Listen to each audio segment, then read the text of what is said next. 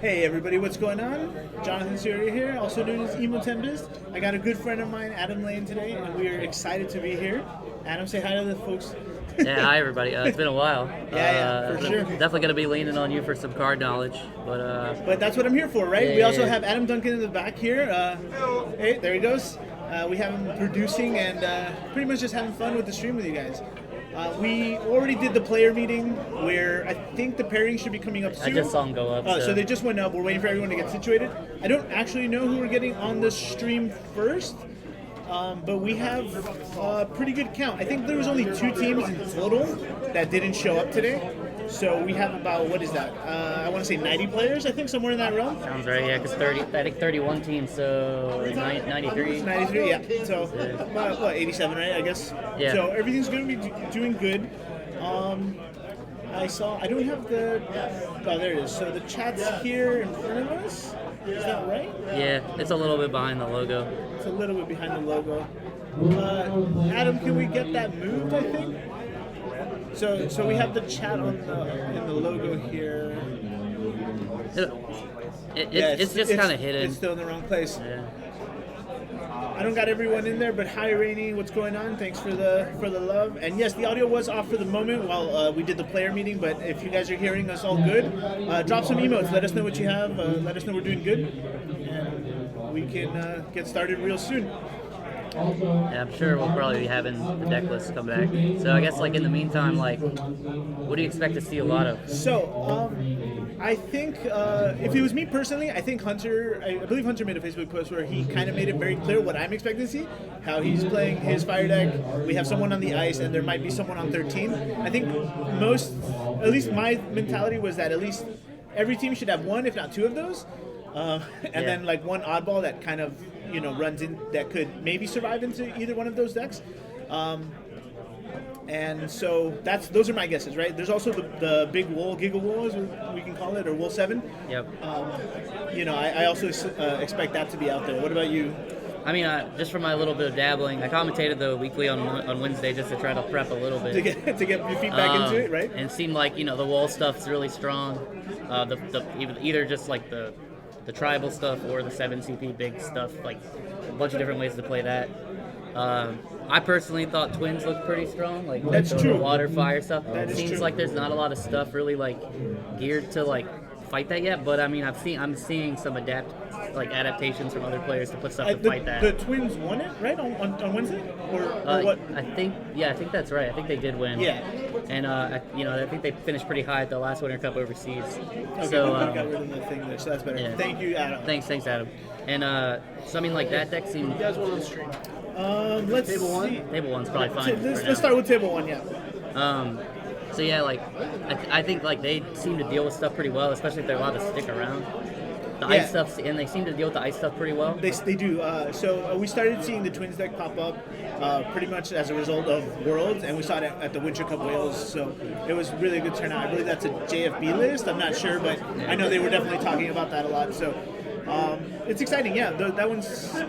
I personally didn't like that deck in testing. Yeah. I felt like when it had its after the Tyvos mod thing, you have like a few other plays, and then you have so many duplicates that you kind of just sit there, and then I feel like it's easily worked out after that. Sure. But if the Twins don't get answered, which again works really well on ice, it's just like we're good. GG's. Yeah, and then like the ice deck itself, kind of reminiscent of like a little bit of my time playing. Not quite as ridiculous, but still kind of like similar vein.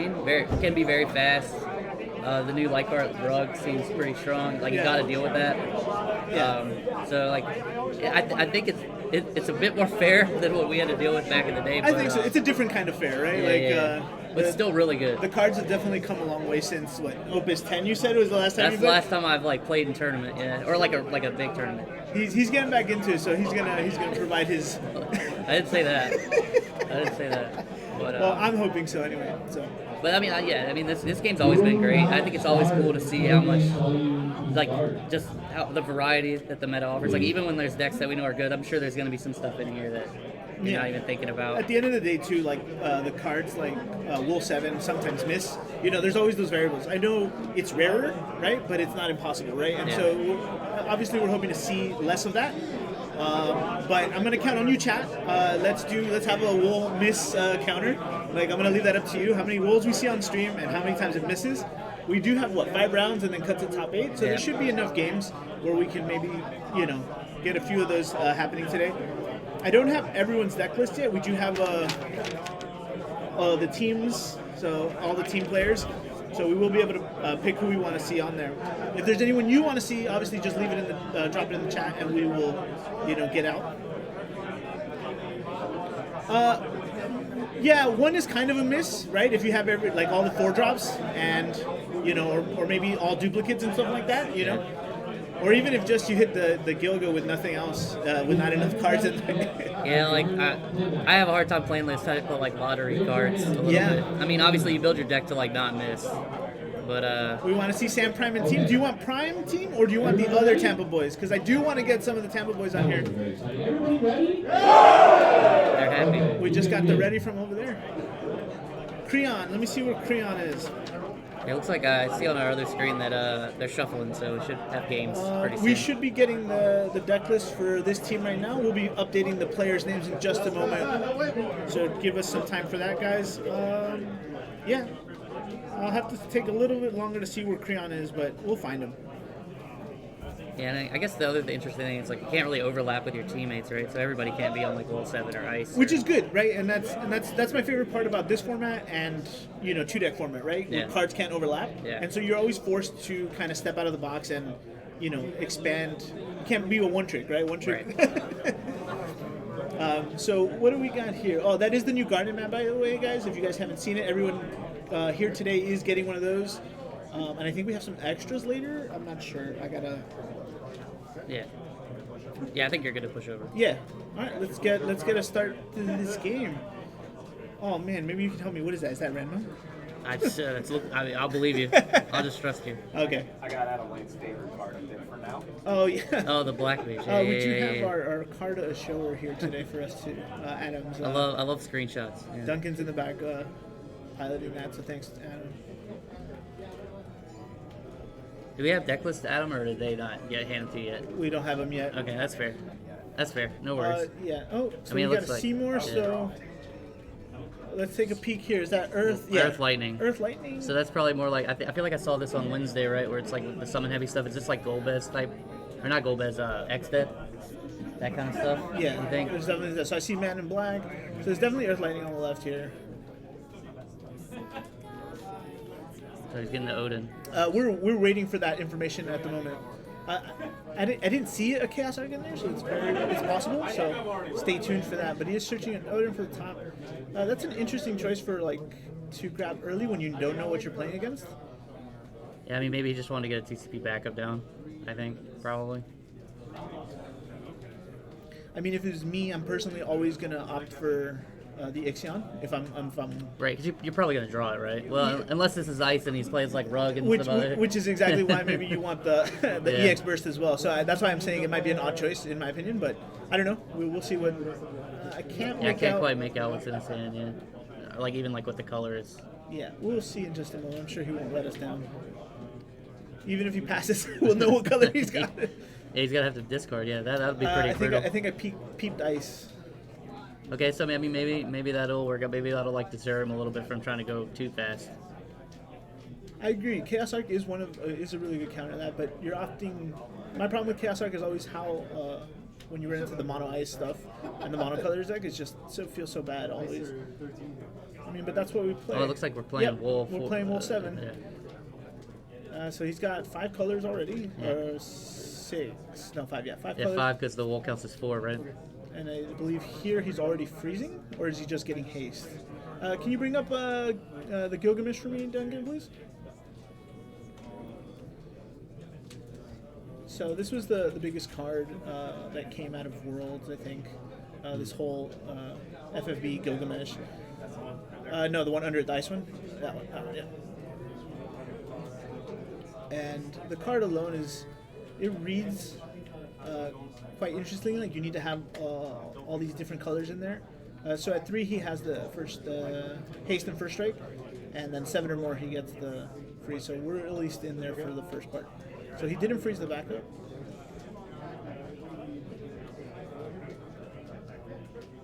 Oh no, he does. So that's the last text. So if you have 5 or more, he does freeze. Throw that in freeze. That seems pretty good just to get the 5, and I mean like 7 seems pretty like icing. Oh, Man in Black! Please put this up for me. So we were testing this actually earlier today or last night. Yeah. I'm crashing with the RVA boys, the one at the bottom, yeah. So my idea of playing this game is to try to figure out how to deal with all these problematic cards. And if you guys follow me, you know that's exactly what we like. And Man in Black is one of my favorite answers for Lightning. When Ice is going handless, or in this case, right, you have not enough CP, he is never going to attack, or he's going to be taxed. Yeah. And even if he does pay to attack, he won't be able to pay to defend on the following turn. So he is going to get his hands on the wool now, which means next turn we'll have some problems. But hopefully, our Lightning Earth Lightning player here can get his hands on an Ixion to kind of deal with all this. Yeah, I mean, Gabe, you got it first? Okay, yeah. Sorry, guys, we're still waiting for the decks and the team names, so please bear with us there for just a moment. that's Dusk. I recognize that That's card. a Dusk. Yeah, that's an interesting choice. Yeah. I wonder how many changes we went to. How many changes to this? I don't think I recall seeing Dusk in the original list, but that could have been. It's interesting. Is this more of like a Wool 7 list, or is this more geared toward actually playing like, I don't know? Warrior of Lights? Yeah. So the thing with the Warrior of Lights is that we want to add more names for the Ferris to like help ping the damage, which is something I think is very good. I think I saw a deck list on FF Decks the other day that said Ferris is the new Dataluma, and that kind of made me chuckle because Dataluma was great back then, and so when you have that same kind of problem where it's taking damage and you're able to clear things, it's a good idea to put in more Warrior of Lights for. So as you can see, he wasn't able to attack, right? So because he couldn't pay the tax. So Man in Black is a good answer. Yeah, because he basically has to take a turn off so he can play the 7 CP Wool next turn. But he also won't get his stuff frozen, right? Again, because of Man in Black. So it's like. And I mean, he's not gonna be able to block either. Really, he can't pay to block. So he won't pay to block, right? Because he's not sure. Can't quite see what he flipped in damage. Yeah. Oh, I forgot to tell him that we have markers there, tape markers for them to put the decks in, their mats in. Oh yeah, we'll have to remind. We'll remind them this game. Yeah. And we got some options. We got a lot of things in hand. The other could. I don't think he's gonna play it because he's playing the. That was a weird slide. Oh yeah, because we updated the names. Oh, I see. Okay, so we have Neil on the left and Shashir. Yeah. I think he's from here. Oh, for real? Shashir is a local. All right, we have the Wool 7 coming out. So here's your first flip. Here's the first flip, guys. Let's find out. He's pitched it. He's already gone through a few threes already, so I wonder what our numbers are here. Looks like we're waiting. He might have a response here. The Mist Dragon's okay. So right now, the main thing for this Mist Dragon is to get to kind of neuter Gilgamesh here, right? He's not going to be able to do all his stuff. There we go, one. What did I tell you guys? Wow. So it's actually more common than you think, and we can count that as a miss for us, if you ask me. So is that? I mean, it's not optimal, right? So actually, I'm not familiar with the card that he just flipped off. So this is Bosch. When he comes in, you can take a damage, and then you search for a fire or earth card. Okay. Character, not a card. And so, yeah, it is kind of an oof there. That's pretty rough. Bottom one, yeah, there you go. So what do you think he's probably looking to get off the Bosch then? If I'd have to say, it's Ferris or another Warrior of Light. Those are the main targets because you want to keep the colors inside for Gilgamesh again. Yep. And if he's out of Warrior of Lights, it's like Onion Knight. Oh, did he hit something on the EX bursts? I can't quite tell. He can't get Onion Knight from Bosch. Can we get? He must have hit something because I think he's still searching for the Bosch. Oh, okay. So I think damage, whatever damage was, maybe that was a isn't like Sarah is she? Oh yeah, first? That's probably what it was. It is the EX burst was probably Princess. Whatever the Warrior Light Searcher Yes. is. Yeah. Princess Sarah. So yeah, I think now we're searching for the Bosch. Or we're searching from the bunch. So the EX burst was fortunate then, which makes the play a little bit better. Yeah. But it is what it is. Yeah, because like I wonder if maybe he goes along the lines of what you said, where he's just going to get the wall so he can put Gilgamesh back online. The thing is, though, Man in Black's still going to be taxing, right? Every turn. Yeah. So either way, he's not gonna. I mean, if he has the wall, he can save a turn. But either way, he's taxing him. And if he didn't grab the Ferris, I'm sure he. I'm not sure what answer he wants to get back for it. I mean, the Billy Bob is questionable too, right? Because he doesn't have a break zone anymore. So I'm a little. Yeah, it's interesting because, I mean, honestly, the Man in Black's putting in a lot of work, I think, right now. It's going to prevent a lot of damage. I mean, you saw it, I think, did you played it last night, right? Yeah, At least once. Yeah. We know it does work. So it's fun. I'm kind of rooting for Neil now, but we'll see what happens. Yeah, I mean, because, like, I feel like it's going to be, I mean, it feels like next turn probably might not be an attack turn either, really. I mean, it's maybe. Maybe we'll get to swing through with one, but I mean, he's not going to be letting Gilgamesh attack. Yeah, see? Yeah, he's not going to pay that tax there. So I mean, he's got time. And 3 CP for this deck is a little interesting. Because unless it's at 3 backups, if the Wool 7 deck is not at 3 backups, you're really not going to get... You're almost paying 2 cards from your hand, always. Right. Looks like we stole the Gilgamesh. So Melusine is probably a new one for you too. Melusine steals a 4 or less, I believe, until the end of the turn. Okay. And I normally hear this deck, what it would do is play, Lady Lilith, which it can remove 1 forward from your side of the field to gain a crystal. And yep, just as we saw. So here he goes, enter battle. He's not going to pay. Yeah, Man in Black's going to come in for more damage. Why not attack with the Gilgamesh? Does he not have hate? I guess no.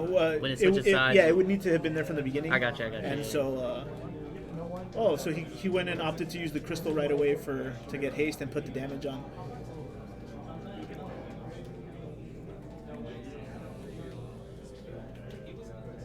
I almost want to show my lightning deck list so we can talk about more about the Man in Black and how. Yeah, I mean, I feel like he's putting in a lot of work right now. Because like if he can't really like, I mean, I don't know. It looks and his hand's looking a little gummed up. It's hard for me to tell. He's got a lot of multi-element stuff. I think I'm seeing a Ferris now. The problem is he might not be able to play it because he didn't grab the colors. Yeah, because it looks like I see his Aromas, who's what, Ice Lightning. I see he has the Onion Knight. Right? Onion Knight's Aromas. I think that's the Ferris. Yeah, he might be able to play the Onion Knight. I think here. Because he has the water backup and then just pitch this Aromas, but then you're losing Aromas anyway, so. Yeah, it's pretty tough. And, like, I mean, literally the Man in Black here is, like, kind of saved him damage and gotten him through for, like, at least 3. So, I feel like that guy's becoming a pretty big problem. Oof, the phone message of the BM.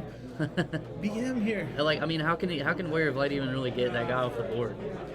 The Man in Black. I guess, okay, well, looks like we're trying with the Onion Knight. I mean, but either way, like, Melusine can block through here.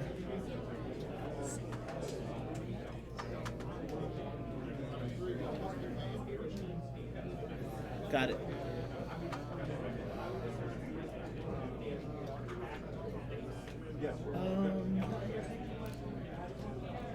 So he's able to get, 2 points damage. Bosch isn't at 5, so he's not dealing...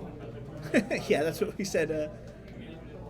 So he has Brave here, but he's not dealing damage. So at 5 damage, he'll shoot his power as well, which kind of complicates things.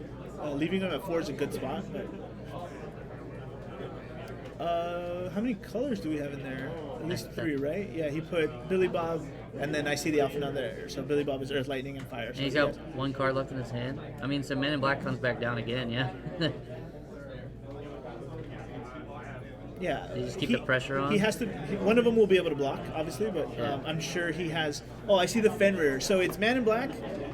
Onion Knight and Bosch can't block. Fenrir the Warrior of Light and go for lethal. That's the play I think we're seeing here. Yeah, I mean 1 card in hand. The only thing that really kills you there is a burst, probably, right? Which they're mostly searchers. I think we're in the clear here. Let me do the math here. Does he have enough? Yeah, 2 for. So he's got 5, 2 for. 2 for Men in 2 Black. for Black, and then Earth back up to Fenrir. Yep. Come on, don't do it. Do it right. He might Let's be go. one card short, yeah. Is Fenrir, No, how no. much does Fenrir cost? Three. Okay, then yeah, he's got exactly enough. And I think he's got the exact colors too. Yeah, come on, do it. You see it. Don't move until you see it. Searching for Bobby Fischer.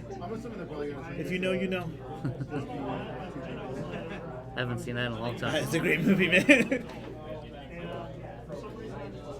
Yes, he did it. All Okay. right. And, Now, yeah. Yep, and then we do the Fenrir to finish it off. There we go, boys. This looks like we're getting our first. I mean, like you said, I think all the births are basically searchers, right? So this is threatening lethal, and there really probably isn't any removal that's going to come off top. Here's the real kicker. So Melusine attacks, and then he's got to RFG the Melusine to get the crystal, and then give the guy haste.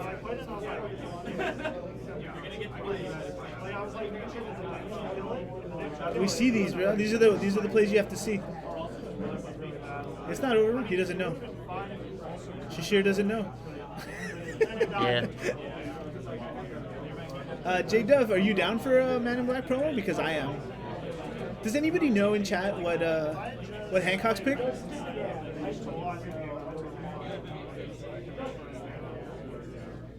Nice, yeah. And that's Extend it. the hand. Yeah. Yep. GG. We saw it. We saw it. I mean that. Oh, what's up, Titans? I mean, I feel like that was the card that put in the most work, right? I mean, Yes, very nice line. I agree. He saw it. We all saw it. Congratulations to Neil here. Let's see if we can get them to slide over so we can get some more content. But that was a really good game. We did get a whiff on the Wolf 7, so I called it right. Like for the very first one. for the very first game. So we got one for the Wolf missing counter. We saw Man in Black, which is like you said was the Yeah, I mean, I think that was the MVP of the match, put right? in a lot of work Yeah. for us, and I guess Adam, let's see if we can get them to slide over for us, and then we can we'll get over them.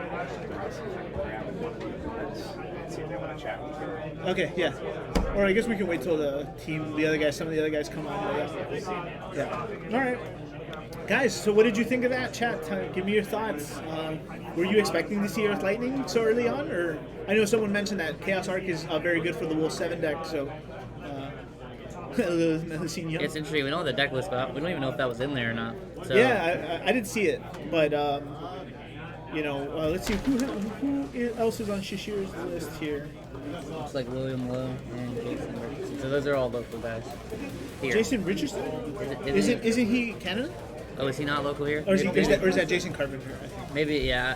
Honestly, it's been a while, so you have to cut me some slack. But I think all three of those are local to Raleigh. Okay, cool. So we had a local start off the game, and then what was? Let's see, we have Neil had Ryan Pilar. Did I get that right? Looks right, yeah.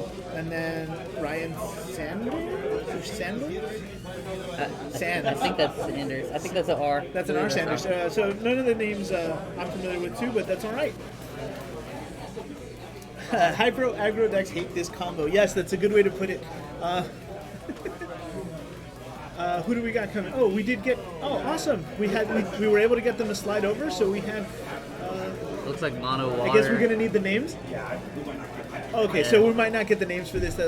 So we have mono water. I'm trying to gauge it. This one looks traditional. We have the monster package. I'm not seeing, and he's playing Shinryu, so yeah, it's a little more. Traditional mono water versus the twins deck that you were talking about, that you mentioned. Yeah, the twins with like the warrior stuff, right? Yeah, so warriors able to search ward. And then the new, I don't know if he's new, but the 5 speak and then like play them from your hand. Yeah, much. Tylos. Yeah. Oh man, I'm blanking on the Yuzuki. Sorry, I was almost blanking. The multi. Yeah, I was blanking on Yuzuki there for a second. But Adam, if we can get Tylos up. I feel bad. I'm just barking orders over here at Adam, but he loves it. That's why he came. Tyvos, T-A-I. V. So yeah.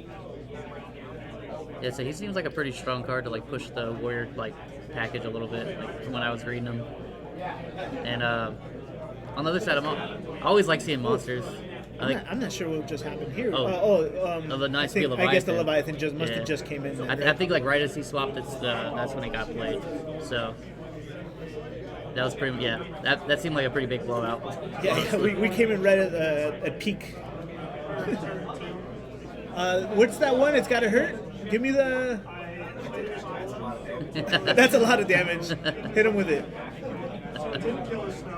We have a soundboard, ladies and gentlemen, too, for I think the first time. I'm not sure, but it's exciting. So be on the lookout for those funny ones. I can't tell.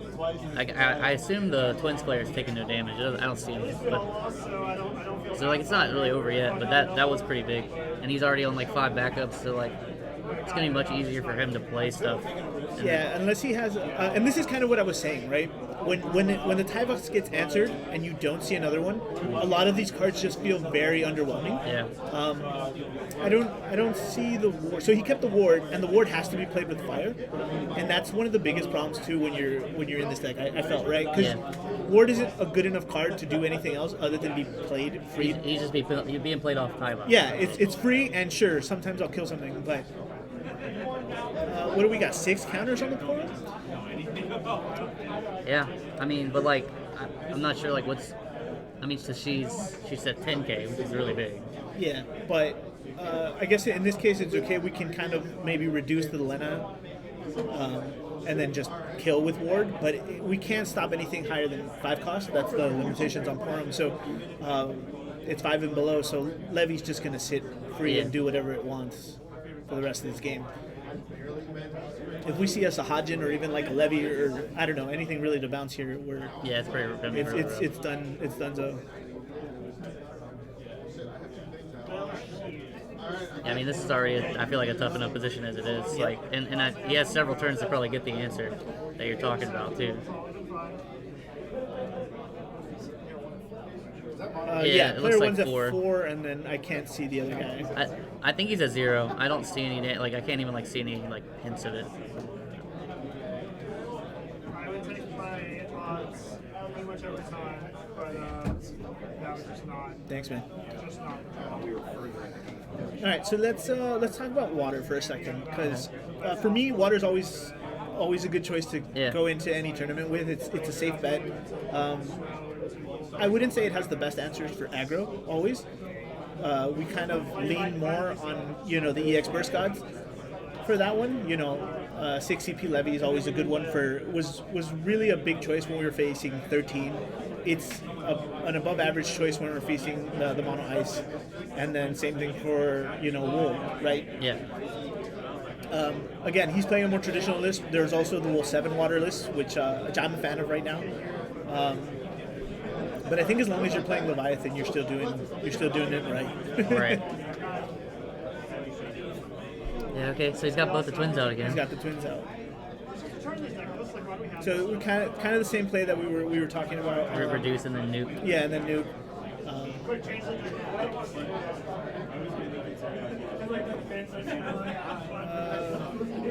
So here's what's going on too, guys. By the way, so in the rules. Normally there wouldn't be any team help, but because this is our casual fun preseason event, we've allowed the house has allowed to let the teams talk amongst each other during games. Obviously, it's when one of your other teammates finishes, right? You can't kind of slow down the other game because we are still on time. But as we saw, I guess Neil finished his game first, so we would probably be able to he's able to help out here with some of the plays. Yeah, it's kind of cool. I mean, it's a team event, right? So, a little bit of coaching within the team. I figured. Yeah, it's okay. You're good. We're doing good. Yeah. Can Otero get a shout out? Shout out to Otero. So yeah, I think like what you're saying is we're probably just looking for some way to bounce them back, right? Yeah, At this point, otherwise anything we play, unless it's above 5. Which I don't really know other than Leviathan. What else? It looks like he's thinking about swinging, so that means he's threatening probably another Leviathan, I guess. Yeah, so this is interesting to me, right? Because so the Porum's just over 10K now. Yeah. So I don't see the value in this. It looks like he's got a Cuckoo Lane in his hand, so maybe he's thinking about blanking. He's blanking it. Okay. I think that's what he's trying to play into.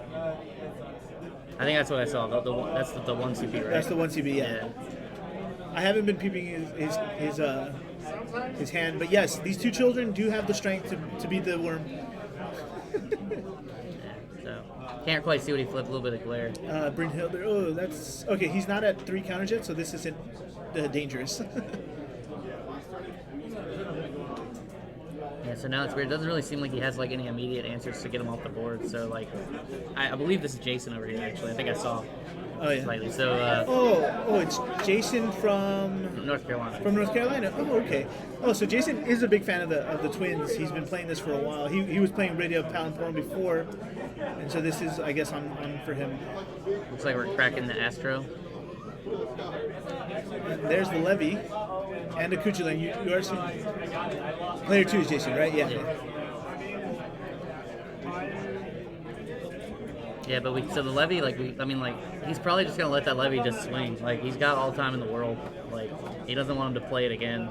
He's gonna have to find another. Or no, was that the summon Levy or the forward? I'm sorry. No, that's the summon Levy. Yeah. Okay, so that's fine. Yeah, so that's actually a good draw. That's kind of what we want here, right? So we kind of answer all the problems on one board. We can get back the Ash.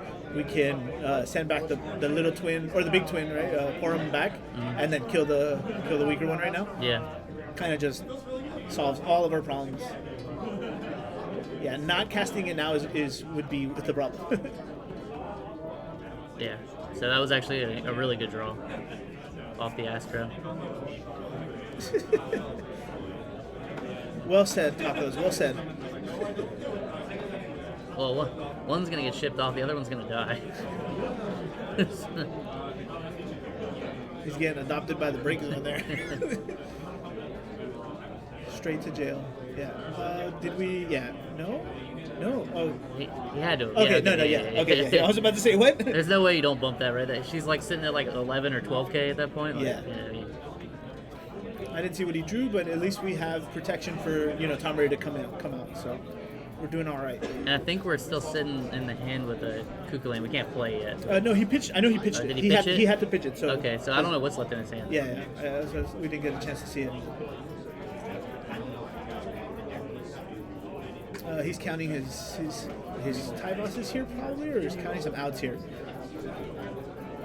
Oh, do we have Lena special?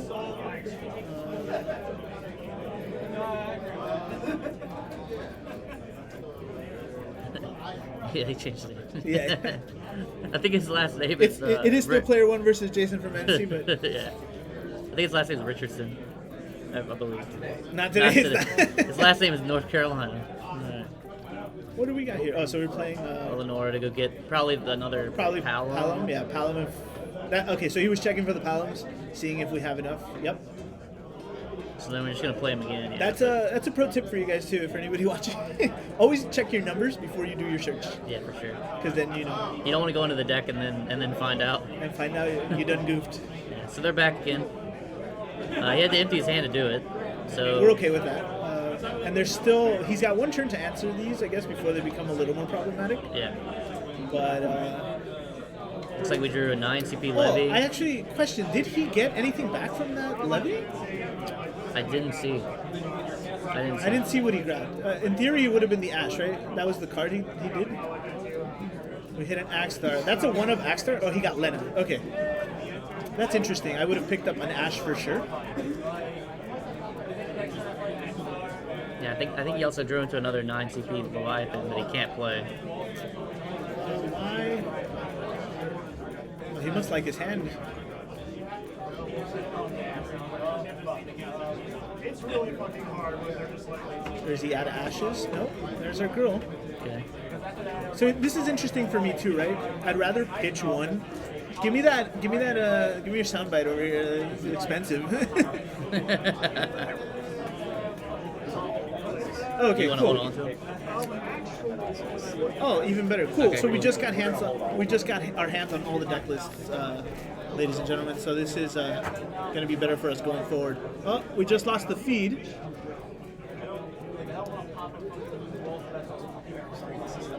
Someone must have stepped on the cord. Give me the slate, I guess. No, we're good. Anyway, so I guess go fix it. No, go fix it. Yeah, you can just put us on full, I guess, for now. Yeah, just put us on full for now.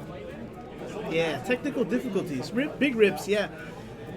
Yeah, I feel like So, okay, so yes. Yeah, go ahead, no, go Let me ahead, finish no, the go thought. ahead, Let me go finish the thought I had here. So, The big thing that I saw there was he tapped all 4 for the Larsa to search the Ash to play for 2 from his hand, when I would have rather just pitched the 2, tap, kept the Princess Sarah up in case we need numbers like bodies and stuff, and that's how we should play that in theory. Yeah. But I can tell you what's happening next anyway. He definitely slammed that, slammed the Ash for 2, pitched something for 2. I would have targeted the Palom here, right? Because the Porum isn't a threat for us at the moment. Right. Because even Ash can't be reduced because she's a 6 cost. Yep.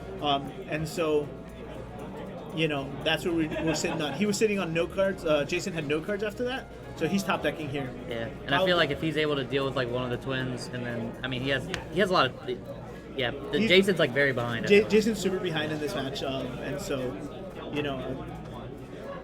yes, always ready. They're all nice and like stable together too. We have the team here too. So if I'm gonna let Adam Duncan come in here a little bit later, talk to you guys as well. Or actually, Adam's gonna be doing our player interviews. Okay. With you, or you guys can take the first one, I guess. I'll take the. Oh yeah, he's better at that than me. I'll let him take care of that. Well, yeah, I think that's it for now. We're good while we wait. We might just be waiting until round 2. I'm going to give you guys Tampa next, by the way. I want to give a shout out to my Tampa boys that are here. We're going to bring them on. I'm going to try to get them on next stream. I have Armand Lemus, Abe, and John Rivera. I've played with these guys a lot. And then after that, we'll start grabbing top tables. I'm trying to see if I can find their list. We'll get it for that. We'll have it ready for that for sure. All I'll need to do is find out what table they're on and just let them know and stuff. But yeah, what are you guys hoping to see out of this tournament? Do you guys want to see the meta change a little bit, or are you trying to just see who wins? Me personally, I want to see more meta like counters or tech picks, like the Man in Black that we just saw, because that's pretty much how I build all my decks now. How can I, safely put something nice that answers a lot of things?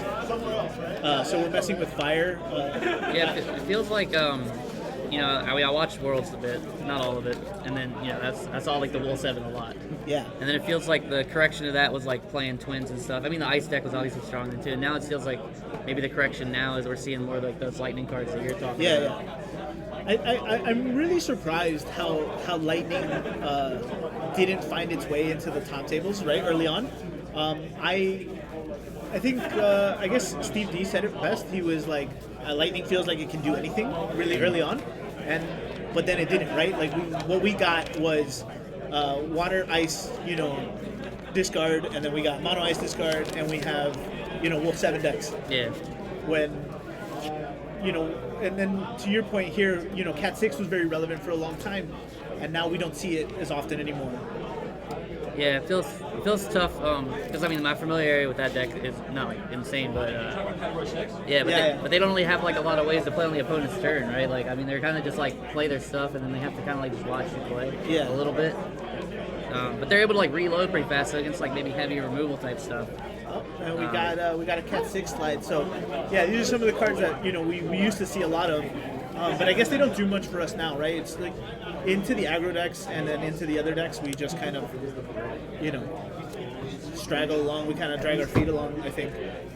And I think we just got the game back, so we'll be there you go. Pick it up where we left off. Going. It's the only thing that's changed, one more damage. So yep, I called it. So we got the Ash got rid of the Porum. He did draw Furion here, so he was able to play Furion, draw. So the reason you wouldn't block into the Furion is because the Porum's there, like he's already got the damage. But now we have a Shinryu, which is just gonna. I think we're gonna finish this off in the next few turns, honestly, for the water player. Like he's got this. I think here he's just searching for a bounce card or something else. Yeah, Sahajin. Yep. These slides are all our good friend and fan favorite John Schreiner. Yeah, I do believe. Yeah, he set up all this stuff as far as I know. Please, all the credit goes to make him. sure to share your love and message him directly. I just turned it off. Okay. Very IT crowd. Have you tried turning it off and on again? Charger was not. Oh, it got you. Turn it back on. It was like. All right, so we're all set. How do you win? So I think we have some new players in the hunt. So we have to hit him for 7 damage, direct damage. Currently, the water player on the left has taken 5, and then Jason from NC has taken 3 and 4 now. He's going to 4 damage. So when you've taken 7, you've lost. Oh. So he pitched for the... Okay, so he discarded a card to activate the Tomberry. He's going to Palom trigger to hit him for 8k. Sahajin's going to bounce to reduce here. I definitely would have saved that for a little later on. Yeah, it seems like a slight misplay, maybe. Maybe? I don't know. Did you watch that ludicrous display last night? Yeah, he's having a laugh, mate. IT reference for anybody. I mean, yeah, that's tough because now if he can get around the Shinryu, I mean, he can win the game. Yeah, that was a questionable play. I think I would have waited a little bit more. Yeah, I mean, I feel like you don't need to like kill him. Just like you don't have to be that. It's not a race just, anymore. Yeah. You're already ahead. Yeah. Learn to keep your momentum. Like, and now you gave him kind of an opening that he probably wouldn't have had otherwise. So. Oh, and did nobody die out of that? No. Why did? Yeah, Did he forget a trigger or? I'm not sure what happened. Can we go stop that or what's up? I actually don't even know like what happened in the order in which it happened, to be honest with you. I mean, I know he played. It looked like he activated Tom Berry and then did something with the Sahagin. Yeah, well, the Sahagin bounced himself back. Yeah, no, what happened there? I feel like, I guess it's too late now, but... Yeah, I think he just lost.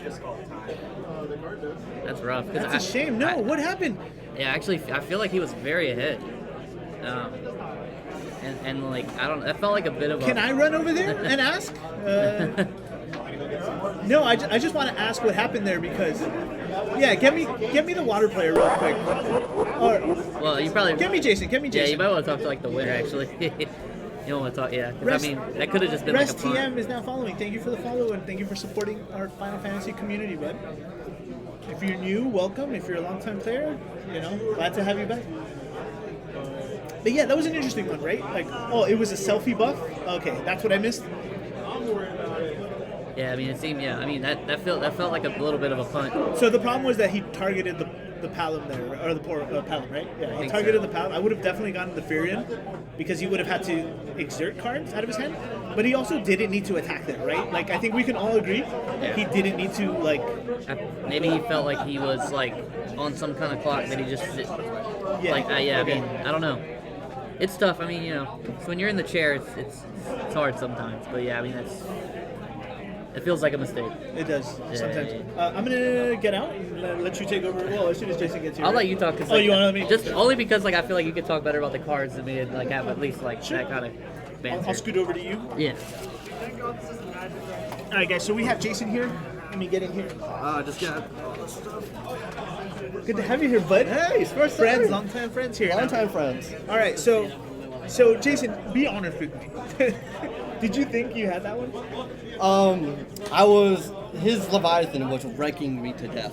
And you know this, right? Yeah, I know. We played this matchup ourselves. I played so much Modern Warfare. I know his Leviathan is wrecking me to death. So, yeah, I was nervous on the Leviathan because whatever his ashes, he had an ash still, he had a Kuchel that can still do stuff. Like, he can just blank my dudes, turn him into base power, and then just... And then just go, right? Yeah.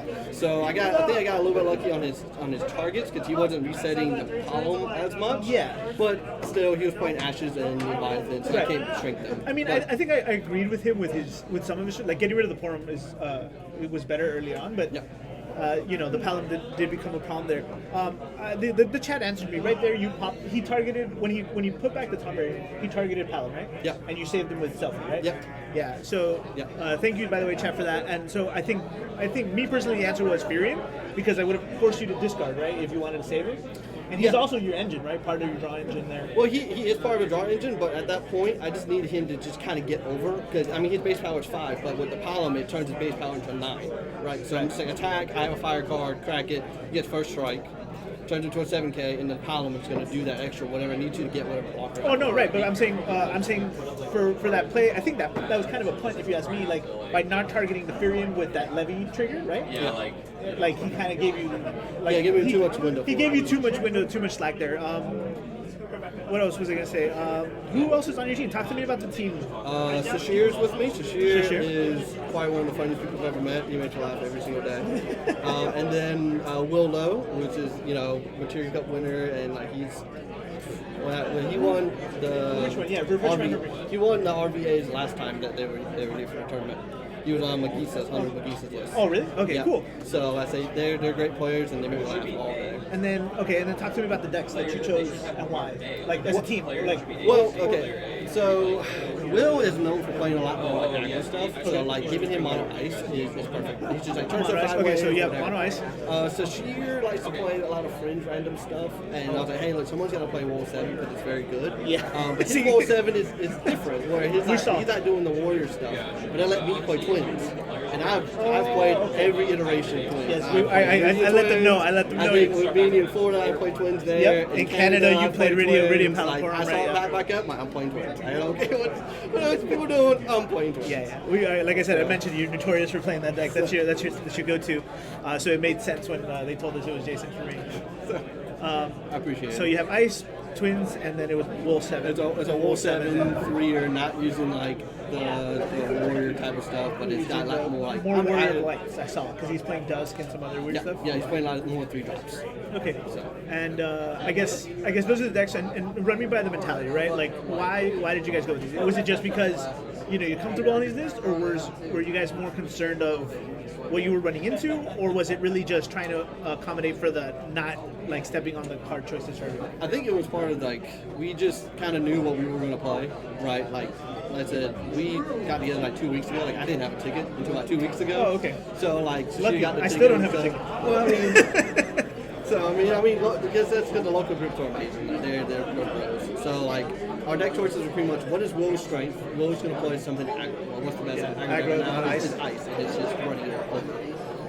Shashir's going to play whatever Shashir wants to play, but at least we give him a good engine and we'll set it up. Right. And then Twins just popped back up in the last like 2. Yeah, in the Wales Cup, in the Winter in Wales. Cardiff. Yeah. So I was like, yep, I'm playing that, and boom, that's it. No quick decision. I mean, there's one card difference. Amos, I have Amos, and he doesn't have Amos. doesn't But we have checked out for what he wants. Right. Okay.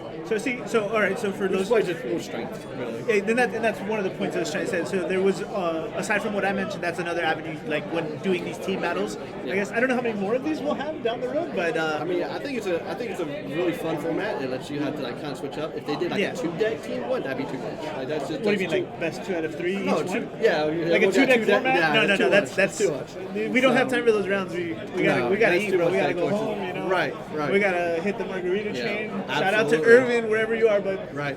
but. But yeah, I'm just happy to be here today. Like I said, it's also my birthday, so like Oh. I'm very happy to be here today. I've got Happy enough birthday! wishes from Happy the- birthday! from Everyone, the- come on in chat. Give Yeah. them some love, please. I got enough from the Final Fantasy community, which is the best community I've ever been a part of. And Can't like, argue I had that. some time away, and I realized that I missed it, so I came back. Oh man! Back in. What a good way to start up the year. On your birthday, getting a win right off the bat. Yeah. I think that's. Is your team? Did your team win? Yep, we won ours. Yep. All 3 or? Shashir did not win Shashir yet, did not but, win. like, We saw that. we were talking like Will's got to win his games, guaranteed to win my games. I'm 50-50, Shashir's 50-50. She was like, no, you're 75-25. I'm like, oh god. Play to your strengths, guys. Too much pressure. Whenever you don't know what to bring, I think that's a good recommendation. Always play to your strengths, whatever you're comfortable with, whatever you have the reps in, and your play style. Right? You can't argue with what you know best. That's how I. I've always operated myself. Water all day. Give me anything with water. Water, fire, water, earth. Oh yeah, because when you played in Canada, you were playing Water, wind. water, Wind, yeah. And I was right before I had switched over to water, wind, pirates. So Yeah. I like pirates. But I stay with twins for the rest of the season. For the rest of the season. Until they put Ixion, and I'm like, oh, okay, well, I guess I can't play this anymore. Cookies. Yeah, we do have Girl Scouts on the scene. Cookies. I don't know. Okay, so Wait, I don't know if you guys can hear, but I guess we're just waiting for that to finish up, and then we'll continue. Yeah, I'm not sure on how many games. I think maybe mine was the last one. There's a lot of people around. Oh, really? Well, I know I'm not sure. I know they called the time when you guys were wrapping up. So. Yeah, I mean, mono water grinding. At one point, I counted check. How long were you playing? Oh, he's got like 19 cards. Like, he ain't that good. No, I'll be honest. I was really surprised. I guess it did come down to the choices he made, and like there was just when we tuned into, like, he had just like dropped the levy too, so it looked like a big blowout play for him. Yeah, I mean, and it was hard to like. Yeah, that before I had moved over, he actually I played a Tavis, and he just Leviathan blinked it, and that's how I know hand switching over. Right. So I was just trying to keep a card in my hand. I was just trying to have a Yuzuki. All right, I got Yuzuki. I can play this afterwards. I can and go. But Pairings are up. yeah, parents are up. All right. So, Well, Jason, thanks so much, man. Thank you for Congrats having me. for you and the rest of your team. Yep. And Thank you so much. maybe we'll talk to you later, bro. All right, guys, give me a second here. Adam Lane's coming back. Oh, yeah. Give me. Can we get the Tampa boys on there? I want to see. It looks like we'll try to get them next time. It looks like it's Rice's team and Sergio's team. Okay. Yeah. So we have. Okay. We'll make a point of it then. Let me talk to Gabe because I think Gabe's putting this stuff up. I'll ask him real quick for next round. For next round, yeah. Let's get ahead of it, You know right? the teams? You can name them. Yeah, can you give me the name? Armand Lemus, Abe, and John Rivera. Which one of the leader? Armand, right here, Armand. Sorry, guys, give us just a moment. We're setting up the next one too. So we are having Rice's team come up right now, and there is more announcements coming up. What's up? No. We're good. We can keep going. We're just waiting for the announcements. The pairings have been called, and we are about to get started with that. Can you give me the preview on the match, please, so I can see where we are, see if they're setting up. At least maybe we can get ready to cut to them. Okay, yeah, they'll be jumping on in just a second. Let me see if I can start pulling up Rice's deck lists. Oh, perfect. Man, we have such a streamlined crew here for you guys today. Adam Duncan's on the ball. Wait, where was it? You have it over there, or you gave it to me here? Oh. Okay. We'll wait. Just get the names right. I guess let's just put Rice and whoever else, or whoever he's playing. That's true. Here's a fun one for you guys. Here's a fun one for you, chat. Random question of the day. Oh, you need to move it over here. Yeah. Adam Duncan What's for you, up? by the way. Hey. Adam's We're gonna ask a little question though. Who's how our class rankings come here? Yeah. This is hard. A majority of people out here are gonna say yes. But this one's for you, Chad. In the last 365 days, have you slept in jeans? Yes. I mean, I passed out on the couch often. there by the grace of God go I, but it's not for classy reasons. It's because I mostly default to sweatpants. Oh, I see. But like, it's kind of yes, in a sense. You What's work worse? from home. What's worse? I'm saying it's not classy. The sweatpants all day. Let me hop out of here for jeans Mr. sleeping. Lane. We can Thank see you. what he Yep, has to say. Thank you, Adam. Don't worry, we got content for days for you guys today. We're not even worried. So I think next round we'll have it. Okay, cool. Hopefully. I hope they're doing good.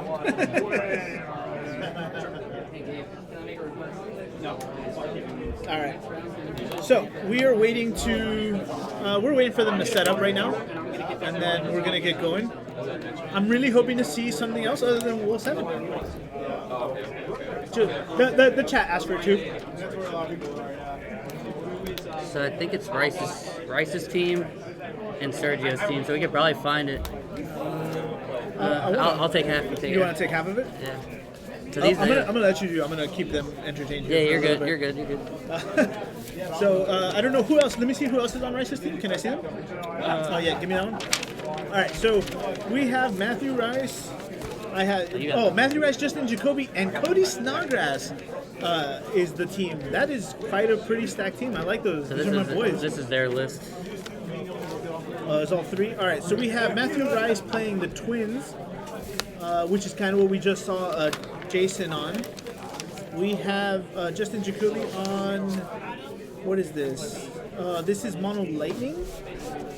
Yeah, we have Mono Lightning, and we have we know Cody Snodgrass is on Ice Lightning. Ice right? Lightning, Yeah.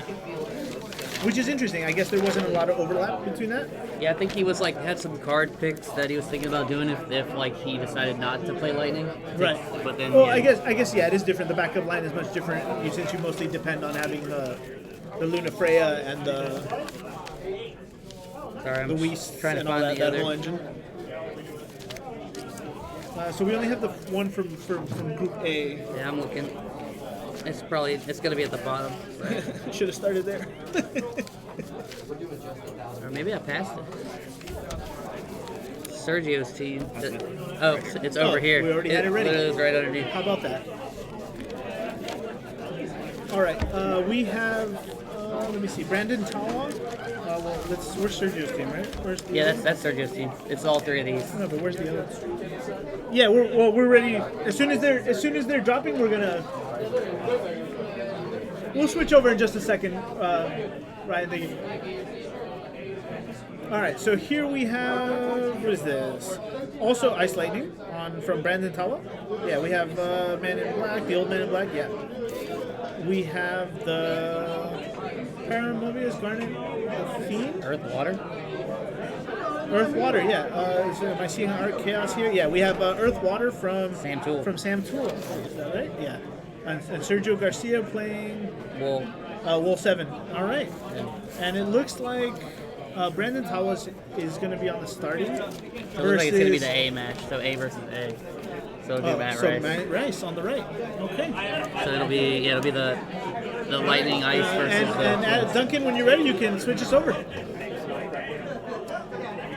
That's good enough. Yeah, it looks right. Update the damage when you get a second, and we're good to go. Yeah, so it's gonna be Ice Lightning versus the Twins, The right? Twins, yeah. So this is, in my opinion, this is not in favor of this. Do we see an Ixion on this There's list? three. There's 3 Ixions. I have a sneaking suspicion Rice is not going to have a good time here, but we'll see what happens. Yeah, that was when I was playing a little bit against the Lightning stuff. The Ixion's pretty brutal. So we popped it up on the stream for you on the card viewer. Ixion, I'm sure you guys are all very familiar with it, but yeah, this is a crushing. This is the card that kind of pushed Rydia Palamporum out of the meta, right? Like, and so it was only natural for it to come back into the limelight and see the play that it always had. I know for me personally, it went from 3 to 2 and 1 as it went on. In my current list, it's at 1, but I realized after testing this morning against the ice list, the mono ice list, it needs to be at least 2. Yeah, because it's good there to hit like Laswell and all that Yeah, stuff. Laswell, Physalis. No, not if you're playing the 2-drop Physalis, right? Yeah. And Charlotte, yeah. Even like Snow, too. Snow. Oh yeah, if you're playing the new Wolf Snow. But it is also good against the Wolf 7 deck, so it does kind of hit both of those decks. And so it's a very good choice here for Brendan to max out on Ixions. I have a quick announcement from our. We have a quick announcement from our partner. Okay, so when you guys are filling out the match list around, what I need from you. Chat, who are you rooting for here? Do you want to see Matt Rice squeak it in, or are you a Brendan Towell fan? Let me know.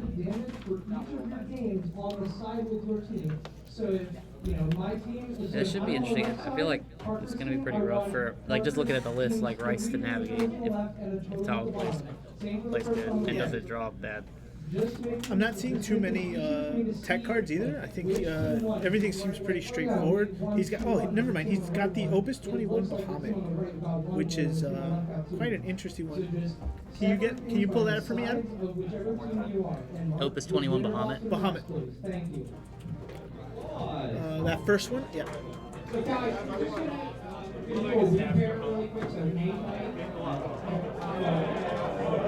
Oh, really? What happened? Oh, they repairing? Oh, no. Oh, well, actually,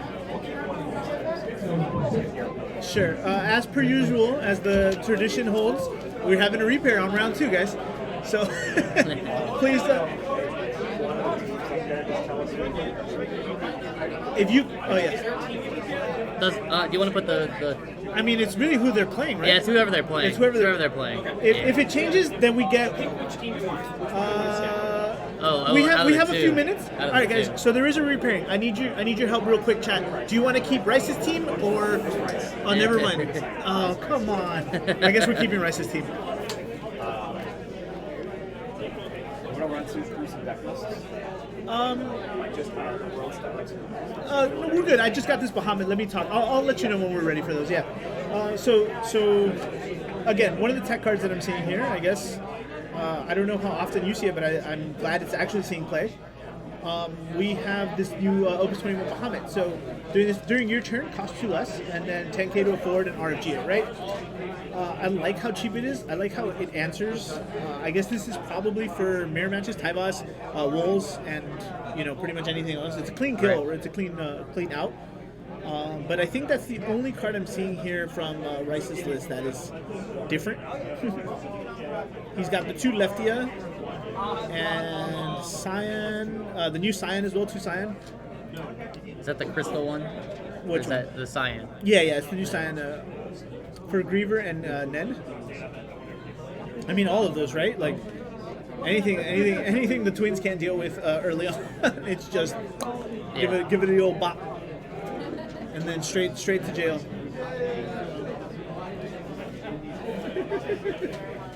I think it sounds like they're still trying to figure out who's facing who. Honestly, Did we get the other side? I don't think they moved them. It's Daniel Goyas. He's now though. All right, I'll see if I can find that.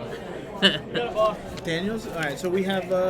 Pass me that one as well. Which one? That one, the one he's talking about. Yeah, I'm trying. I gotta find it. Classic. Yeah.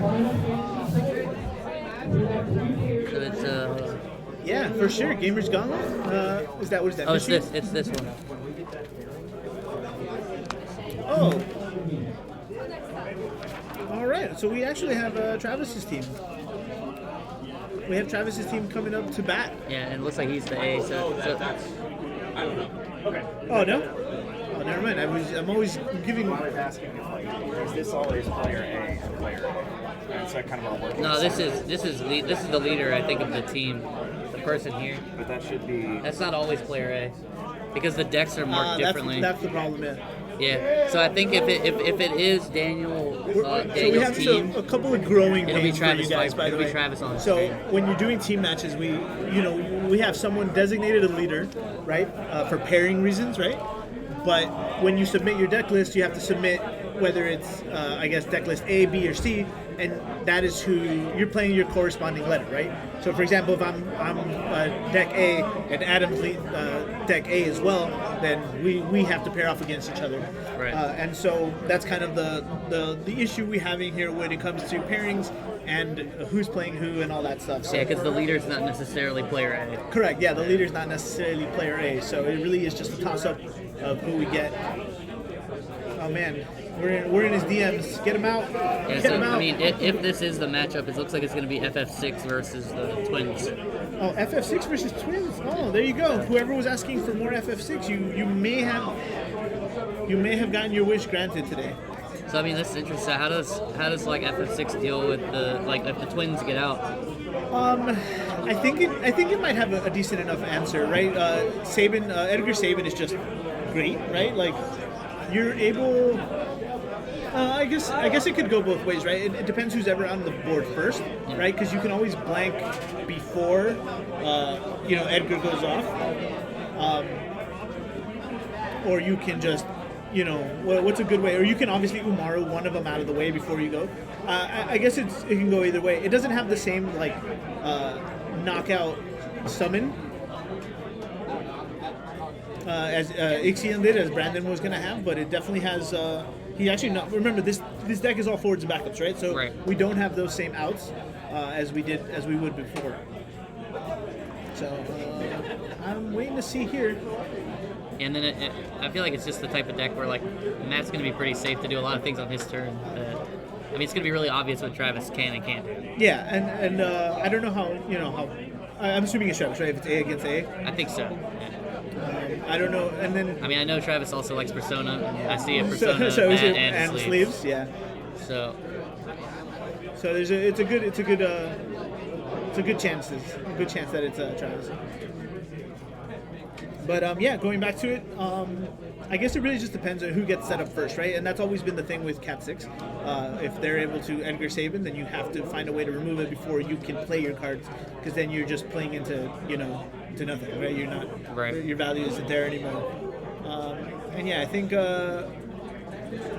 we're confirmed Travis Pfeiffer is on the right. On the left. I think so. Yes. PFEIFO? Yes. It's PFEI. Yeah, sorry. Yeah, we have Travis Pfeiffer on the left versus Matthew Rice. Matt Rice. Every time I say Matthew, I want to say Okimoto, but I know it's not. All right, guys. Again, so we have 6 versus the Twins. Who do you think's get it? Who do you think can come out on top? Do you think this is like fairly even, or do you favor like one over the other head to head? No, I think it's a good 50-50 in my opinion. Just going off most recently, right? Again, it really just, I think anyway, who sets up first and who can like hold that player, right? So you think Travis is looking for like that Edgar Sabin start, and Rice is trying to probably look for like backups that go into the Twins pretty much? That's a good point from our good friend Viridian here. We have he's got 3 Yuzukis, so he's definitely loaded for that.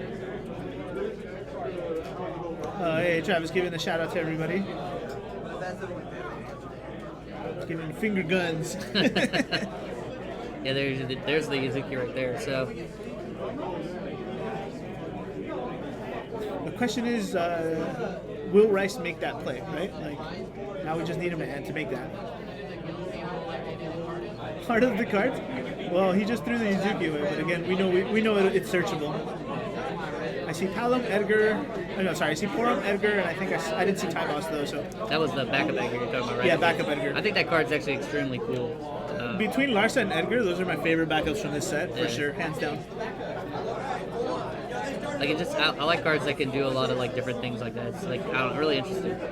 Yeah, it just kind of opens up a lot of avenues for a deck that might have not normally had it, and I think that's also that's kind of how this deck plays. Actually, does he have the Zidanes?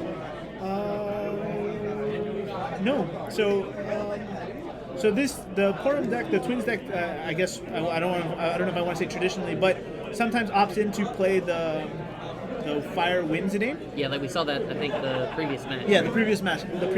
Jason's had it, but it doesn't look like Rice is playing Zidane, which is interesting because he's gonna. I guess he's playing the more left. He's got 1 Nog, 2 Leftias, and the 3 Yuzukis, 3 Wards, 2 Scions. Maybe he took it out for those Bahamets we were checking out earlier. Again, I'm never counting out Matt's strength because we know he's been around for a while, so he knows his way around the block with all these decks. And I'm pretty sure he's played 6 comfortably before as well too, so he might know his weaknesses enough to make the Yuzuki play.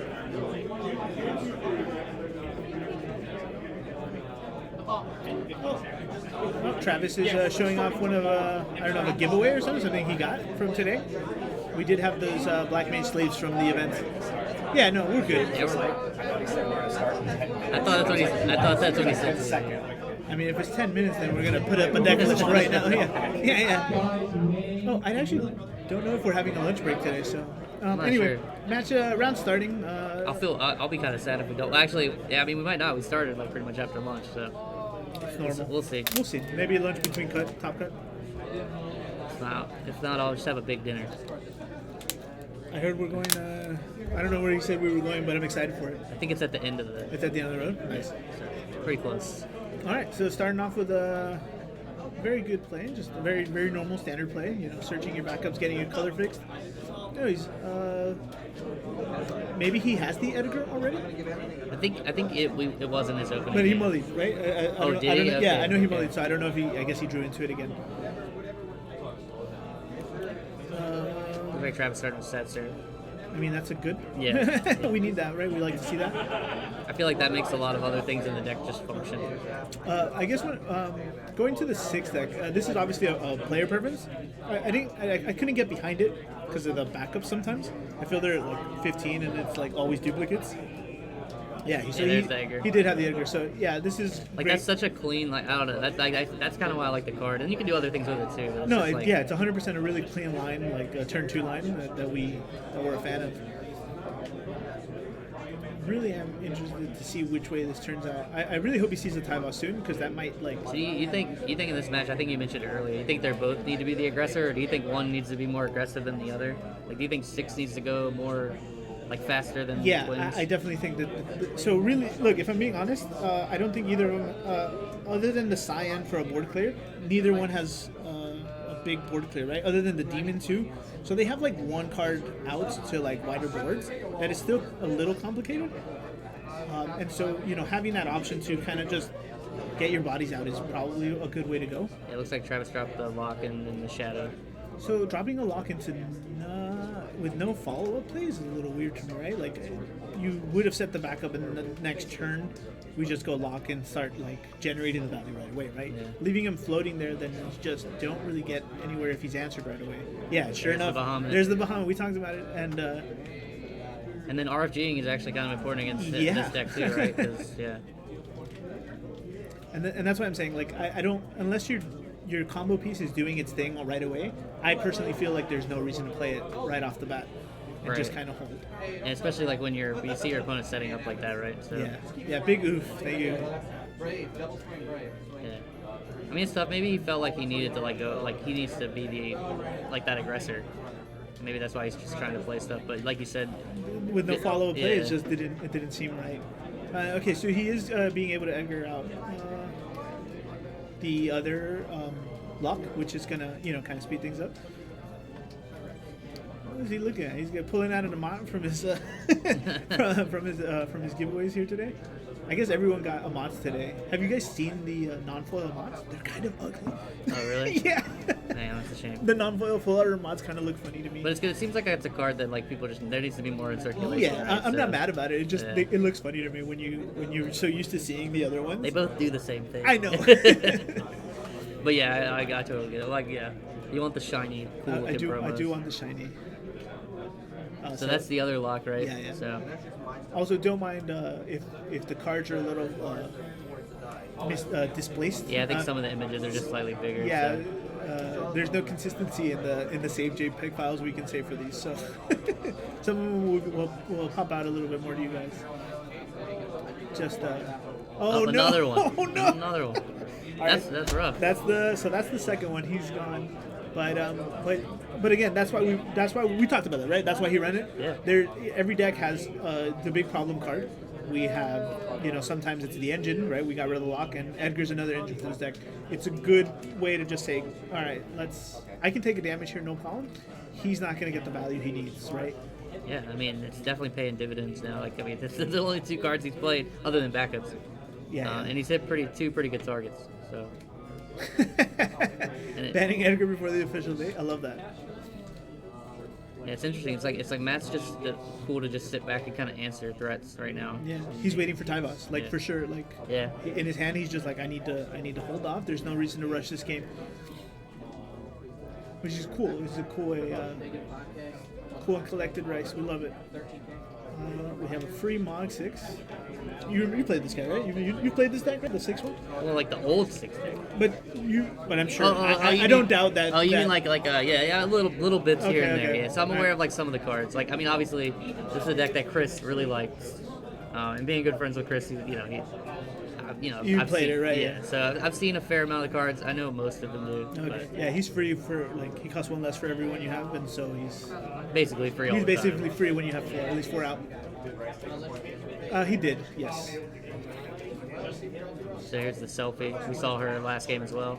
Grabbing a Furion, which is the Cyan. Oh, so he's getting that board clear locked in early, I think. So, by the way, we did put markers on the Oh, that's an old status. All right. That's the one that searches for a fire summon, right? Yeah. Okay. And I can So tell you what- right now, we're getting a Mott. Yeah. Yep. Yep. That's a 1-for-1. It's interesting because I think he also has the Moody, so he wants to make sure he has 1 Saz, 1 Moody here, in his list, so he's able to get these Amats no matter what. Yeah, I mean now Rice is like super set up. So it is best of one for all three players, right? But it's whoever wins 2 out of the 3 games going on between the teams is who advances. Yeah, so necessarily whoever wins on stream doesn't necessarily mean that team That the team wins or loses, yeah. In Jason's case from the last round, his team did win, right? Like Right. the off-screen ice player won. Will Lowe, I think was his name, right? Yeah, And then yep. Jason won. Yeah, Will's also a very good player. He's been playing since I was playing as well. Oh yeah. So it looks like we're playing a Celis. It looks like he's going for the discard here. 'Cause I don't see him picking up his deck to search. And so Matt's thinking what he wants to pitch here. Can't quite see everything. I mean, we know he has the Amat in hand. He has Cyan, a twin, the Amat, and I can't figure out the last one. Oh, and the Fury. Oh, and the Furion, yeah, because we saw him get that back. It looks like he's yeah. I mean, none of those cards he really wants to give up, right? So, but I guess, yeah, he's like you said. I mean, maybe it sounds like right now he's more looking for like that tie boss warrior play. Not even really playing like the twins. They're looking to even like drop them right now. All right, so a lot of triggers happening here. So Setzer is targeting the Lena to Golden Freeze, I think. Oh, and the Celeste is triggering to freeze also the Edgar and Sarah, leaving him waterlocked. And then we have the auto trigger from the lock for teaming up. Yeah, this is actually looking kind of tough right now. So, like, what does Rice need to do to answer this? It looks like he bursted a Lenora, I guess, because he went and got a Talon. Lenora. No, but he got it out of the break zone, right? So, Oh, did he? So Okay. it's probably a selfie, right? Okay, I thought he searched it, but yeah, you're right. I think. Yeah, selfie. I'm also guessing selfie. Yes. But he is, like I said, he is waterlocked now, so that might be a problem. He's got enough cards in his hand to maybe just go all in on the Cyan thing. Yeah, I'm just curious if it's worth it to him, right? and you have to answer this. I mean, Travis has no reason to commit much more to the board. I Right, mean, I know Rice doesn't know this, but we know he doesn't have a month. So. right. Yeah. But like Travis really doesn't have much of a reason to put more on the board. Yeah. Right. Like I feel like you kind of have to answer this board. Right. Because otherwise, I mean, yeah, you're just dead in a couple turns. Yep. And I think our boy's going for yeah. He, like I said, he has enough cards to do it. I would keep the Fury and the Lena there. But I would pitch the Lena and whatever the other card is that's not a mod. So again, he's going to generate those 5 crystals. I know it's going through his head too. He's like, please don't have the Amant. Oh yeah. Because it is 2 autos, right? The auto before he pays, and then after resolution, you trigger the auto to gain the crystals. And that's always rough. Like if it's after if you can do stuff after you pay. Yeah, after you pay, it's hard. backbreaking. Yeah, the Amant feels that much worse. So I think he's super relieved right now that he didn't get punished.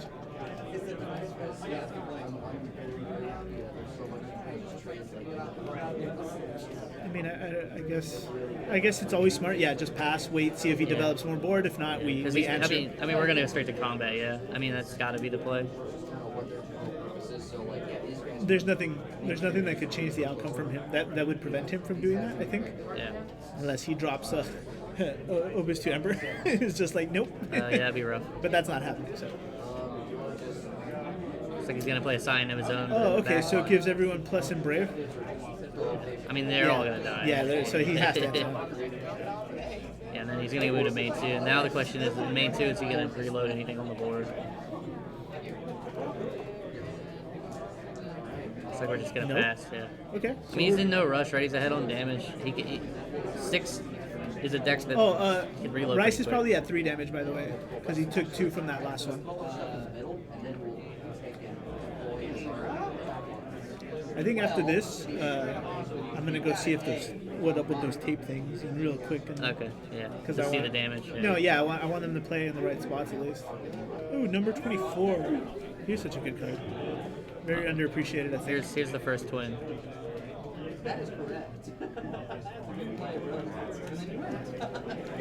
Well, we have the tape to kind of tell them where the mats need to be, and it's like, yeah. Hopefully we can fix that because I know being able to see the damage is important sometimes for us. I wonder if Travis is like he better not have any more of those Bahamut's in his hand. when you get double Bahamut that Yeah. early, it's just like, bro, really? I mean, Travis does know he's sitting on an Amont, right? So he does have to like play cognizant of that. Yeah, and like exactly thank you, Zen. Like he's saying, we know he has him on, and we should all know he has him on. And 3 backup just means it's happening. So he's ready for the Edgar. He's ready for the Demon. He's ready Yeah, for Celeste lock.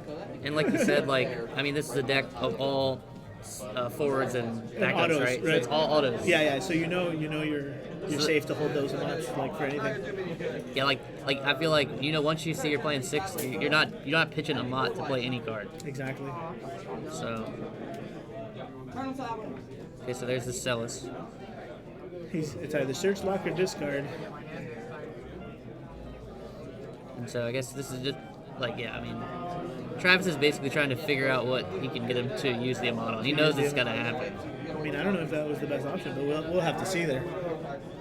I haven't been able to see what else was in his hand. Do you think and like for like not knowing what's in his hand, do you hold here? You think? No, I definitely stopped this one, right? Because Oh, he's searching. he let him go. So he searched. I would have stopped him. Yeah.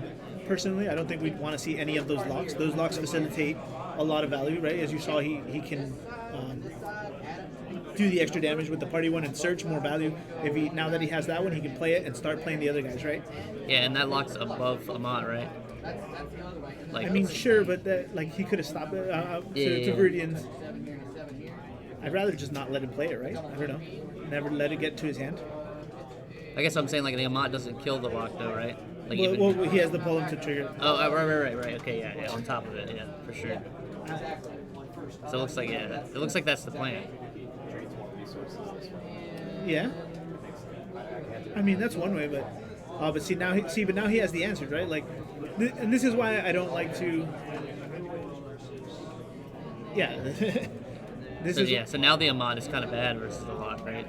I mean, again, different schools of thought, guys, and I respect it, right? But he's not playing it, so we have another turn to possibly have the answer. Oh, the Kuchulin's a good one. I know he has the tie boss though, so I'm not worried. He is going to answer this Celeste. Okay, Travis is excited to be winning all these things. He got 2 packs, I guess, from something. I don't know. think that might just be from entering the tournament. Oh, congratulations, Travis! You made it. Yeah, I think everybody gets packs. I can't confirm. Yeah, no, I see Rice also got something there on the side there. His team is quickly opening that up. Leftia, so 8K. So what is that card? Actually, I'm not familiar with that Can you card. pull up Leftia first? At damage 3, I think it does like 6K or something like that, but it also does 2K more damage for everything, for all your fire cards. Okay, it's LEH. LEH. That's second, yeah. So this one is, and he hits another one. He hits the second lock in there. And then you got a demon to his hand. So yeah, so the fire summons and fire characters basically just deal 2 extra thousand. Yeah, damage. so when she comes in, she deals effectively 8. Right.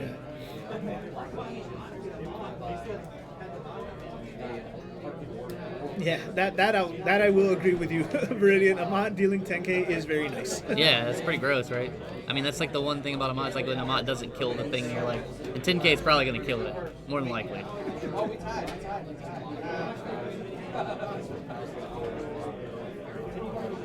So here we go, obviously dropping lock first. Yep. And the real question is here, what does he opt in for here?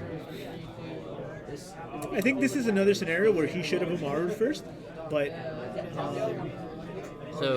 but now we don't. Rice hasn't used the Amont yet, right? He's still sitting on it. Yeah, no, he's still sitting on it. So he let the lock go, right? Yep. But now, like Viridian said, the Amont's gonna just deal the 10K straight out, and I don't think he. I mean, I wouldn't bat an eye for this. We know he has the demon here, but I'm okay with him pitching The whole hand. the whole hand for demon, right? When I know I have Tyvos Ward in there.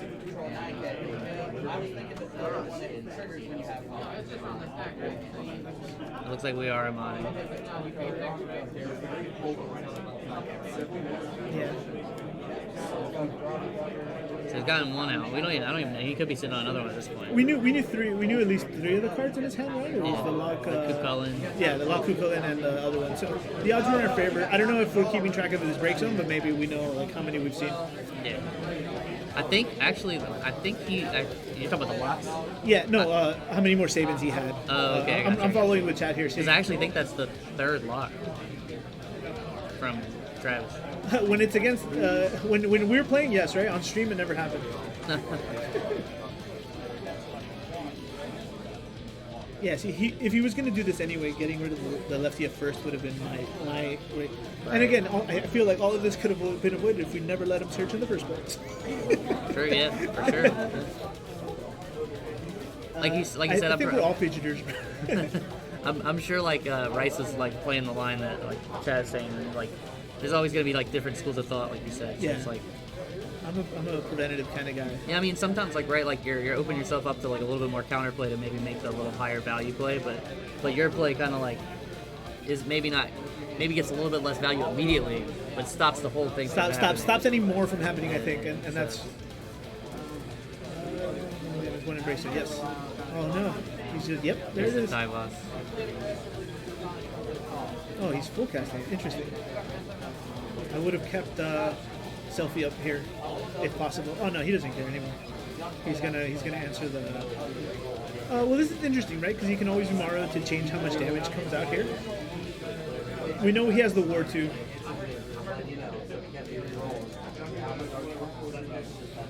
Recovery is a strong word. I don't think he was ever in super danger, right? I think he's been in.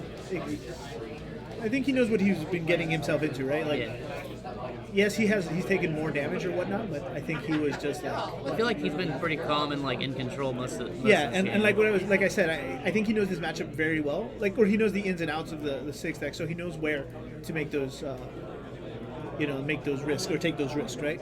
Yeah. Let's see. Yeah. Oh, interesting. X-Star. I was sure he was going to do the ward here, because with the lefty out, the ward. The war would do 9. Yeah. Yeah, but either way, he's got to force the Umaro out of his hand. And like, what's the text on the X-Star actually? So 3 autos, right? 3 autos. First one is to Dolan freeze everything that's not 3, right? So Umaro, Sabin, Leftia, Tyvos. Then he's going to play something, a 3-cost fire or ice. There you go, and there's the clean cut. And then deal damage equal to the number of 3 drops you have. So he was going to play them all out on this turn anyway. That was a strong play. Yeah, now it looks like we're kind of firmly in control. And there's the next Sabin. We know he has the Demon next. Demon's going to hit the ground right now. We definitely call fire, right? Get rid of the Cyan and the Leftia here early. I can tell you right now, it is 3 X-Star. It's funny for a Twins deck. We haven't really seen a lot of Twins. It's been mostly like the Warriors and Cyan in this game. So. yeah. I think he had to pitch a couple of them early, so it's very, he made different choices. That's all. Oh yeah, for sure. Yeah, he played the one Palom, but it got answered.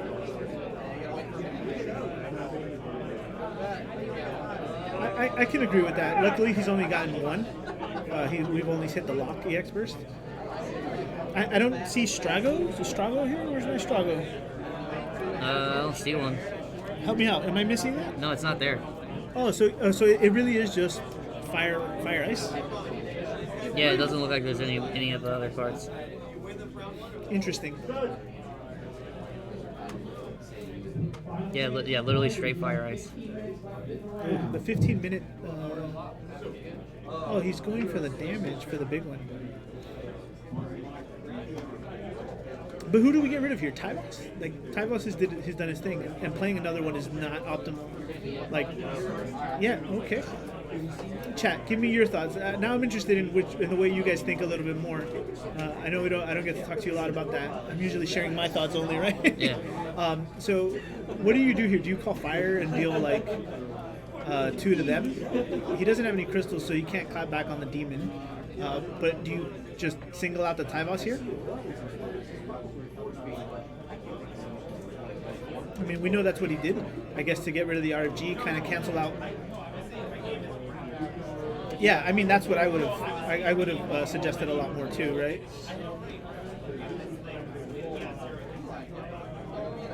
So we're blanking the demon. There's the blank. Yep.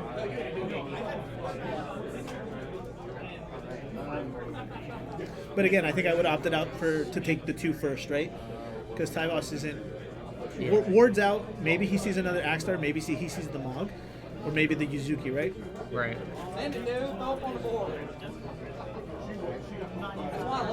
Is Leftia frozen? I don't know.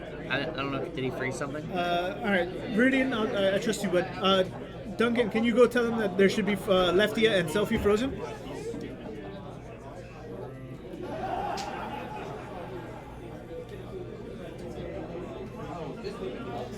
I'm a little. It's different when you're doing the commentary. I am losing. I see it now. Now that I'm actually doing it, it's I see hard. Yeah. Looks like maybe they caught. I don't know.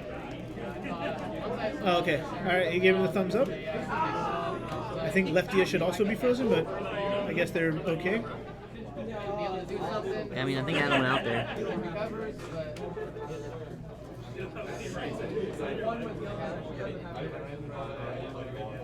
Yeah, no, the Leftia is also frozen, by the way, Duncan. We need the forward. The 2 cost Yeah, the 2 cost forward. Sorry. Sorry. from the Axstar. Yeah. Yep, I feel it now, guys. Now I'm gonna give more slack to the stream team from now. It's tough. It's tough when you're Oh, you're there's trying the card we were talking about at the beginning of the game. The Yuzuki. the Yuzuki finally showing up.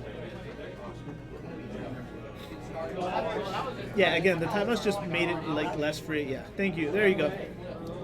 Thank you, chat.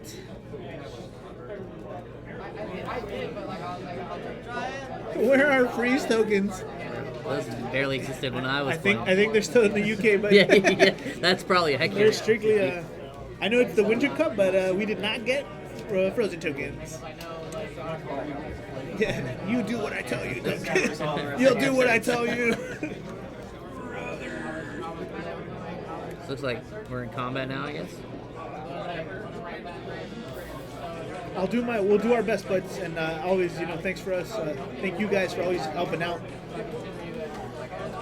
Now now that I've been on both ends, I appreciate it. I appreciate it all the same. We got one judge out there. Yeah, Gabe's so, running around. So yeah, Gabe, right? Yeah. We make sure to send Gabe a thank you as well for being our only judge today. I think Ryan and John are assisting judging, but they're playing as well, right? So if Gabe can handle them all, like he will be doing all the. I think 2 of our other judges bailed last minute or something. Yeah, they couldn't make it. They couldn't make it. I don't want to say bailed. Bailed is the wrong term. Yeah. They could not make it. Yeah, conflicts. Conflicts. So it looks like Rice is trying to debate how many people he wants to send through. So.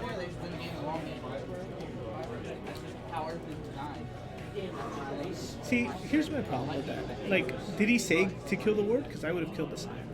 Yeah. Yeah. That's 9. Yep. Well, he chose. Yeah, Nope. He chose not to block the Scion, and he let the Scion through. It wasn't a party attack? No, Really? I'm pretty sure I saw him tap 1 at a time. Oh, was the selfie still up? I missed it. I look away for a second. Oh, the Leftia Valley, right? That's what it is? I think so. Yeah. Punching up. I forget, it's not just effect damage. It's any It's damage. battle damage as well. Yeah.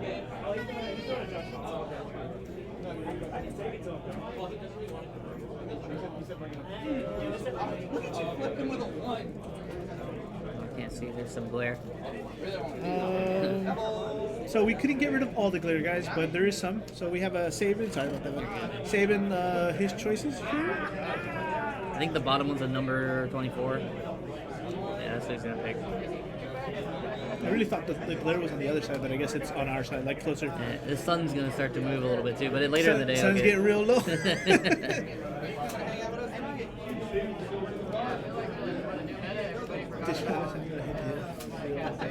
No, I don't think so. Looks like Rice is reading. number 24, just making sure. It's a lot of text on that card. Yeah, I don't think he has enough. I don't think he can hold off enough. Like, okay, so number 24 is a good card for what it does, but I don't think it. I think Rice is in just such a great position right now that it's not going to be enough.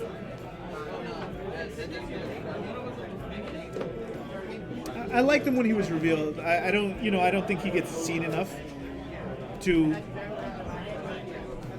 really easy to misunderstand timings and counter effects. Yeah.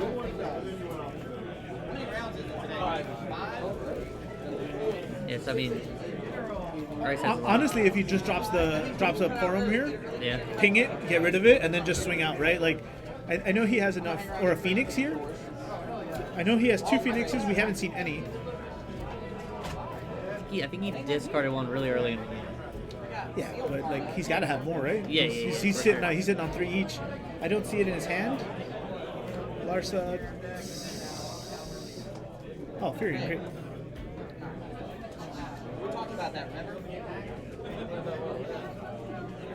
What's the problem? I'm curious here.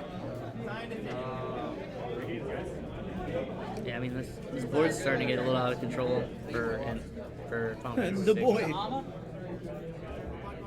Fury and the boy.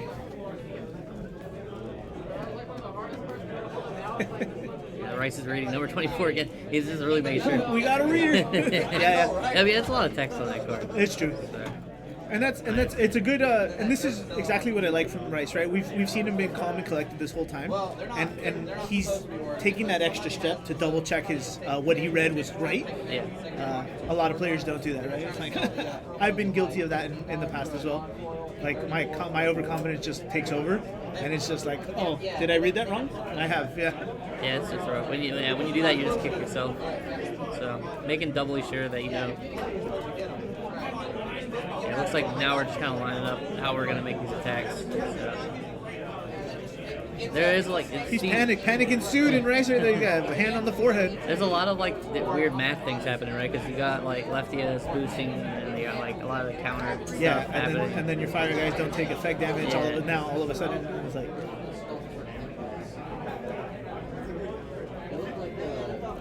He's gonna hold priority. Oh, I think he drew a Phoenix. Uh-oh. Did I see that right? Please. The question is, does he want to play it before? Oh, it's 3 yet. I think I saw a Phoenix. I'm not sure. Looks like we're stepping in front of the Furion with the number 24. Yeah, confirmed Phoenix. You think that's what's coming down here? So there's pros and cons to both sides, right? Like if he plays the Phoenix, yeah, he breaks the damage bubble. But what does he bring in? Probably a Porum here. Yeah. And then he could just crack a selfie. No, he's not playing Zidanes, unfortunately. We talked about that a little bit earlier on. He took out all the Zidanes. I think he added the 3 Axstars and those Bahamets in place of it. And that's just kind of from what I know from the base of the deck, right? We'll bring him in here if he wins. It looks like he pitched the Phoenix, but I don't. He hasn't decided, right? Has he, Or maybe. Oh no, I don't think he has targets. I don't even think he paid for it. I think he just pitched it. But I don't. Was there like some kind of discard that I missed or something? No. I can tell you right now. I got a second while he figures this out. No, Jacoby's on Lightning and no, and Cody's on Ice Lightning. So no. Yeah, so I think he discarded the Phoenix to the Furion For the first strike? Yeah.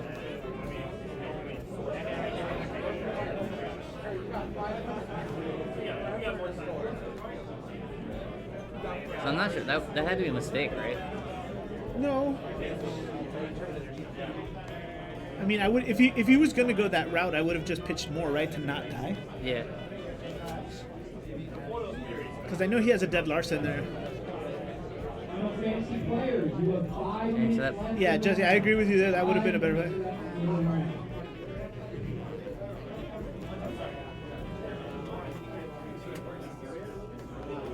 I mean, he's just trying to push in right now. He's just trying to punch in. yeah, I mean, he's got him 6 now. So now Travis has to.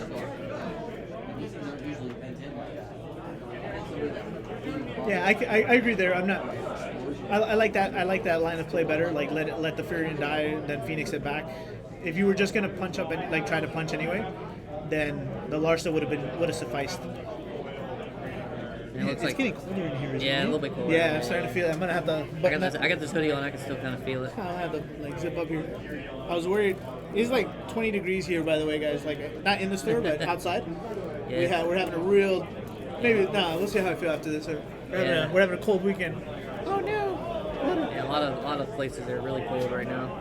It's cold where I am. Where too. we are, right? Yeah. You guys know I'm from Florida, bro. This is not okay. These 20-degree weathers is not okay. I'm used to it. It'll be like 60 degrees tomorrow in Virginia. Man, I'm gonna need a hot soup. For real, I had French onion last night. All right. Yeah. I mean, basically, Travis is like top deck mode now, so it's not looking. Shouldn't have put backups in your deck, Travis. You got him, Zandog. Yeah, I mean, the thing is too, like, I mean, I'm sure maybe this is typical for 6, but his backup line is literally just only 5 unique backups. So like, Please, I think it's extend the hand here, my good friend. okay, so we can search, but like, the deck's looking real thin. You can get a Sabin here, right? Play the Sabin for 1. Yeah. Yeah. He's shaking his hand. Okay. Yeah, extend the hand. Yeah, I mean, I feel like Rice was kind of firmly in control of that whole game. Yeah, honestly. I think he was very composed, and he kept it. Do you want to see if you can get if they're still playing, or if not, bring me Rice.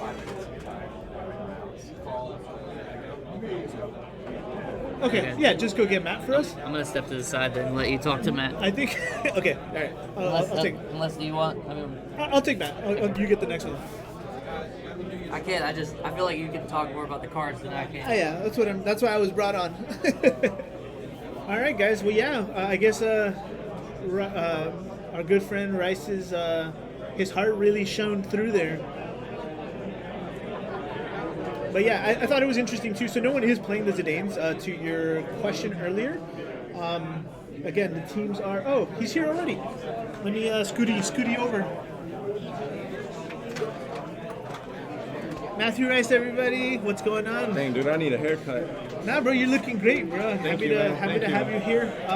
So, how do you feel? I feel good.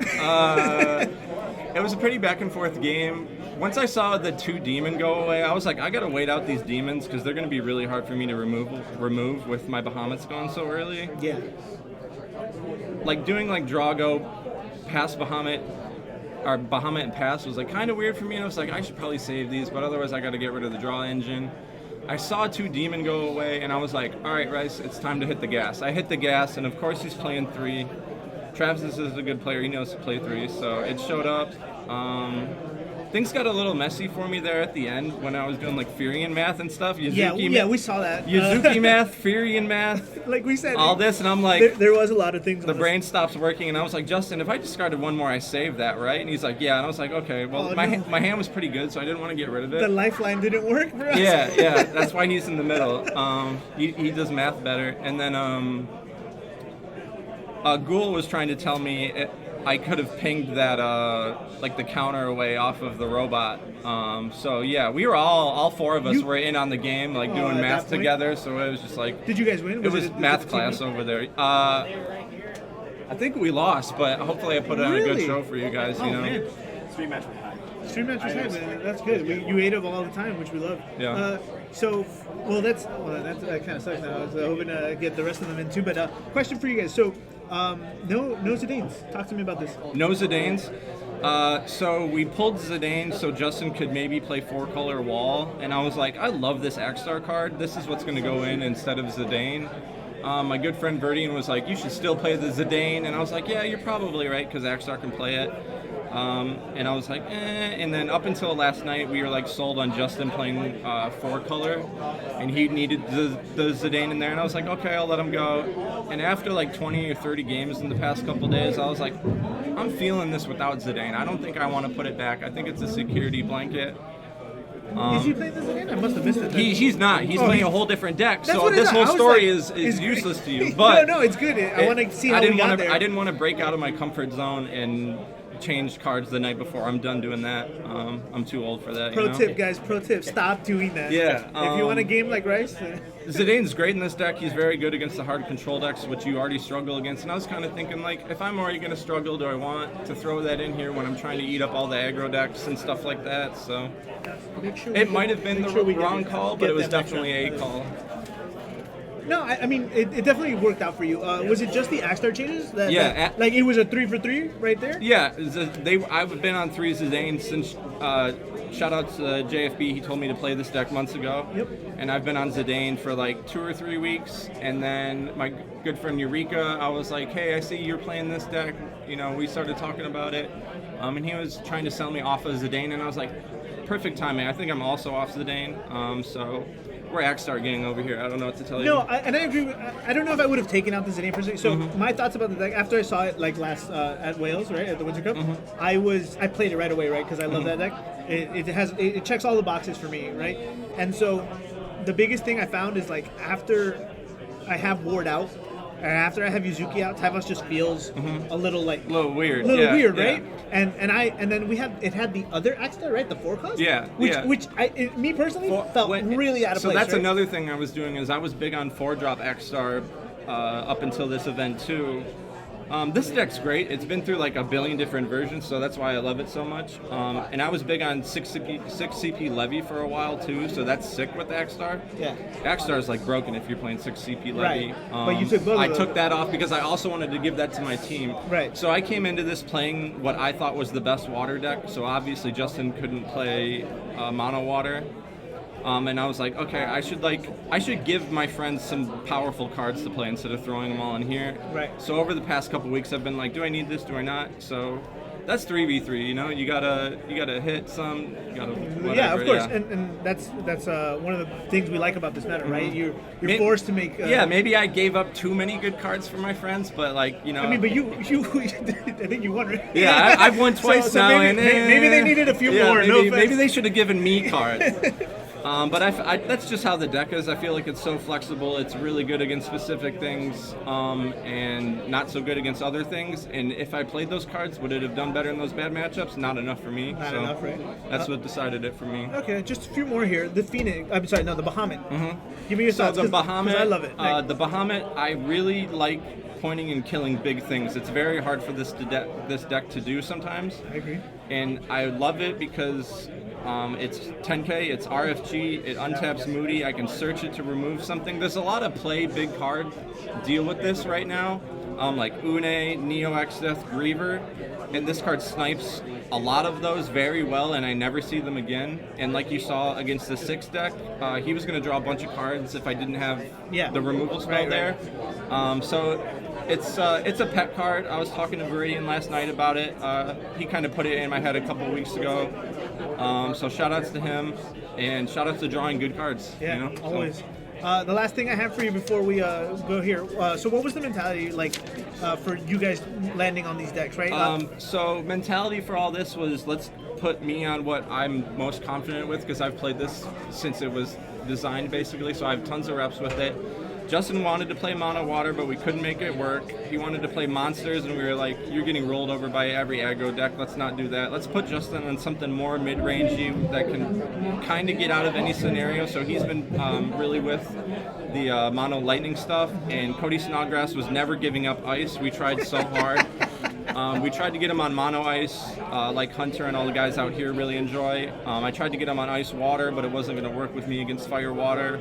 Right. So maybe this is Rice's team, and everybody made sacrifices for me. I don't know, but we just wanted to be comfortable and have something for every matchup, so that's what we did. Okay, so again, this is another instance, guys, where you play to your strengths, right? And sometimes you're not always making the big meta calls too, right?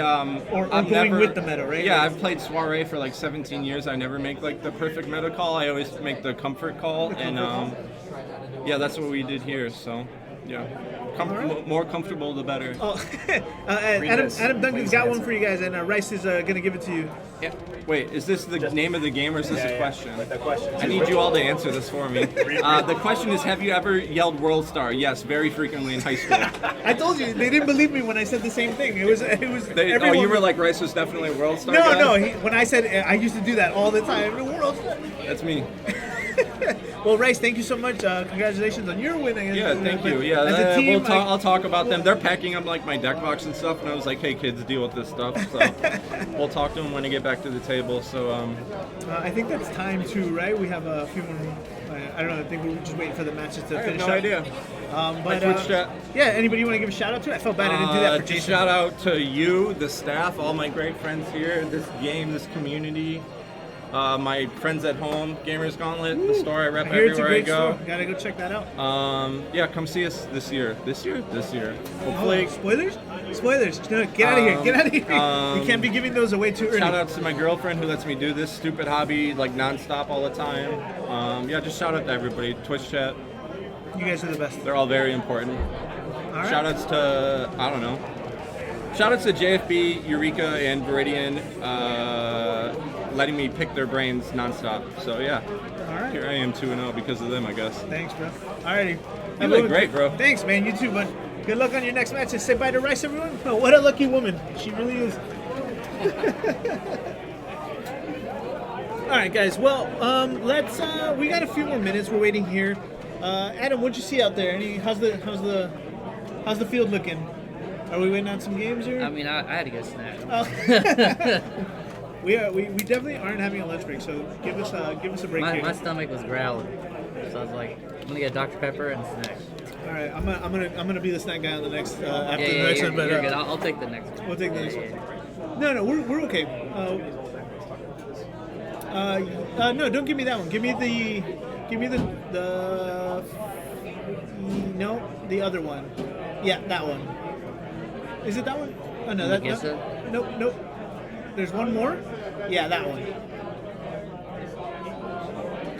All right, guys. So we just had Rice on, and we were just talking about all of this. But for those at home, if you couldn't make the connections or anybody new listening, this is what the original list looked like. And so, just going on some of the I guess the meta choices that he chose, right? We knew what we were getting into, right? We talked about this early on, Yeah. what we predicted we would see. We know, Wolf 7, Ice, I guess all of those things. In theory, this deck was kind of forged from how to answer all of those, right? And so, we have the Zidanes, we have the Kuchulains, the Leviathans, all things we know would work in those situations. But Rice just showed us what some of the things that he took out, right? He took out the Zidanes, he bumped up Leftia to 2. He had the new Axstar, or the different Axstar, right? I don't know if he's newer than that one. But he has this Axstar over the other one, and he took out the Leviathan too, which is something I'm not sure I would have done, really. Yeah. I love hitting one of those, just a bing bong. It's a good feeling. I never really want to quit that. And then, I mean, he also, instead of the Brynhilders here, he kind of favored, that Bahamut, I guess. Yeah. Also, yeah, it's true. There is no Brynhilders here. Excuse me. And the count's a little different too. We have he upped the backups just enough, by 1, and it kind of worked out for him. It's a shame that his team didn't win. I don't actually know that for a fact. We couldn't get everyone in to confirm, but that's just the game, right? You're playing a team best of 3. You gotta trust everyone does their good. But sometimes it just doesn't work out for them. Yeah, in this format, you can't win for the whole team. So everybody has to kind of pull their weight a little bit. He didn't do a 3-for-3 split. He did. He took out all 3 Bahamuts. Yes. I'm sorry. He took out all 3 Leviathans. Yes, but he only put in 2 Bahamuts. Yeah, and then the 3 Brynhilders, they're non-existent as well. So Yeah, his summon count is actually just 10 here. it's lower, yeah. Yeah, he's just got a 10 summon count here, so he. And I think that's where he made more room for those more forwards, the Axstar and stuff. Amat went up. Phoenix stayed. Added 2 Bahamuts, and then that's where he made the space for the extra forwards, right? Yep. Thank you, Savage. We appreciate it, bro. We added the extra Leftia and double the 3 Axstars. I personally would have put in another Mog because I didn't see it that game. Yeah. And that card like slaps. I guess too he has the Cyan that's not here as well. Oh yeah, there you go. I don't know how many Cyans we have. Oh, and he added the 2 Cyans, which are all the changes that we saw, which I think made a big difference in that matchup That for him. Cyan definitely mattered. I think that let him like early on kind of just take control of the game and then not like let go. Yeah, and it's like I said too, right? Like both decks had a. Just tell me which one you wanted. Sorry. 1 second, chat. Where's he? What am I looking at here? This is the leader, You right? need the leader. So you're This one, number 12. Oh, that's perfect. Yes, give me 12. Sure. Yeah. Table 12. So what Muhammad's team and Armand's team. Sure. Oh, Gabe, can I, quick second. There's like tape at the stream table. Try to get them to keep their mats within the tape, if it's still there. That way we don't miss out on the damage. on the damage. Yeah. I'm gonna try to find their deck list. Cool. But yeah, so next week, just to give you guys a preview, we are going to have the Tampa Boys, the Gamers Command, Armand and his team, and then Muhammad's team also on there. I don't know who else is on there, but we'll find that out soon enough. But yeah, I'll just finish my thoughts with that deck. That I think all his choices were great, right? Like everything we saw from his deck that was changed from that original list really benefited him in that matchup, and it shined. As well as we called it out, right? It was their outs for the big boards were the Cyan and the Demon, like on Travis' side. And Rice accounted for that, like he told you guys, right? And so once he knew the 2 of them were gone, he's like, wasn't surprised to see a third one. This is Muhammad's team. They're not Muhammad's team. The period math was hard, but we mentioned that too, right? Adam said that there was a lot of stuff going on into that one. My original deck idea, Muhammad. Oh, is this what I think it is? Oh no, it's not. All right.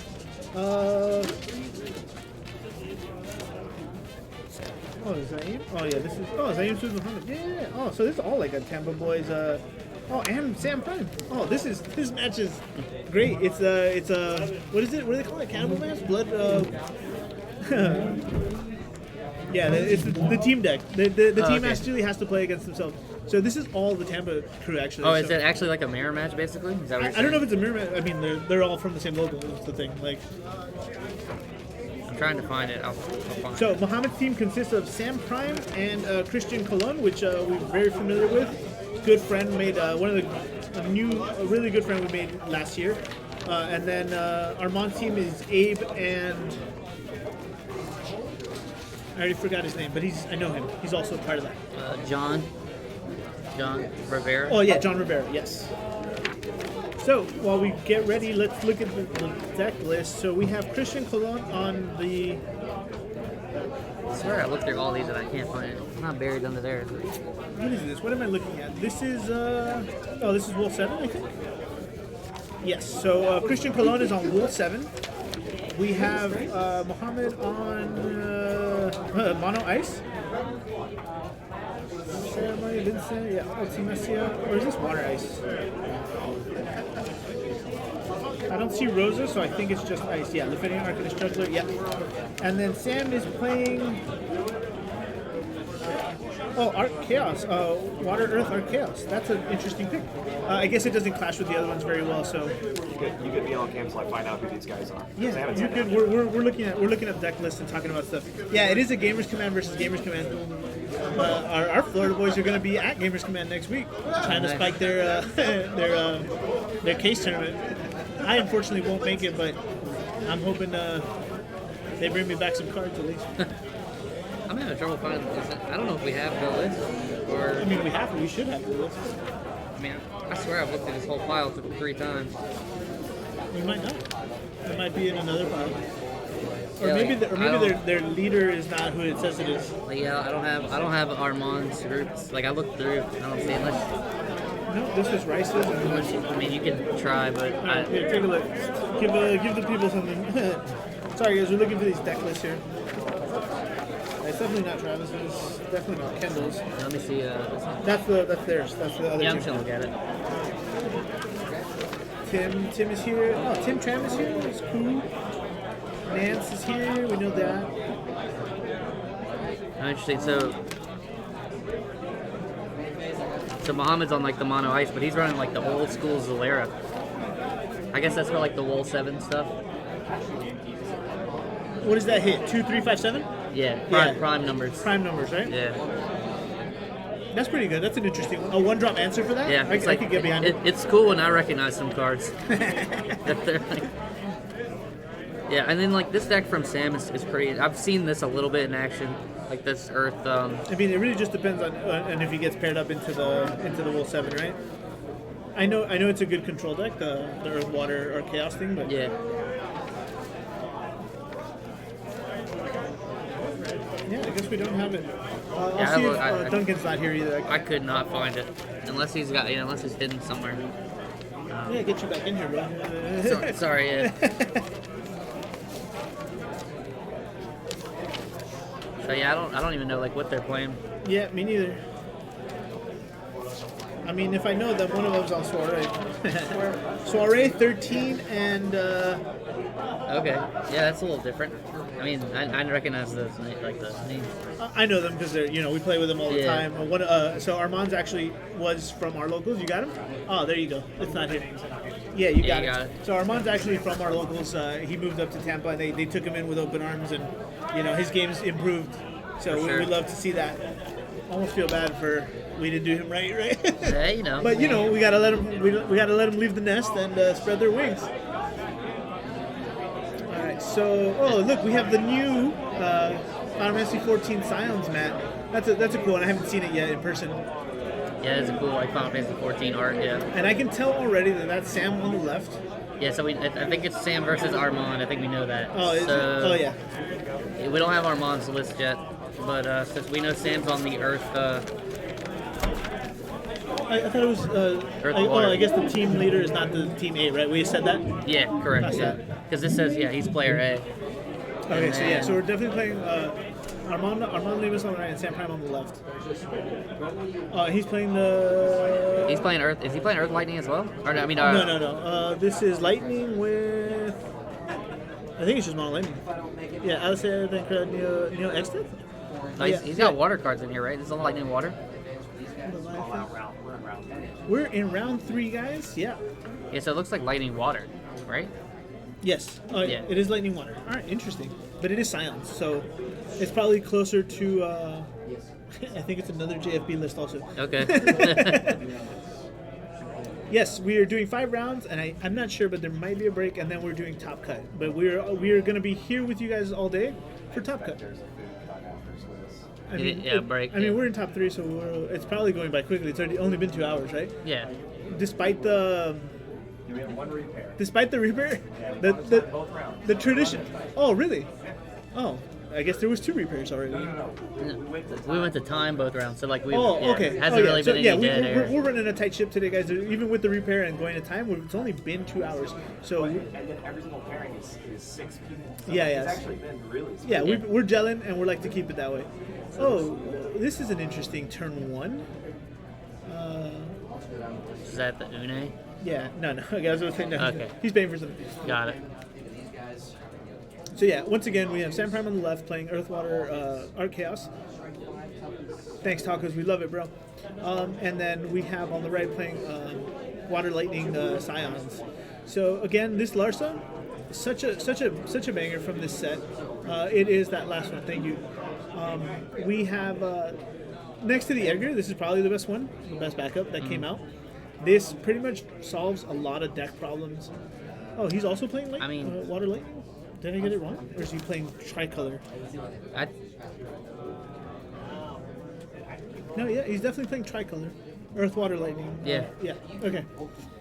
So this Larsa is a big deal, right? There's a lot of decks that just didn't have a way to search a big key piece, or like it was oddly specific, right? Like before you had to search just a 3 forward or whatever, or from a game or whatever. I know Water had to just search a Water forward, but now we have two better ones, so we can go into different colors, right? Right. And that was what I think this Larsa brought to a lot of decks, right? And then like, so I'm familiar with like old Scion decks, but this is very different. So like, Oh, you're gonna but, see like, some fun stuff then. But like, there's like, I mean, I see like some old cards that I somewhat recognize. I mean, obviously the Louis Suave has got to still be really good as long as the twins are relevant. I mean, yeah, we have a new set of twins. Is why it's really popping. Oh, Is it like kind of the same idea though, like pretty aggressive? yeah, they want to. So the Scions want to just bring out another. They usually bring out another one. Each one will bring out another one somehow, right? Right. And then I think that Ishtola that you might be familiar with, somewhere around that Opus. Which one am I looking at over here? Opus. Looks 16? like we're playing 16 and 19. 16, Solo. 19. No, so maybe you're not a little familiar with it. Anyway, she comes out and drops reduces by 4K for every Scion you have. Okay. Like one guy, right? So it has, and she can do a board clear. She does 9K to anything that's not a Scion, right? And so she's a good, she covers a lot of bases with that. And she can give herself haste to do her S special. It's pretty fun. But yeah, Sam is starting off pretty strong here. He's already color fixed. He has his break zone filled up with what he needs to cast an Une and maybe recur some stuff. So I'm hoping Armand here can give him some, answer in full here. Oh, and the Irvin is going to do just that. We definitely want to minimize the amount of recursion that the Earth Lightning list can do. I'm sorry, the Earth Water. I know it has lightning in it, but Yeah, it's Earth it's Water. like a very little lightning. It's Earth yeah. Water. This Irvine is really cool as well. Like this is like I saw this card for the first time on Wednesday, and I'm actually like pretty happy that like Yes, he has a that- card that's like pretty pretty relevant. That's Yeah. badass. But so what happens here is that when he attacks and when he enters, he removes 2 cards. He did right by getting rid of the forwards first and then just pivoting right to the summons. It happens, man. It's only one team will advance here. Thunderdome. Thunderdome. We call it cannibalizing when you have to knock out your own teammate. Yeah, it's rough. Team kills are never fun. But Well, there is a bright side. Now you get to see both of them play, right? Like For sure. now we don't have to like we have Sam's team and the other Tampa Boys play, so you get to see all of everything they brought to the Winter Cup, which is for me is just great. I wanted to see what they chose to.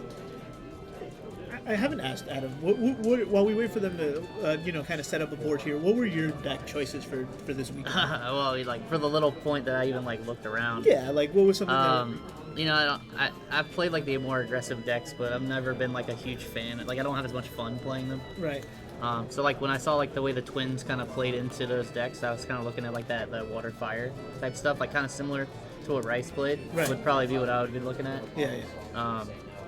But like I do like some of like the purple cards I've been seeing, like some of the stuff that you were showing the other night. That stuff seems pretty cool. I mean, obviously this Earth like either lightning or Earth water type control-y stuff seems very interesting too. But I would worry like with this deck against like the Wall 7 stuff. Yeah.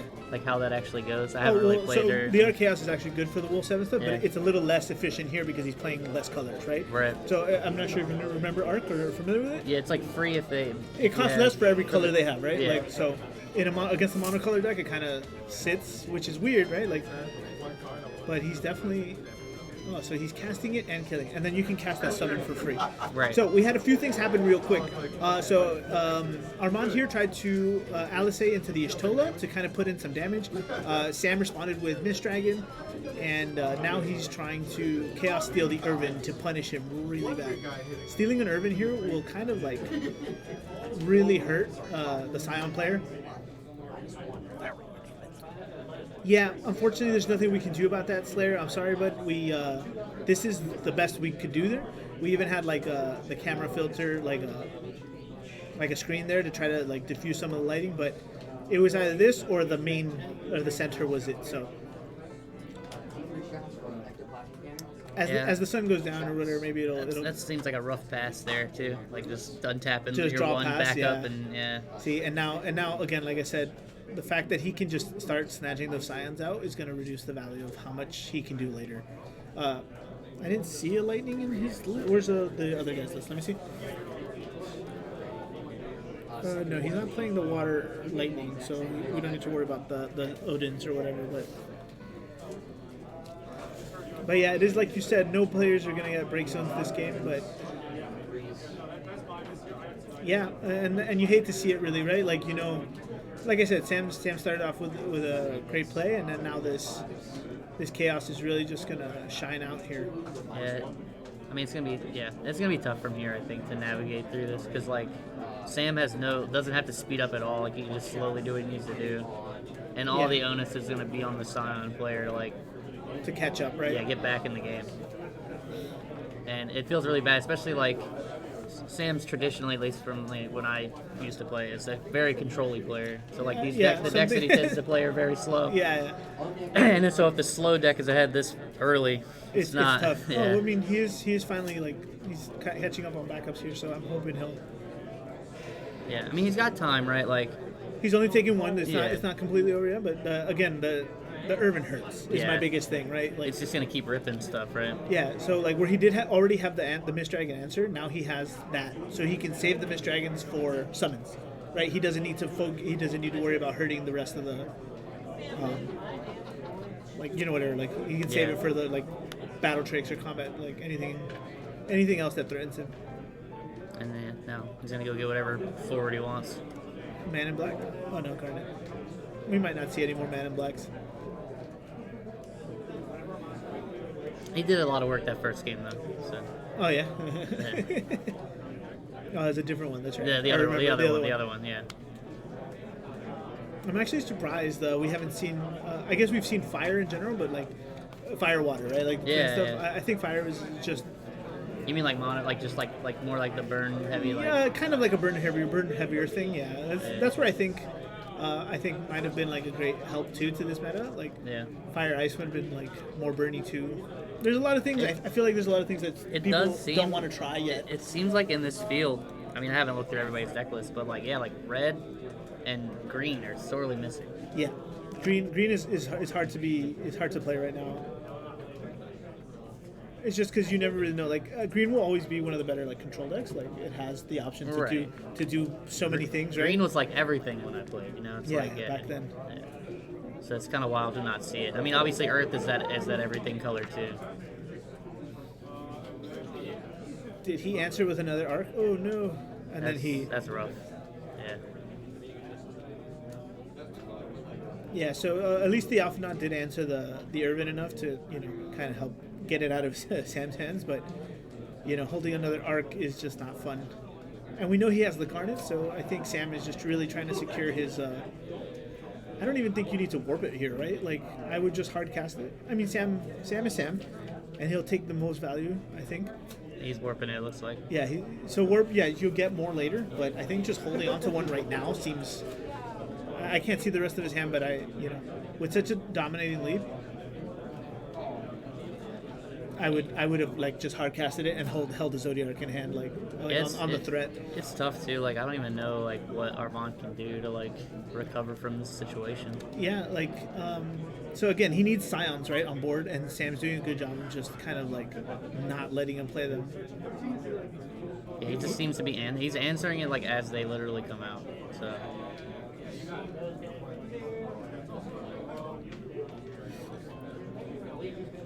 Maybe. Looks like we're thinking. So that's the Estola you were talking about? Yeah. So that's the Estola I was talking about. So here's the thing. On the stack, he could. I think he has the Mist Dragon in there still. I'm not sure. He could, break the Echo to get the Mist Dragon. Oh, better yet, just Arc again. Oh yeah, that's rough. Yeah. Yeah. And then he'll reduce the amount. Now, so again, he needs names, right? He needs bodies, so equal to Scion. So now he's only reducing the chaos by 4. Yeah, again. That's a Thornton, I think. Thornton. Bing bong. Yeah, that's rough. Look at your whole deck. Give me that soundbite, man. That's a lot of damage. Yeah, it's like, you get to basically big. He goes and gets another Mist Dragon, so. That's you heard me, Duncan? Oh, you ran it? Okay, cool. It's hard. We don't hear the sound bites when they come through, so make sure to give us a never punished. Yeah, it do be like that sometimes. Yeah, it's rough. It looks. I mean, now it looks like he's sitting on a pretty good amount of answers. He has a Leviathan. He's got a Mist Dragon. I mean, his hand, he is sitting on another chaos, which gums up his hand a little bit, but No, not when it's free. I guess that's true. Yeah. Yeah. But I mean, it doesn't really seem like that chaos is going to go anywhere. Unfortunately, not. Yeah, Yeah. Armand seems to be in a tough spot here. I mean, he's somewhat keeping up with him on damage, which is like Where's Sam's kind of list? important. Right here. This one. Yeah, so Sam is also running 3 Shantotos, so an aggressive route would have been just equally as like as he would've got punishing. blown out, Yeah. Yeah, it's always tough when like the control player has like he can handle your big board, and then he's got like this really high value like single target removal too. Yeah. So it's like, yeah, even if he had been able to go wide, he could have got. And I don't think there's anything more high value than break a forward, discard 2. Like I don't care how you look at it.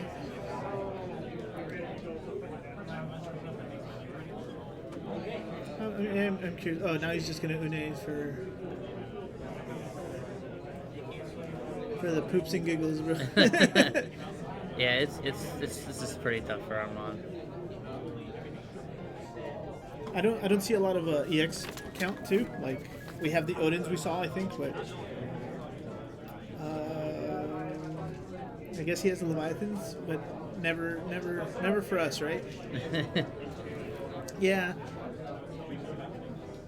I mean, this is just another day for them too, right? Like this is every weekend for them, twice a week. Yeah.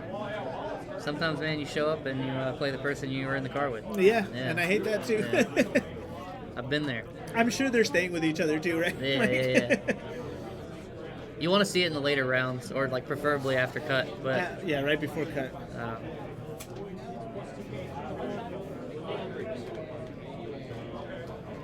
I guess I'm still trying to see what other out. Yeah, I just don't know. So he's playing a Larsa, but he has no cards left in hand now. Yeah. So like, and he could just chaos him out of it, right? Arc him out of it. I feel like he's just dead, right? Is he just dead here? Like nothing he can get here he can play, right? Yeah. And then, I mean, the Alisei is probably going to get moved out of the way. That's such an interesting choice. I kind of want to bring them both in after this and see what they see why they're playing that. You think you can handle 2 double interview here? We'll see.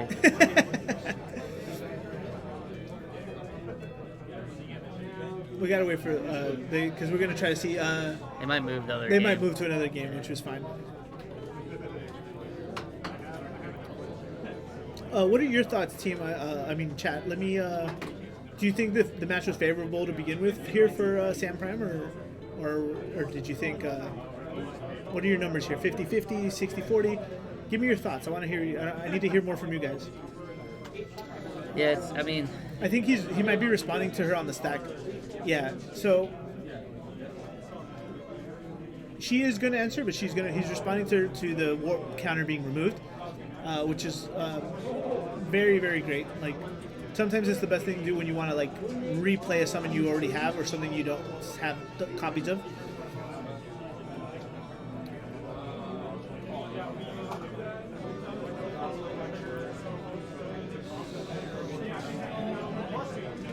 Does Armand have more than one card in hand, or is it just? No, I think it's just the net in his hand. I mean, this game's over. Right? Yeah, it's, Okay. it's gone. Yep. Yeah. I mean, only burst save you here. And even then, like, unless it's the levy. Oh, it is the levy. Yeah. I think this just prolongs it. I don't even know if like. I mean, yeah. I mean, bouncing bottom deck, right? Yeah, Gotta send the unit. You gotta try. It's tough.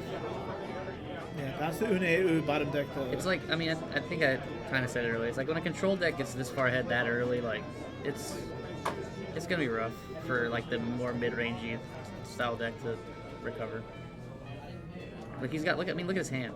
It's nothing but like options, and Armand has no hand. Yeah. it's. I mean, like at this point, like Sam might even like, is he gonna discard? Like I don't even know. No, he's just gonna play Une again. Like he can, Okay. he can afford it. Yeah. Yeah, and all in all, like even in this tough situation, Armand still kept his cool and searched a card that he doesn't want to draw. Yeah. Like, so That's a good point. at the very least, he's composed till the end. So Yeah, just get the dead card out. yeah, you get the dead card out, draw into something that can like maybe let you play it, or just if he gets rid of it, we don't care, right?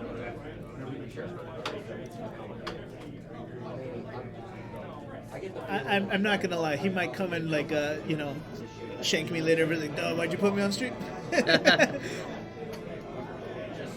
He's also. I actually do know for a fact that Armand's also been a big fan of the Scion deck for a while. Before this whole new set of stuff came out, we were both working on it back in the day, like at our locals when he was still a Miami boy. And it got to the point right before he left. He showed me up. He knocked me out from topping with the list we worked on, which was great. Or his own list that he kind of evolved into. I think too cool. From like when we started. Just from like a new player standpoint, like obviously 14's a popular game. Yeah. And so like Scion seems like a natural entry point for a lot of like newer players that are coming from like playing that game a lot. I mean, if it drives up our numbers, give me all that's 14 and 7, right? Yeah. Let everyone else hold on, and then we'll get them. I'm still waiting for a Final Fantasy VIII starter deck, bro. Don't even get me started. Or a mat. Like, this is a... You got the Irvine. You happy? I am. Actually, I really am. I think it's a really cool card. Yeah, I think it's a really cool card. Give you more 10 cards. GG's. All right. Duncan, I don't know if you want to see if we can get another game in there, or if not, tell them both to come over.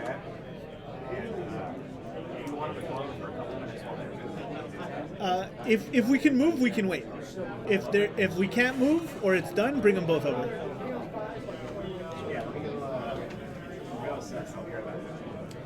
So, well, like we saw, guys, Sam got it. I think Armand just had a really rough game. I think he was pretty much behind from the jump, and then it's all the answers both ways, right? I really thought that Irvin was going to do more work for him, but then it did take it. But then he took it from him, right? It did more work versus it did more. It did a lot of work, in fact, just for the wrong person, I guess, or the right person, I guess, if you ask Sam, right? Yeah. He's like, I'll show you, and that's chaos for you, right? It's never kind of makes a fair card seem a little more unfair, right? Because it's not. Yeah, it was also just extra rough in that situation because it was like your own card that was also good against you. Yeah, and I think ultimately, had it been a different game, that would have been the key to one of them taking it, right? The break zone control. Yeah. Who was able to remove more things at the more opportune times. Yeah. And, like I said, Sam was able, with the Mist Dragon and then the Irvin, just, was able to take the game away from him. I don't know if we have...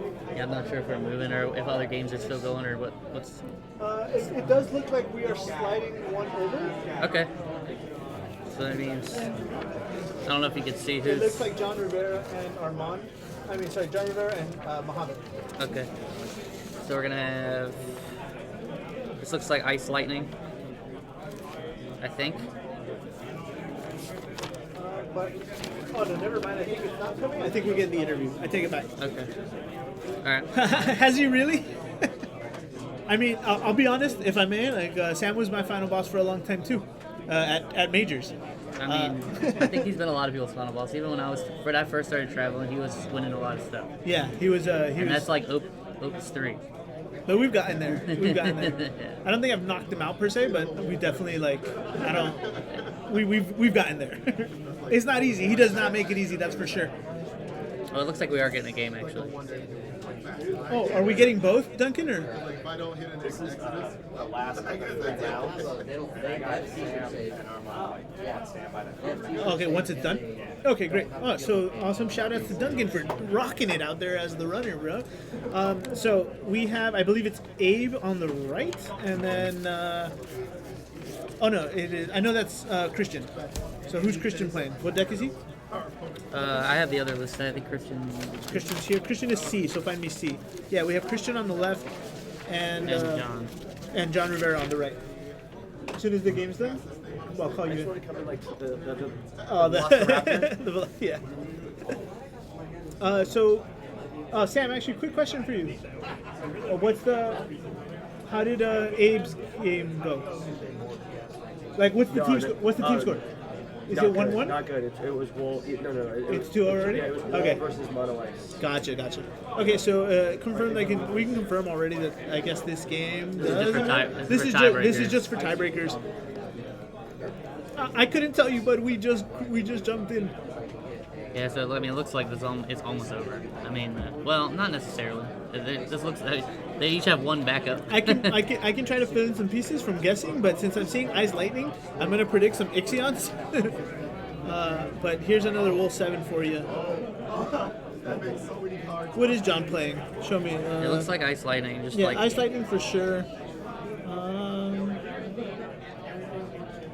No, a bunch of Sid Randell is an interesting one.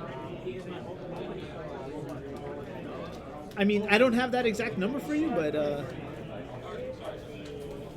yeah, I couldn't give you the exact percentage. I've seen a decent amount of. did the when table you, fall and they had to remove from memory? Lol. well, I guess too, No. like if you're talking about just like straight mono ice, it's probably a little bit lower because I feel like I've seen a fair amount of lightning ice. But Yeah. if you're talking about just presence of ice, it's probably quite high. So it looks like this might be a shutout then, because Sam won and so did Muhammad, I think. Okay. So Sam's team is advancing. It looks like it might be 3-0. Yeah, this is, and like I mean, Wolf 7 just hit the board, so. Oh, really? It's possible something got lost, but no. No, and he's rocking the. Is it wrong to pick up a girl in the dungeon mat? That's a fun one. Yeah, it looks like. That's it. That big, yeah. Yeah, extend the hand. All right, guys. I'm gonna go get Sam and Armand here for you guys for play reviewer. While I go step away for a moment, Adam Lane here will show it, and yeah, good luck. I'll be back in just a moment. Yeah, for sure.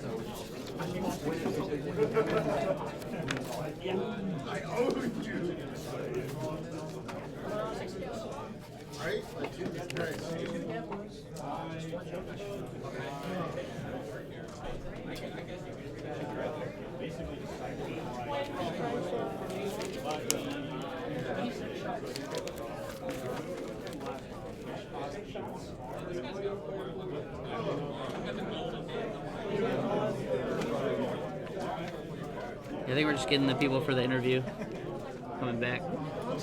As far as decks that we've seen, I mean, mostly typical stuff. Seen some Ice Lightning, seen some Wall 7. No Mono Ice is out there. I don't think it's quite been on stream yet. Seen some twin decks. What's up, man? Come on down. I don't know. Is it both of y'all? I don't know if we have two. Do we have another chair, Adam? I could stand. Okay. Come on, Sit on some so you can lap. lap up. It's all Or you good. could just stand and like, same difference, I guess. Yeah, I mean, Get behind or get on his lap, or do whatever works. I ain't gonna bite you, though. I might. I'm gonna just stat hover over here. You want to sit? Yeah.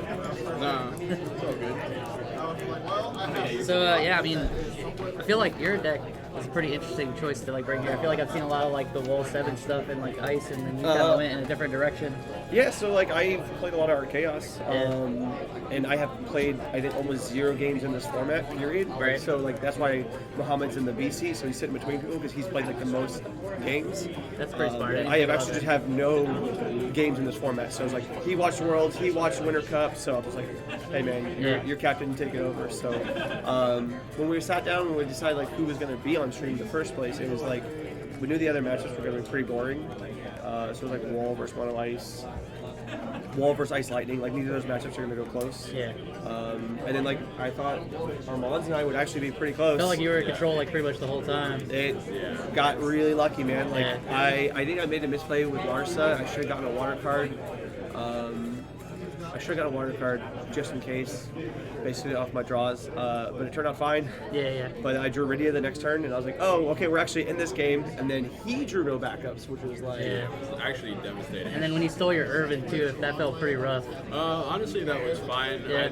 I think my biggest misplay was not going for the Alpha Note. I went for Ishtola when Yeah. your the Chaos was dull. Yeah. But other than that, I mean, yeah, there's no way I was coming back from you having like 27 backups. it was so awkward that you're standing there. Yeah, it felt like, you know, Sam playing like the little slower deck and he was ahead so early. Yeah. It's like really hard for you to ever even like get started. Yeah, not a chance. Yeah. Yeah, I felt like there was the turn where I doubled, or the turn where I arced you, and you just gave me the Irvine. You should just let the arc resolve first. Because like I was very heavily considered just double arcing him, like arc, let it resolve, but then you just like, here, take my Irvine. I was like, he's not going to respond, so I guess I just like take the Irvine, and now I can just decimate his break zone. Yeah, 'Cause I know his deck is like relying on his break zone too. That was like right after the Mist Dragon too, right? I think. Yeah. Well, that Mist Dragon was kind of dead. I don't think I had anything in there that I really cared about. I think there was like a forum or something, but I was like, okay, I mean, it's gone. Well, no, I missed Dragon your Stroller. Yeah, when you went to get your Stroller. I missed Dragon your Stroller. Gotcha. Yeah. It felt pretty good. I think that matchup is probably a little closer than it looked. Yeah. Like my deck is primarily like my angle is like to try to beat wall. Right. So yeah, I don't know. That matchup just it didn't go the way I thought either of us thought it would probably go. Sometimes it went just, much longer. Sometimes it goes that way. Sadly, yeah. Like I said, I don't really have any games in the format, but that deck's kind of like an old format deck. My deck's an old format deck, so I kind of know how those matchups should have gone, and I usually have to rely on a little bit more EX bursts. Right. Yeah. I think you just had to get the Thornton, and that was it. Right? Yeah, the Thornton, on the third damage, and I was like, oh, cool. Yeah. Which I did not need. Yeah, you were already. Yeah, it just gave you like more. You were just sitting on options, like it felt like for a while. Yeah, I did need the Thornton. So, but you know. It did suck that we were team violence. It was 3GC versus 3GC. That's what John was saying, yeah. It is what it is. It happens. Sometimes you fight the people you drove up with. It'd be that way though sometimes, yeah. I actually think that Chris's game versus John was a little closer, yeah. But then even in the end, it felt kind of like honestly that's the problem with this format. Like the games don't feel good. They feel like I don't want to rant, but it's like turn two is kind of like determining like who's going to win or lose. Our game felt like it was on turn two, determining who was going to win or lose, and we're not even playing those decks. We're the wall deck, the ice deck, like those decks, so you can know who's going to win on turn two. Right. And like I felt like you know I haven't played in a while. And like, you know, I'm coming down here just to hang with friends and stuff, and I wanted to look and get familiar with the meta, and it felt like it was pretty clear after looking at like a couple hours. I'm like, it's obvious, so it's good. Yeah, Like, it's obvious that like close to I would guess 30% of people in here have a wall. Yeah. And they're big. And then ice. And then Some either ice mono deck. ice or ice water. Probably mono ice for most. Yeah. I've seen ice lightning a bit too. Yeah, there's like a lot of ice lightning. Yeah, it's just like those two decks are probably too good. Like, I mean, I don't like Rug. I think that card's like a little overpowered. And, like roles should have been restricted to like forwards instead of characters. I mean, like I like that this is a really casual event. It's one of the reasons I didn't want to play Wall myself. Fair. And I tried to talk Muhammad off of ice because I was like, look, man, like maybe you win, maybe you play against mono ice, or you play against Wall a bunch and you win, but like, are you gonna have a good time? Yeah. I mean, that was like what we were talking about, like if I were even playing like the ice deck doesn't seem that fun to me personally. I mean, I remember playing the turbo meta. Yeah. You know, it was enjoyable. And Rufus is basically that. Rufus, and then you play Rug, and you make them discard 2 on turn 1, but they also have a 9K and a 7K, and they're going to discard again next turn. And threatening haste and all sorts of And threatening haste and whatever they draw. I mean, like, you could literally play cards like Genesis. I know it's not. Like, you could. It's fine. Right. It's the turbo ice turn structure. So the first 3 turns, you just like cram them the first one. You're like, oh, that's what it feels like. Like, I legitimately wanted to play Cloud Pod and actually test it against Wall and Mono Ice and beat them both like 3-0. Because I thought Cloud Pod was really fun, but it's not a good deck. Yeah. But it's a Winter Cup. It's supposed to be a little bit more casual. But I was like, I'm gonna show up and everyone's gonna play Wall, and I'll be really upset that I played this deck. And I would have been correct. There was a lot of Wall. Have you guys had it on stream every round? So it's we haven't always seen like every player play each other, but like it's pretty been. But it's in all of the decks. I feel like as looking at the teams, I feel like it's been on each team. On each team, and I think that's a problem. You said 30%. I said 30 because I think there's probably one team that doesn't have it. Yeah, right. If I had to guess. On a team. Yeah, if I had to guess, like someone just forgot to bring their Wall deck. Yeah. Like it was on accident. So it's a safe bet that like 30% are playing Wall, and that's not really fun. Yeah. I mean, the fact that it won Worlds and it won the Winter Cup, and it'll probably win this event. And they just released a ban list. Like, couldn't they have waited? All they did was ban ban title, like the only format that's completely irrelevant. Like, the thing is, 6 is no stronger in title. It does the same thing constructed. Right, they already hits 100% of the time. What are you talking about? Why did they need to be hit? They could have just banned the card from the All-Star queue. And like, we'd be like, wasn't banned? makes the same sense. Whatever. I don't play title. I don't know. Maybe it's rooting the I don't know. I couldn't tell you if they're playing if it's rooting the environment because the environment's not healthy enough to make it an actual format. Yeah. So, Sorry, not that. Yeah. No, you're good. You know, it's interesting. I mean, it's probably gonna be something they have to look at for sure. I mean, if it's that much of the field. And it feels like if you're not playing that, like ice is going to be somewhere in one of the other decks too. So. Yeah, but you can counter ice a little bit better. Like you can load your deck with like Hecatons and Shantotos and like. For me, like that's great, but like Hecaton doesn't do that much against like the wall deck because like a lot of it has like Tyvius and wall itself are 9Ks now. Shantoto, like they can Albatross to it, but like the ice deck, like it's actually pretty vulnerable to those cards. So like you can at least counter that deck, whereas like the wall deck is like. I'm not saying my deck is a bad matchup to it. Like I feel good in that matchup because it's gonna play a bunch of different colors and make my chaos gonna be so cheap. But like it's just not fun to play this. Yeah, fair. Yeah, I think that's the biggest thing, right? Like you get the god hand and you're like, you make your opponent discard 3 times and you go against it and you're like, oh man, turn 0 like with that god hand Lutherian and then Rufus Root. It just feels bad. Yeah. But it is easy to counter because of that, right? Like if they go all in and you're like, okay, I guess It's tough, yeah, maybe. Yeah, it's tough. I don't want to say it's like Turbo Ice, but I remember like dealing with it. Felt like similar. Like I mean, not to that extent, but yeah, it's not to that extent. It just was unfun. It created like an unfun environment. Right. Yeah. Yeah. It was unfun for sure. Yeah. I don't know. Like I said, like I wish that this, so because we modified the rules here, right? So normal rules are that the teams can't talk and stuff. Like here we can have the team talking. It's a lot more casual bit. Yeah. I know it would have been had to be announced months ago, but I would love it if they're like Winter Cup. By the way, these 12 cards are banned. It's going to be a fun format. Just have fun. I don't fault them for not doing that because maybe more people would complain. Yeah. But I would like to see just some more stuff come up. Like, hey, what if Wall was banned? Yeah. What if Rug was banned? I don't know. Maybe there would be a different problem. Maybe like, I guess it would be too good or something. I don't know. Yeah. Yeah, it's hard to say. I mean, Worlds seemed like I wanted to okay, like because it wasn't as dialed in as it is now. Yeah, and you also had to bring 2 decks, but I mean, like I guess some people were like, I'm sure there was plenty of people playing the wall and the ice stuff. Yeah, like, we had to bring 3 decks, except for we just brought one that's broken and one that beats the broken deck. Right. And then the third was the deck I played. It's like the toss-up. It's like it can beat both of those decks. It could just lose. Yeah. Yeah. So that's what it felt like to me. But, yeah, I don't know. I hope that Square Enix is listening. I mean, to the people. I don't know. I'm not one to like cry wolf and everything needs to be banned, but like. It's not about like the card is too broken, although it kind of is. It's just that it's not fun. It's not fun. And they've done that before because I mean I would even say when I was playing, they definitely banned cards that I don't think were like truly ruining the game. Dataluma? I don't think Dataluma was crazy broken. But was he creating like unfun things like board states for the opponent? Yeah. I mean, like it didn't feel good if they had Dataluma 2 Cactuar out. Like, it didn't feel great. Yeah, but like that would be a fun thing to play with in this one. Oh yeah, for sure. Yeah, I mean, like why haven't they experimented on banning those cards? Yeah, I mean that is a weird thing. Like they haven't unbanned anything, right? Like, they haven't not one thing. So no, they haven't that's unbanned also anything. Like Sophie's probably pretty safe. Yeah.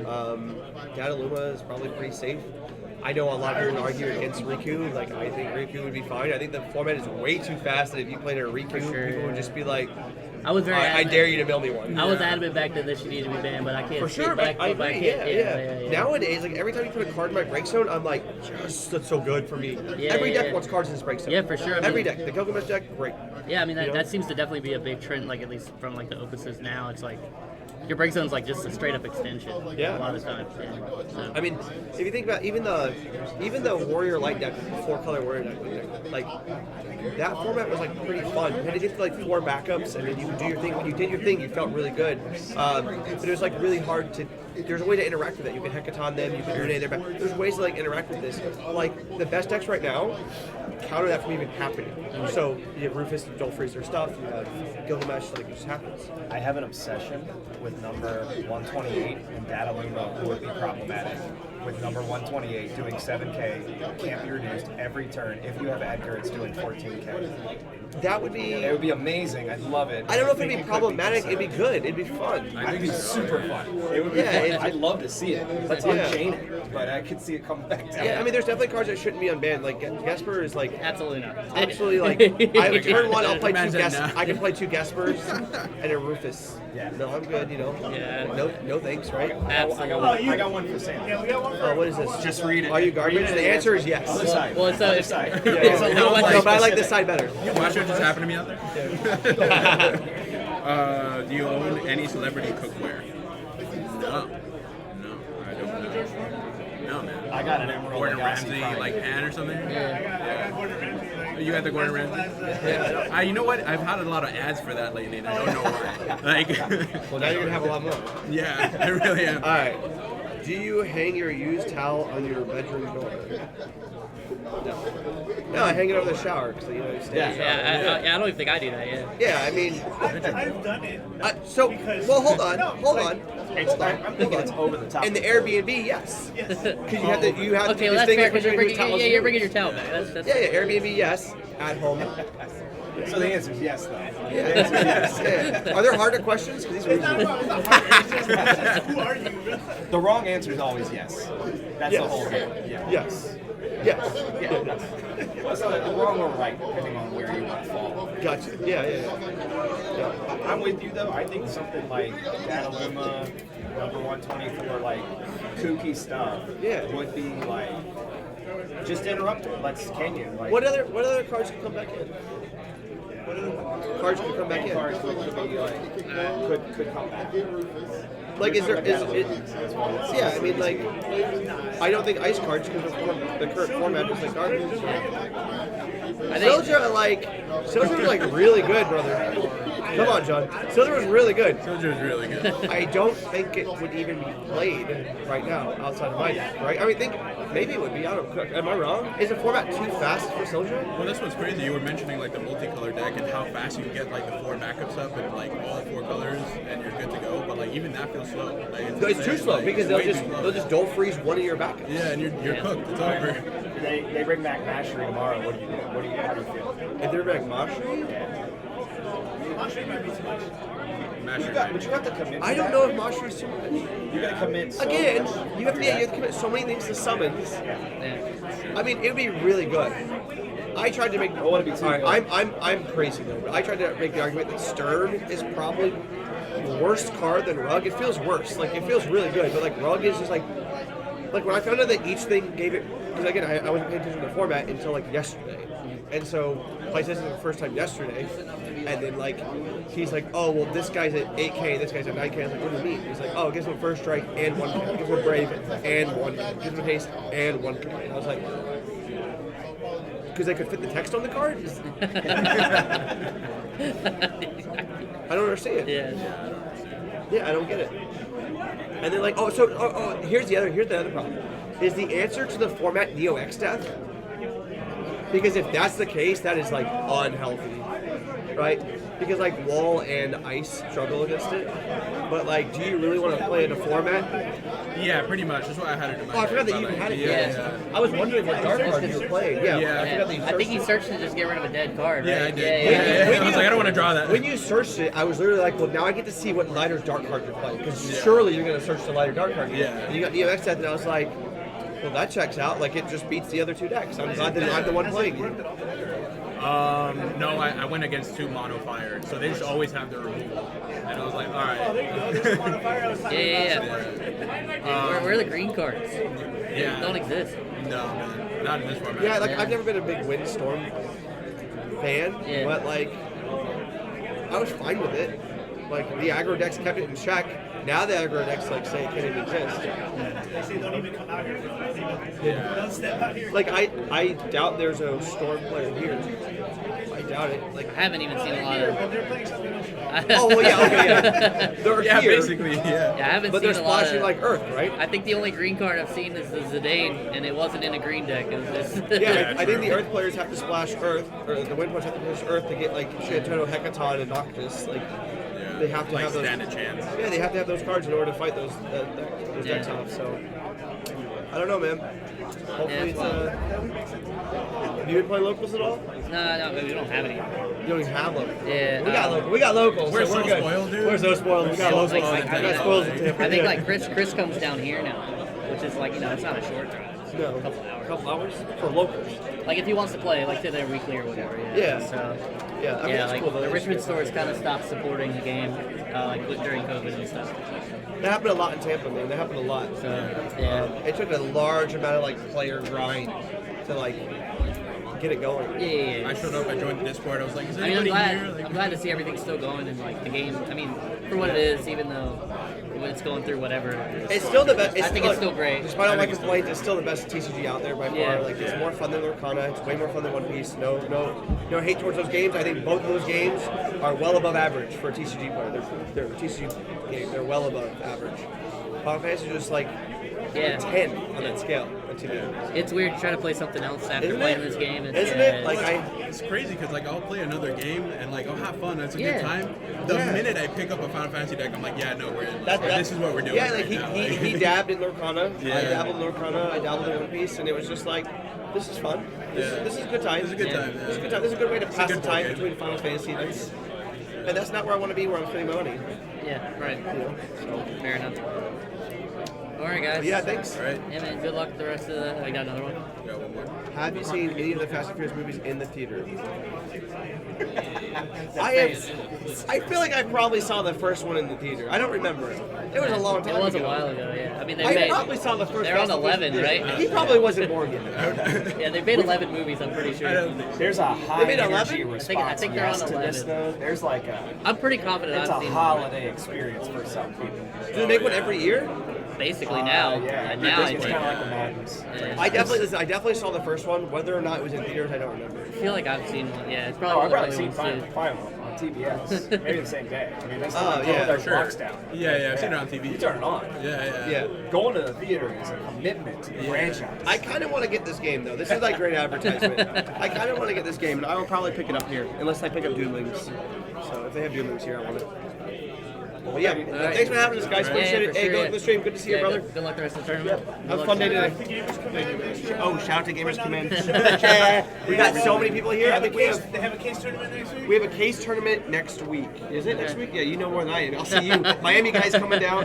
I think we have 12 players here from Gamers Command. So, Nice, yeah. yeah, it's sick. Yeah, Yeah, it's fun. good to see everybody again. Yeah, It's been thanks, a while. brother. Yeah, man. Thanks, guys. Appreciate it. See ya. So yeah, I think I don't know how much longer is left in the round. Okay. So we probably can. I don't know if you have something to talk about on We the got a thing. couple. We got a couple other deck lists. Yeah. Pull them up and chat these markets. Yeah, sure. Yeah, sounds good. All right, what's Yeah, going so on, guys? that- I am back. Yeah, that was interesting. I mean, you know, sometimes yeah, he definitely has some strong feelings on the format. Can't say I necessarily blame him. Like I missed half of it, so you're Oh gonna yeah, have I to fill mean, me in. he Remind me. you know what I mean? I caught that tailwind of that, so. I mean, he's very adamant about like how like Wall 7 and like kind of just like the way it works the format is bad. I mean, aggro's always done that, right? Like, Yeah. that was kind of how we felt when 13 came out, right? Like, when players were just like, oh, what is this? Like, get it out of here, right? Like, Yeah. some people are already calling for immediate bans, right? You know? Yeah. And so I think Will 7 did the same thing as well. Yeah, I mean he's worried, and it's like I understand. I mean because they've banned for that for a reason before. Is like it just creates like an unfun kind of like thing. Like you're just dealing with this one thing. But yeah, I mean. Joey, thank you so much, man. And so, all right. So here's my problem, right? Like, and of course I agree, right? Like I don't like an unhealthy environment, right? This is supposed to be, yes, it's fun, but also like competitive, right? So you don't always want a free win. You want to struggle, right? To like Yeah, sometimes for sure, sometimes for it's sure. good to like have your games, right? Thanks, buddy. You too. And so my personally, my thing with these decks pop out is, all right, how do I beat this? And we talked about this, right? Yeah, I think the same way. Yeah, it's and, very and I don't necessarily like that mentality where it's like, oh no, the meta's not fun anymore.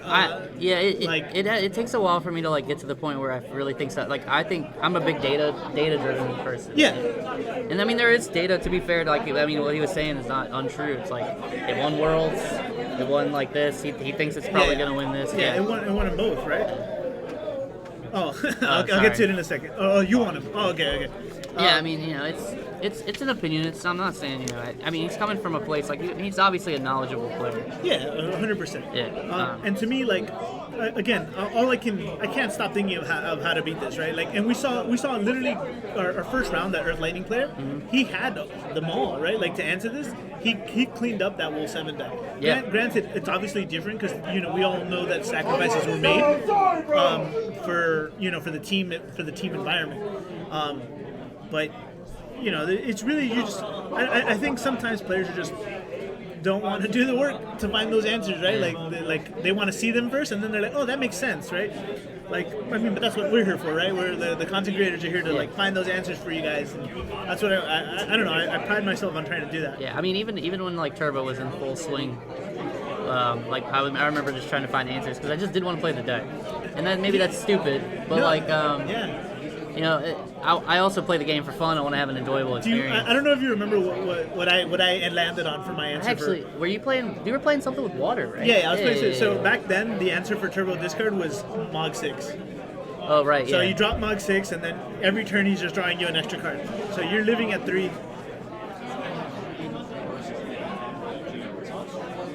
Okay, do you have the Tim Mai and who else? Give me that. All right, guys. Sorry, we're getting breaking news. We have our next table, table 1. Tim Tran? No. What did he say? So Key, we need to find Key's team and Aaron Williams. Is it table 1? Yeah, it's table 1. So, by the way, guys, before we continue the discussion, I have lined up for you table 1 right now. I want to see what is winning. They're setting up right now. We're gonna. Oh, they have a very cute map. It's gonna be fun. And then after that, we're gonna find the Bubble Boys. Whoever's on the brink of, not making top cut. I don't know if they announced it too, but we are not going to a lunch break. We're gonna run right through this. We're gonna go straight to top cut right after this next, right after round 5, and then we're just gonna call it in early so everyone can have a great night. I hope that sounds great for you. Remember, we will be back tomorrow. With the singles tournament, and I believe John and Chris Adams will be running that stream for you as well. Yep. We will be playing, actually. I'm excited. I will not. He might. We don't know yet. I will not be. If he gets drunk enough tonight, he might be convinced. I'd be reading all the cards. What is it? Yeah, but it's from table 1, right? Is that table 1? Yeah. So yeah, we have to. Yeah, we know who we're looking for here, but. Yeah, sorry, I'm like searching through it. Sometimes it's hard because I gotta search through like 3 deck lists to figure it out. I would say that I started reading some fun deck though, but. Okay, here's Key, Key's team. Oh, okay, Key's team. And then so what's the other one? Aaron Williams.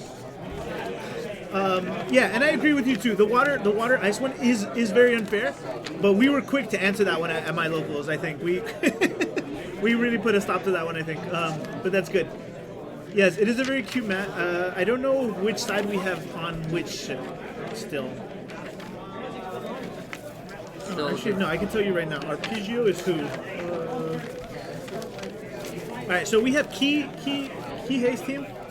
No, we didn't ban it. We just came up with ideas for it. Like I started playing Fire Water Monsters, and I mean I don't think I took them out in tournament play yet, but we did find. What? Oh, okay, yeah, you're good. And I missed it. And then I believe Sergio Bravo too came. We all came like prepared, like we knew how to answer it, right? It's good to run into it so you know how to, what changes you need to make. Like you said, we saw some things that we have ideas now, right? And I think that's what more people need. More people need to see those ideas, as anything. Yeah, we don't believe in banning decks. I think the only time we actually considered that was the Chocobo one, back when Stern was a thing, but even then we didn't do it. I don't know if I'm allowed to say that, but yes, we will have spoilers this weekend. There will be a spoiler before the final round tonight. News to me.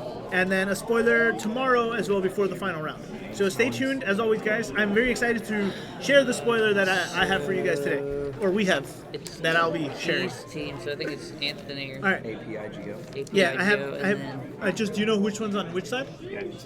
Okay, so we have Anthony Apigo? And Timothy Mai, right? And Timothy Myers. It looks like Timothy Mai, M-A-I. Oh, Timothy Mai. I can't find it yet.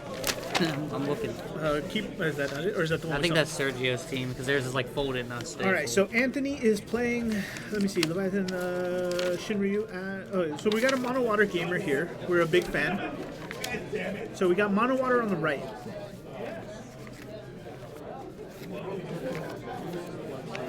And then I'm still looking for the deck list to the guy on the left. So I'm trying. We're good. We'll find it. I'm not worried. But I'm sure we'll figure it out. So, Andy's got a pretty much traditional mono water list. We are running well, yeah, we have Lena, Porom, the Lightning, Ash, Shinryu, and Leviathan, Lord of the World. Sahajin Chief, Echidnas, and Tomberries, which is interesting because there's no dragons. I wonder if maybe their other teams took the dragons. Nope. Yeah, that's a strange one. This should be fun. So this is these guys are undefeated at the moment. I don't have the deck list for Tim. Well, okay, so I don't have the deck list for Timothy here. So we'll just have to kind of see what he's playing. It's got to be something. They probably have it out there somewhere.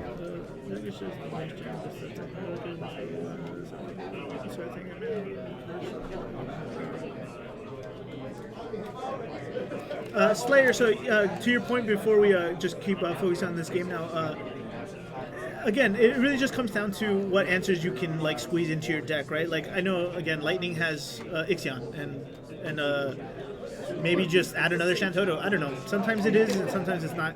I mean, I was testing against it last night against Alex's Tressler, right? Tesla? Yeah, Tesmer. Yeah. Tesmer, and yeah, Mono Earth just slammed them down. Oh, though we do have it looks like it's Wool 7. Wool 7 versus Mono Water. This is a good one. No, this is not a whiff. So we do have two. They're not the best ones, but it is two value. So we haven't whiffed anymore since the first one, huh? Yeah. Well, I mean, one whiff is still pretty bad though. Like, I mean, you build the deck to not whiff, right? But this is why we like this. This is why we like Mono Water into this deck.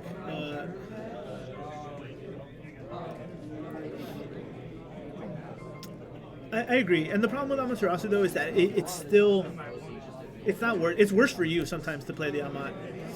Yep, and we have Lightning. We love this Lightning. Lightning is a good answer for these go wide decks. Always has been. Water's just. So I know Adam might. Can you pull up the Onion Knight? What are the effects on the Onion Knight? So Onion Knight, when he enters, he can bounce something, I believe. Also, when he dies, you can pay 1 to bring out another one.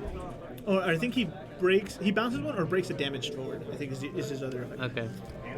Yeah, the dual color one. Yeah.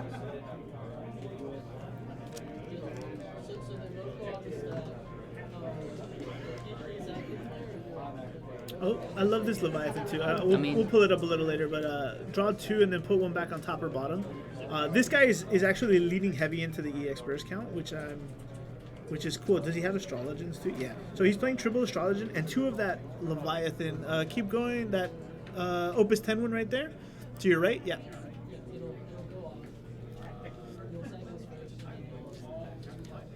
Yeah, you got a lot of Leviathans. Yeah. This guy is full like pray to Leviathan, Lord of the World. So this Leviathan is actually one of my favorite answers for like decks like this too, because you can always force them into hitting your big. Back in the day, it was Remora and then the big levy, but now we have also big levy is just always seems good. Maybe that should be a full art promo, right? The 6 CP one. The 6 CP one, right?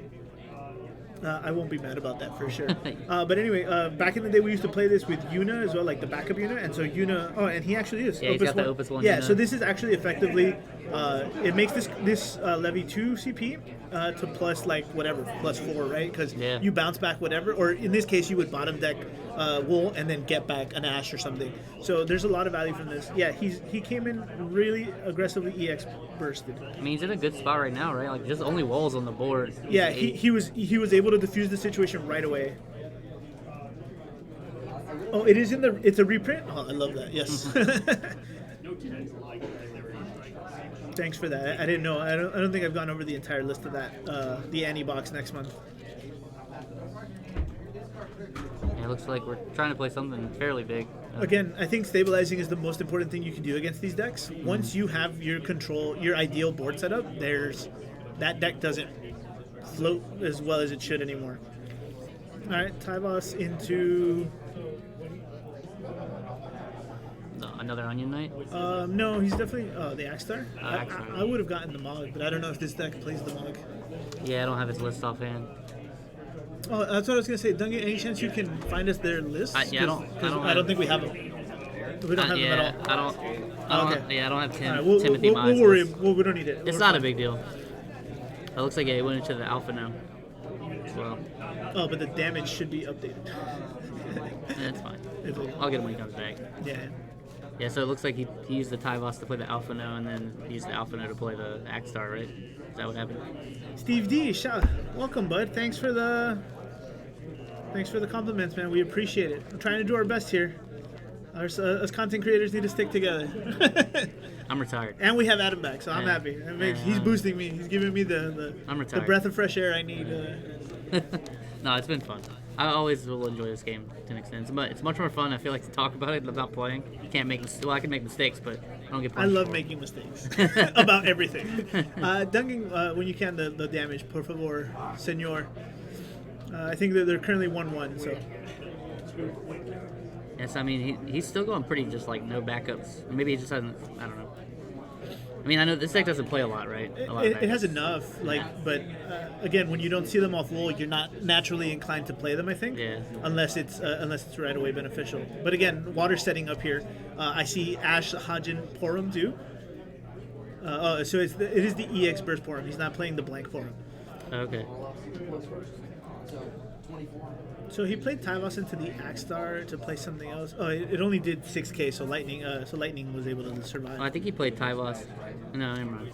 Yeah, Tyvos, Axstar, Alphanod. I missed the search, unfortunately. It might have been a wool.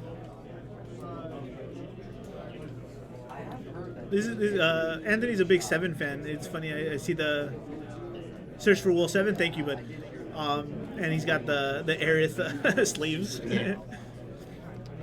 I'll say, on a side note, I will say I would love some more diverse sleeve selection for us, because we haven't gotten like actual sleeve product since Opus 1 or 2, right? Like, please give me a Zac and Aerith sleeves, or please give me FF8 sleeves. I feel like the last thing I remember actually was, I think it was Opus 5. They came out with like the Minfilia sleeves.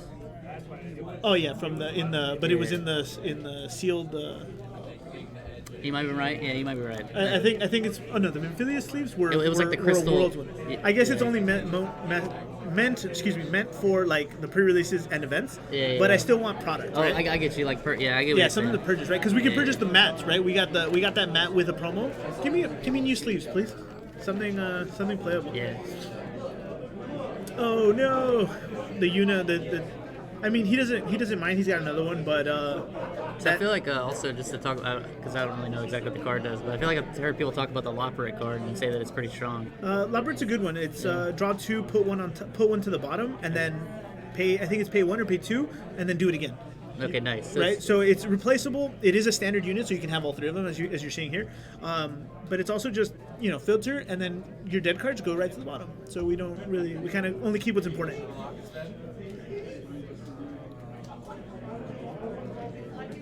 I mean, I guess that's fair, Zendog. Thank you, but I like swag. There's a lot of swag out here tonight. Everyone's just getting handed stuff randomly. I went to check out, like, when I went to get Sam and Armand here, like, some guy was just being handed more sleeves, more packs. Yeah, it's always a good feeling. I feel like even the players here that maybe don't necessarily finish as well, I feel like they're still walking away with pretty high value stuff. Yeah. So it's always cool to see. All right, so let's get back to this. Interesting. Oh, yeah. Oh, pull up this Shinryu, please. That's the old Shinryu. That's the old Shinryu. So let's talk about this. I'm actually glad we're seeing this. I didn't even make that connection here. Oh, he's actually only playing 2 of that Shinryu. That's Opus 14, right? Yeah, that's the one that I kind of remember.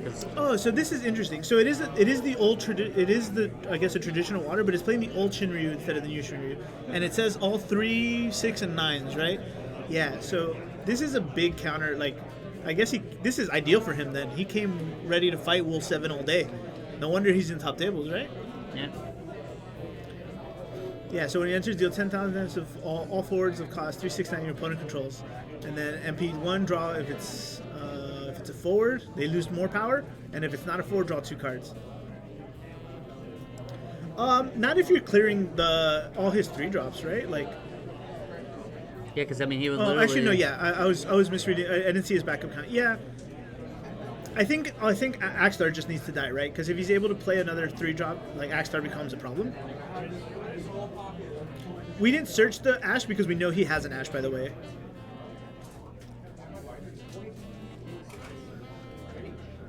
And what's happening? Oh, EX Burst, the Arya. Yeah, when got the arc, right? I think it was arc. did he pitch the Ash?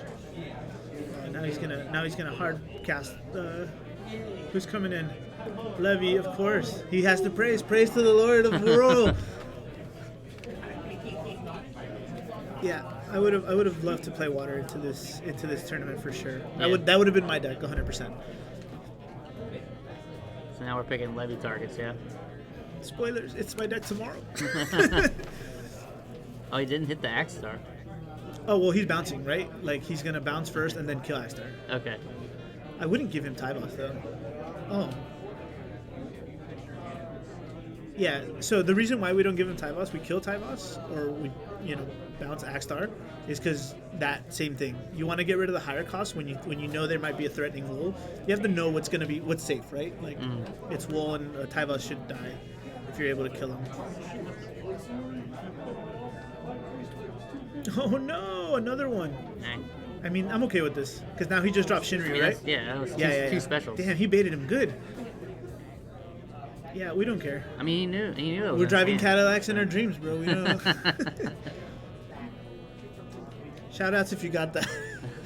So yeah, it was a pretty rough turnaround there. Actually, I mean, he's got a lot of cards in his hand. So this is where like that can fill back up the board pretty quick, but. I mean, only if he plays this guy again, right? But he left him. I mean, I guess he could play Tyboss, right, and then play that into another warrior, but it doesn't feel as good.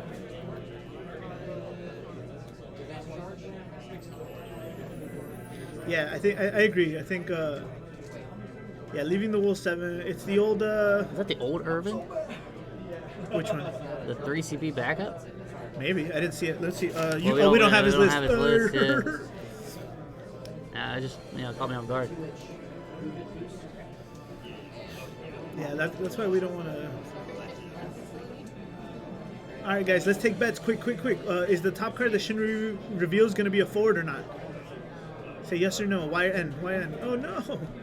Now things just got complicated now. And this is why we don't give him back Tyboss. Yeah, because he wouldn't have been able to like really change into that.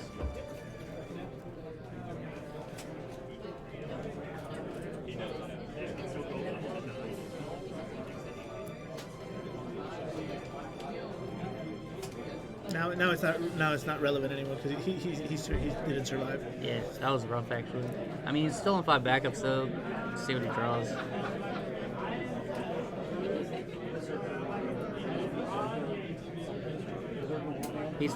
Shinryu's frozen, yeah? Okay, alright. I couldn't figure out what's happening. Yeah, so when he came in, he froze everybody, obviously, but then the 2 pings from Wool and Ferris went straight to the Shinryu. I think they all targeted him because the Axstar also did 6k to him, so he was able to clear. I think they took 6 and 5 respectively. Yeah. Yeah, so now it's like... Ferris is the new Dataluma, bro. Oh. Dang, alright. Oh, get the Ash back, right? Oh, no, but I think he removed an Ash, which you should never do.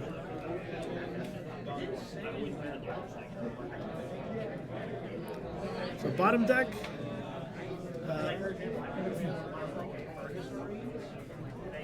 Stop giving him Tyboss, please.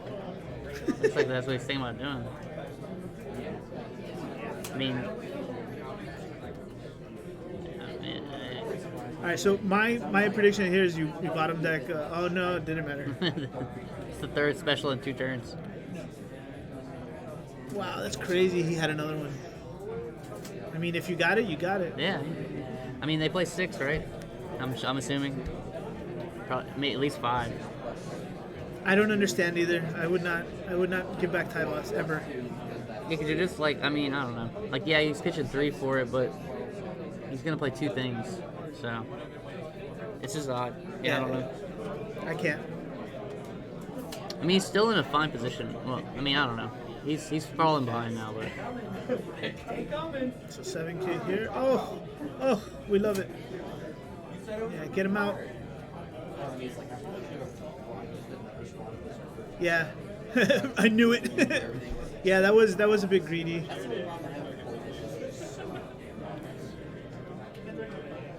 Always EXs. I mean, again, he came. Yeah, he's EX heavy. He came to party, bro. My name is Anthony, and I also like to party. Oh, wait. Duncan, that it kind of bled into the main screen there. So Round name? no, the FF decks, like the window. Oh, it's fine. They can't see that. Are you sure? Yeah. Okay, never mind. I could have sworn I saw it here. Yeah. It's because this monitor is like a dual, so it's fine. Okay, never mind. It's just me then. You're good. You're good. Yeah. Okay. Just making sure. Yeah, I mean this man's running all the Leviathans. Limit Break is coming next set, and I believe that is scheduled in March, right before the start of the season. This guy definitely went to FF decks. He searched Leviathan and he put them all in his deck. Or most of them. He put a lot of them in his deck. There's a lot more Leviathan than Are the lists online right now? What list? These lists? No. They're in my head. I'm sure like top 8s might get posted. I can't even promise that. I don't know. But That's also top 24. yeah, it's a lot of deck. It might end up. Yeah, I would imagine. Over maybe by Tuesday or Wednesday they'll all be plugged in. Yeah. So we'll make sure they're there, guys. March 22nd. Thank you. All right, so this one again. Oh, here it comes. Here it comes. He's gonna set it up. What is he putting? What is he putting on top? Oh no, he didn't get it. No EX burst to relieve it. Unfortunate. Another unit in the damage. Oof.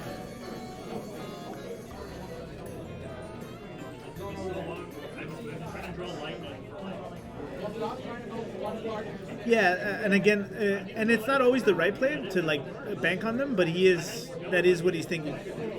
I guess traditionally water players play like that as well, right? You want to eat up that damage as much as you can and get the most value as early as you can, and then just kind of roll into it. It's not always the right play, but sometimes I've found that to be the case with most water players.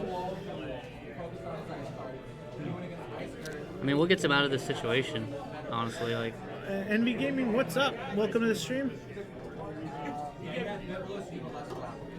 I don't think it's going the way he had hoped anymore, Anthony, because he's only hit one, right? I didn't see the first one. Yeah. But the Ash was definitely. I mean, that was big, and it punished him a bit too for not party attacking.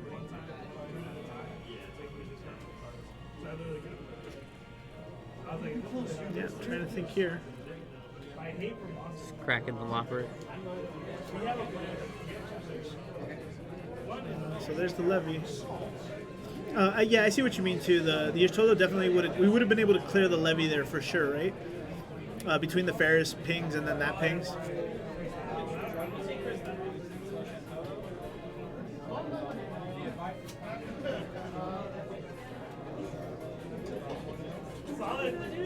I feel like I look away and I'm missing like key parts now, so I want to focus in now.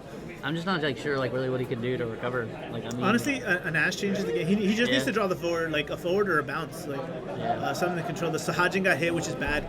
The unit's not such a big deal because he's summons. Oh, he has the levy, but now he's paying 3 for it. Well, so the Ash makes sense, right? Because you get to drop a body in and do some stuff. Like it was Cood. That's right. Okay, thank you. Because I feel like he needs to drop. He needs bodies too, on top of getting rid of the board.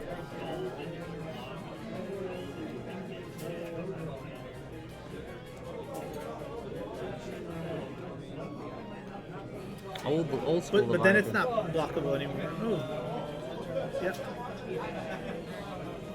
Yeah, I'm glad he killed the wool here and not the Ferris, because then he plays another Ferris and then searches.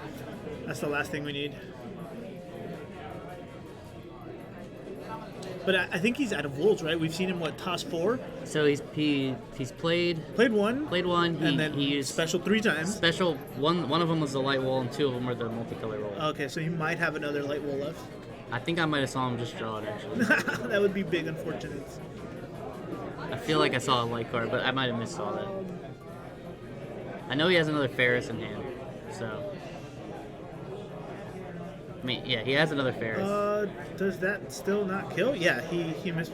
What? What happened there? Did he stop the?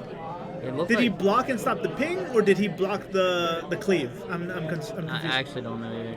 If he stopped the ping, I guess that would check out. Okay, never mind. It didn't matter.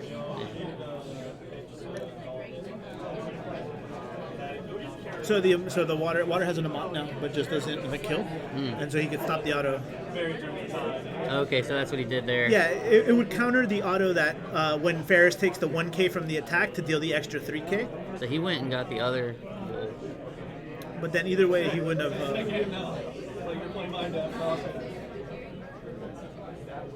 I feel like the guy he died either way, and I don't think it changed too much because he was just gonna play another one anyway.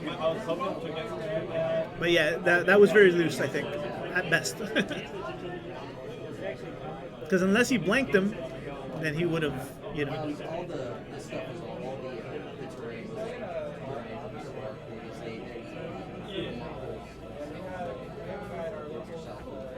I guess you're right. It is the damage, right? Yeah, it looked like we draw past also. I think it's gone now, though.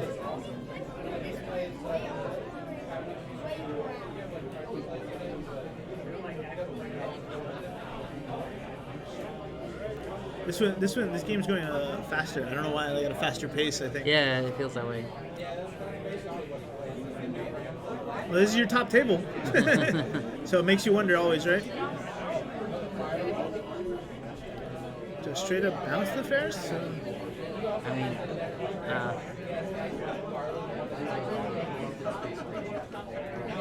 pitch planner again, yeah. Does he get the big wall here? It feels like he's just trying to stall, but really not doing anything to I agree. turn the table. I feel like he's just been drawing that. Oh, so I think that's our answer, right?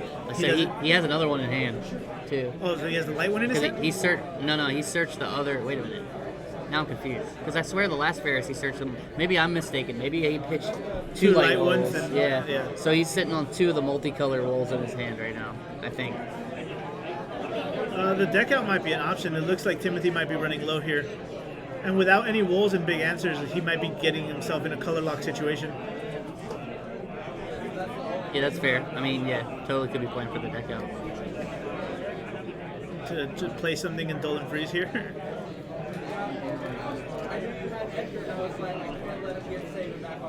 I wish I could tell you. Wait, Anthony is playing two of this Shinryu. So he's still got one more in there. Of the newer Shinryu? No, he is not playing any new Shinryu. No, it's the old one. It's the Opus 14.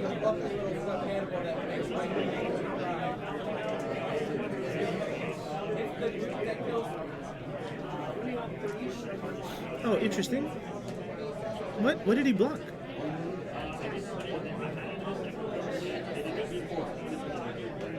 Wait, what did he amount? The initial damage? I don't know. I'm confused. I mean, it had to have been the initial damage.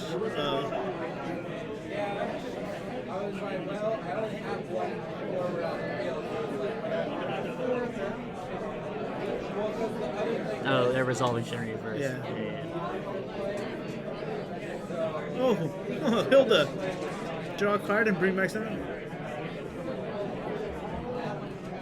Yeah, that's what we think happened too. Oh no! Back from the jaws of despair. The Hilda EX 5 damage bring back Lena to Levy. Seems pretty good. They're counting cards left now.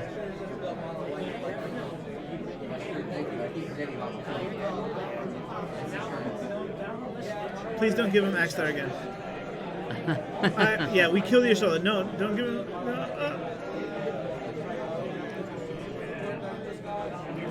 So he's at 6 damage. The reason why I would not give him the Ashola because if he's able to play it, that card can go in unblockable, right? Like. Yeah.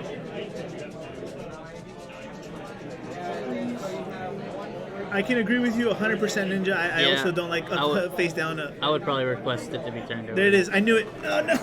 Oh, he gooched it. No, but he's still getting... Oh, but he's unblockable. He's not unblockable.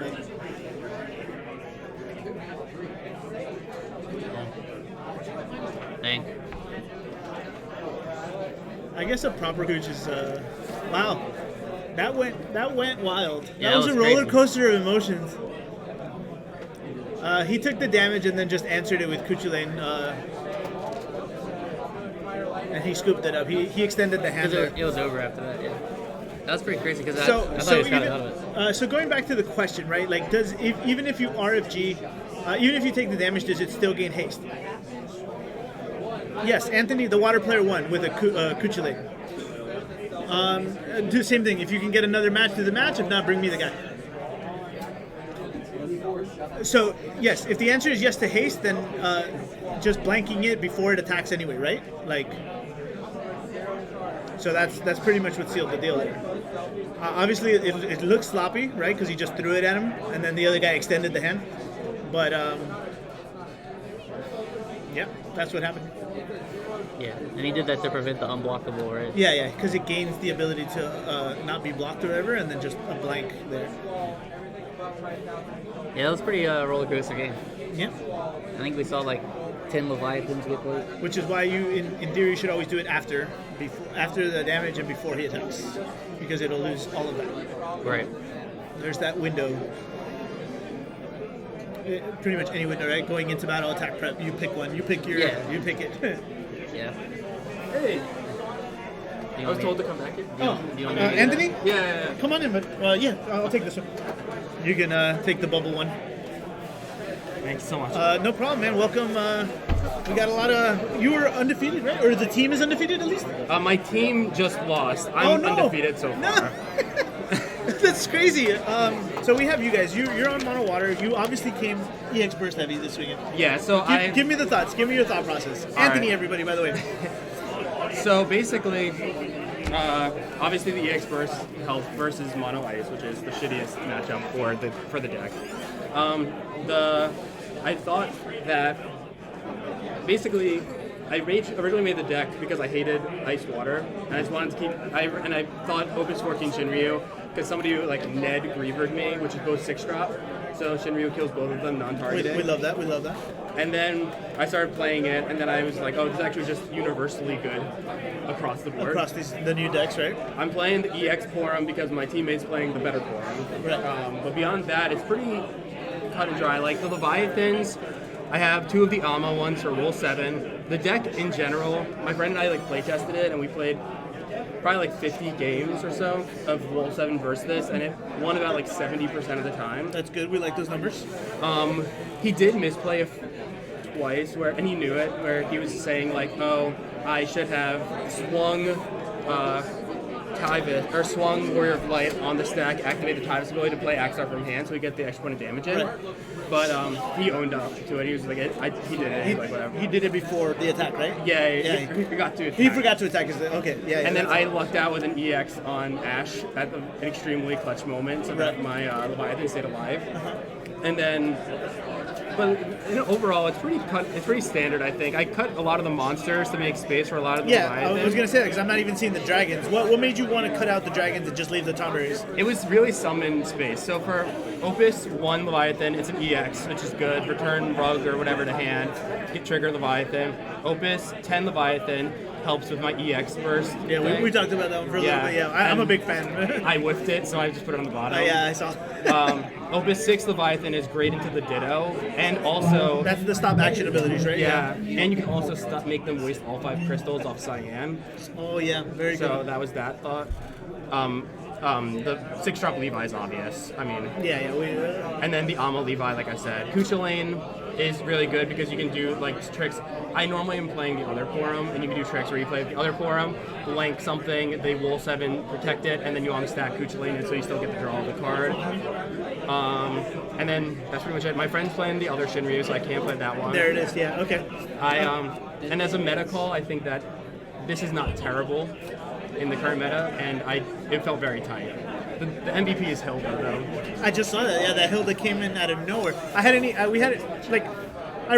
skimmed the list when I saw it, and I go, okay, I know what's happening here. I know what's happening, here. This all makes sense. I didn't get this far, but yeah, just big EX count. What's the total EX count? Do you know? My normal version's 17, so this is 19, I think. 19? Yeah, because Forums are now EXs. Forums are now EXs. But the Astrologians, I think, are all the deck really needed to make it even better when you run like a heavy EX burst. And they're all like solid EXs. I'm not like putting in like shitty EX cards just to have them there. Just to have them, right? Like there's no Remora here, right? Yeah. So talk to me about the team choices, right? Like obviously you Mono Water, and you already mentioned that you gave them the Shinryus. Run me through, like as a team, what were the thoughts? So you have Brian Ceballos too, right? Yeah. I'm I'm sure. Why is he not on Warp Bulbas, bro? What's happening here? Well, he's on the Heroes today. Oh, I see. Yeah, so basically, Brian, me and our other teammate Key, we have no idea what Brian is doing with this deck. However, it weirdly wins. Except this round. Well, except this round.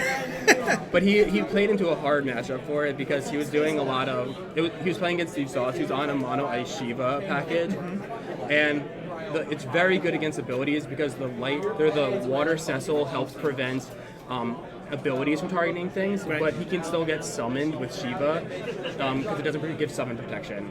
So it was not a really it's very good for Ice specifically, but not a Shiva. Is it build. the old Opus Water one, like Opus 2 one? Is that No, the one the Opus 20 Cecil is the one that he's playing. So Oh, he's playing the like, crystal one, right? Yeah, he's playing 11 Cecils. So he's playing 3 of the wind, 3 of the water, 3 of the earth, and one of them, so 10. Duncan, can you pull up that Cecil for me, please? The Water Opus 21. Oh no, that's right. Never mind. That's fine too. Give me the table. He's just twiddling his thumbs there. We're good.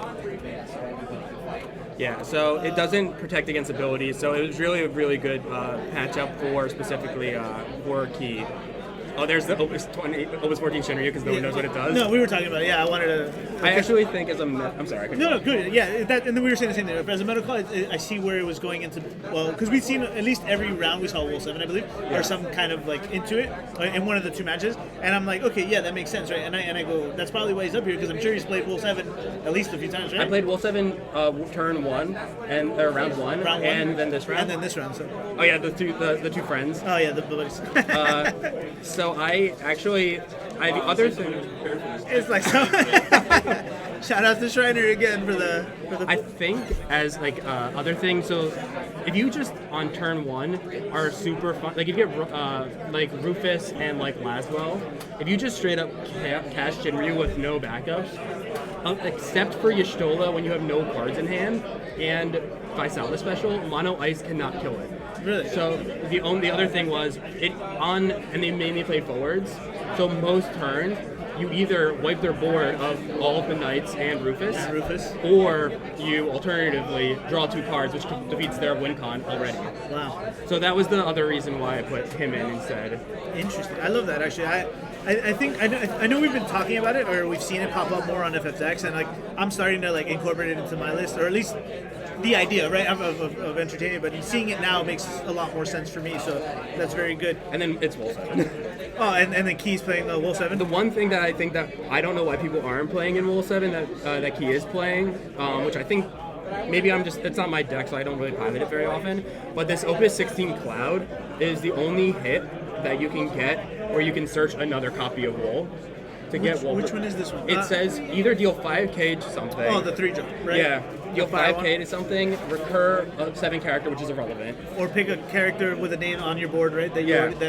That's not a duplicate or something, right? I don't know why. I mean, he's running less crystals because he's not running Edge because Brian's running Edge, so maybe it's less of a hit.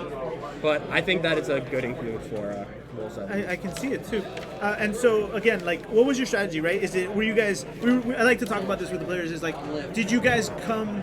What was the mentality when choosing your decks? Was it all just meta, or are you comfort picks, or are you teching, or were you guys really all wanted to play the same color, so you had to make sacrifices? What happened? So mine started out, like I said, it wasn't actually a meta call. At the time, I have a friend Karan who plays. Karan, shout out to Karan. And he's a mono water fiend. So I'm very used to playing versus it, and I know it's objectively good. Right.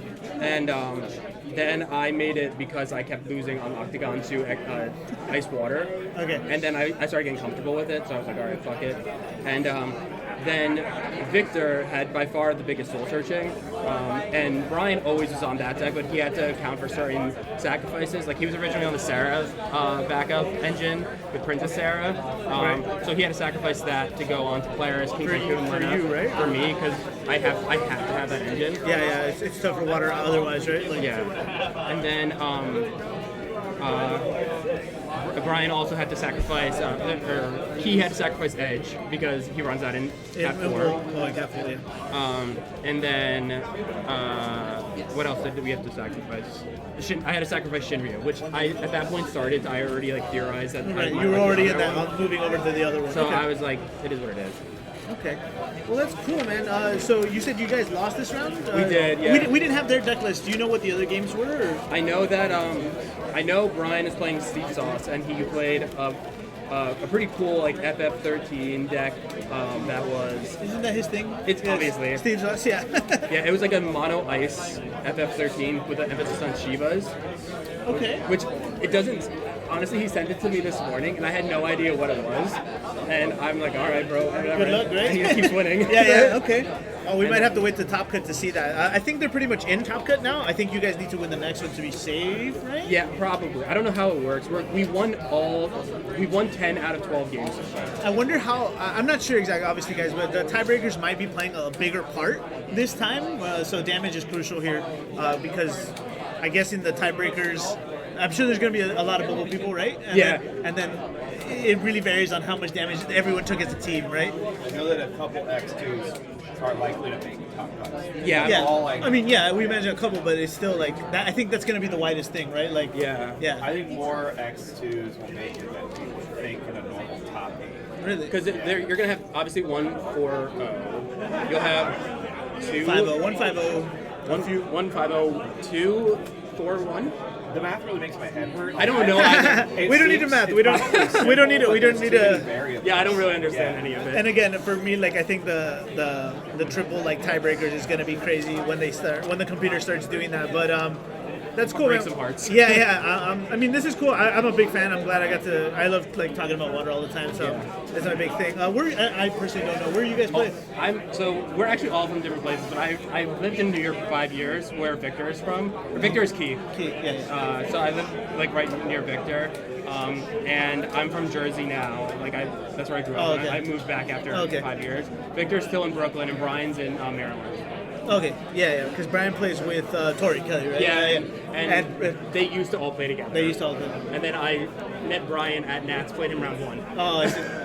I ran into I met Brian at Orlando, I believe, last year, and then he scooped me up with Archfiends. With Archfiends. Yeah, and that's where he qualified. Yeah, I know. I was and I was ready for that random stuff, but I didn't see the Ixions that day, and I was just like, bro, get me out of here, bro. But all right, well, Anthony, thanks so much for any shout-outs you want to give out while you're here, man? Obviously, Karan helped me prep. He helped me prep a lot in the mono water ditto, which has been irrelevant, but nonetheless, thank you. It might not be still like the day is young. And then my teammates, obviously. You know. Okay. Oh, and my wife who painted my my playmat and my card sleeves. Show it off again, then. We have some fans in there. Is it upright? Yeah. Higher. She painted this. So that way, yeah, there you go. And I don't know if you could see the card sleeves on the stream. It's the Cherith thing, but she has a Final Fantasy card. Oh, it's the Cherith? I didn't know. I thought it was just the her in the dress dancing or something. No. Oh, it's Cherith. It's Cherith with the she has in her hand a Final Fantasy TCG card. Oh, I see. I don't know where my deck is. So I should go find that. No, yeah, that's probably a good idea. Well, thanks so much for stopping by and taking your time. Of course. Good luck to you guys in the next round. Thank you so much. Yeah, we'll see. Hopefully, see you in Top Cut. But hopefully, let me let you out there. All right, guys. Well, that was an interesting one. I didn't really. It's funny. I think this is the second one that we get them on, and they the team loses, but the feature match wins. It seems to be a theme. It seems to be a theme, and that just goes to show how important the deck building might have been, right? And what sacrifices you had to make. Come in closer, my bud. I don't know. I think that everyone seems to have approached the deck building limitations a little differently. Yeah, and that's one of my big asks for them, right? Because I think for me, like my team and I would have been easy, I think, right? Like I was gonna be one, right? Like there was no about it, right? And then that leaves up 5 colors for them. I don't know if I would have pivoted like Anthony and taken the old Shinryu as opposed to. I kind of love that though. Like, it definitely was very interesting. It showed up, right? Like it made a splash. It made a big thing, right? So, but like I don't know if we would have also kept the Wool 7 too, because I have that right now in my water list. That might be what I'm playing tomorrow. Yeah. Well, maybe we'll see John's team on stream, because they were 2-1 coming into this round. He seems like he's in a good mood, but I think he's just having fun. So I don't know if that's a win mood or just a vibes mood. We do need to catch a bubble team. I already told Gabe we need the bubble players. So whoever's on. If John's got a shot, it's a win in either way. Yeah. Right. But my point was I don't feel like what I saw last night while they were testing. I don't even think we've seen anything like that. Like those were unique decks. So I mean, I brought all funny stuff. Like I brought Mono Earth with me. I brought Mono Fire. Sam's with me. I brought Mono Lightning and Mono Water. So yeah, it's been fun to watch. We've had great matches. I think so too. I'm glad it hasn't been like 5-minute shutouts. Right. And then like just talk, get, I mean, I think the most overpowering match was really the Florida Violence. And But that even was then, really, but that still took some time too, right? Yeah. And we were able to get more of the other stream on. Sam just had an answer imminently for everything, every piece of development. But the game the board state tried to develop like 5 times. He just kept shutting it down. Yeah. And that's why it felt so one-sided to watch. But it wasn't over in 5 minutes, like you're saying. Like it was still a pretty good matchup. It's been fun. It's been fun to watch. You want to get back in your seat here? Sure, yeah. Most unique deck. I guess it would have had to been the first one, the Earth Lightning Chaos, just because of the choices it had. Because we saw, what did we see after that? We saw 6, and we saw Twins. Then we saw Twins and something else. It's either that or the Mono Water deck that just was there. Right? I mean, it's a different Water Runner, but I guess the most unique card so far has definitely been the Shinryu and the tech card that showed up, right? It was the Man in Black and the Shinryu. Oh, yeah. But yeah, that's it. What did you see out there, Adam, when you were out there? How are we looking? What's the round looking like? They're in time right now, so I think there's like 1 game still going. Okay. Adams, did you win? So you guys are 3-1? Okay, so you guys are not bubbles, so I will not put you on. Yeah, that's fine, Yeah. Now, granted, our loss was round 1, so the team might be. I don't know what could there potentially be extra than It's no way. It's top 8 out of like 30. I think, there's 30 people, but like because there's so many people out there, it makes me feel like the field's bigger than it actually is. Well, yeah, because 3 people per team. Top 8's really 24. Exactly. We're gonna, like I said, we're gonna try to find the bubble players in the next round. See how hungry they are for it. Yeah. And like I said, and after that, we're just gonna cut straight to top 8. I guess we can comfortably say that we'll see Anthony, right? I think so. Yeah. Anthony won. No. Yeah. Anthony's team won, but he lost. Yeah. Anthony won the match, but his team lost. But his team lost. Okay. Yeah. So Timothy. What was the other guy's name? Timothy. I see right there. Yeah, Timothy Mai. Yeah. Timothy Mai. Sorry, we didn't have those deck lists either, so I can't go over those with you guys. But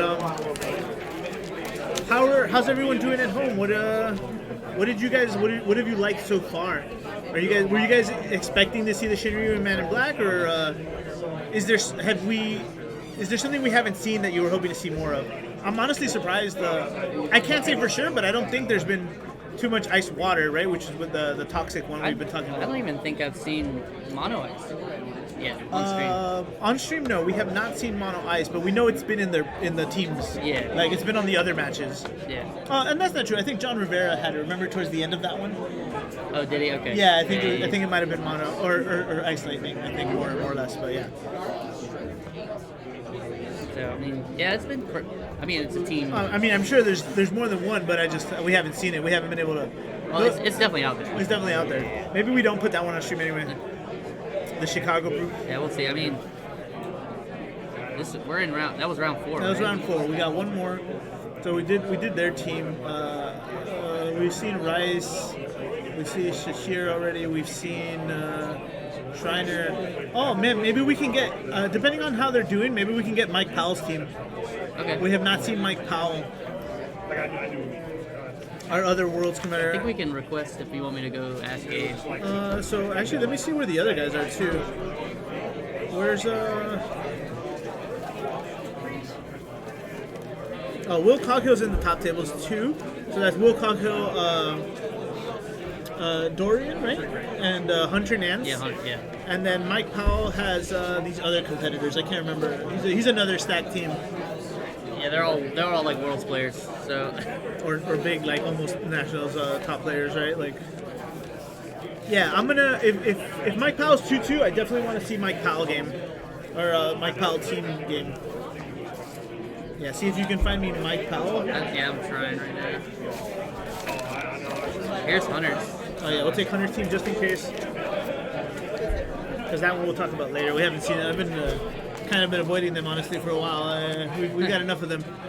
I assume Hunter's on like Magissa or something. I mean, I don't doubt it. Actually, no. He's on. Oh yeah, you're right. This team is stacked. Yeah, we're so Hunter's actually on Wall 7. Oh, interesting. Okay. Dorian is on his mono ice, and then Coghill's also on 13. So he opted for Wall 7. Interesting. Yeah, you're right. Mike Powell's team's also stacked. So Mike Powell is Chris Lopez. That's the other one. Yeah. And KP. And K. Peters. Kyle Peters. Woohoo! Man. So Kyle Peters is on the what am I saying? Earth? I guess it's.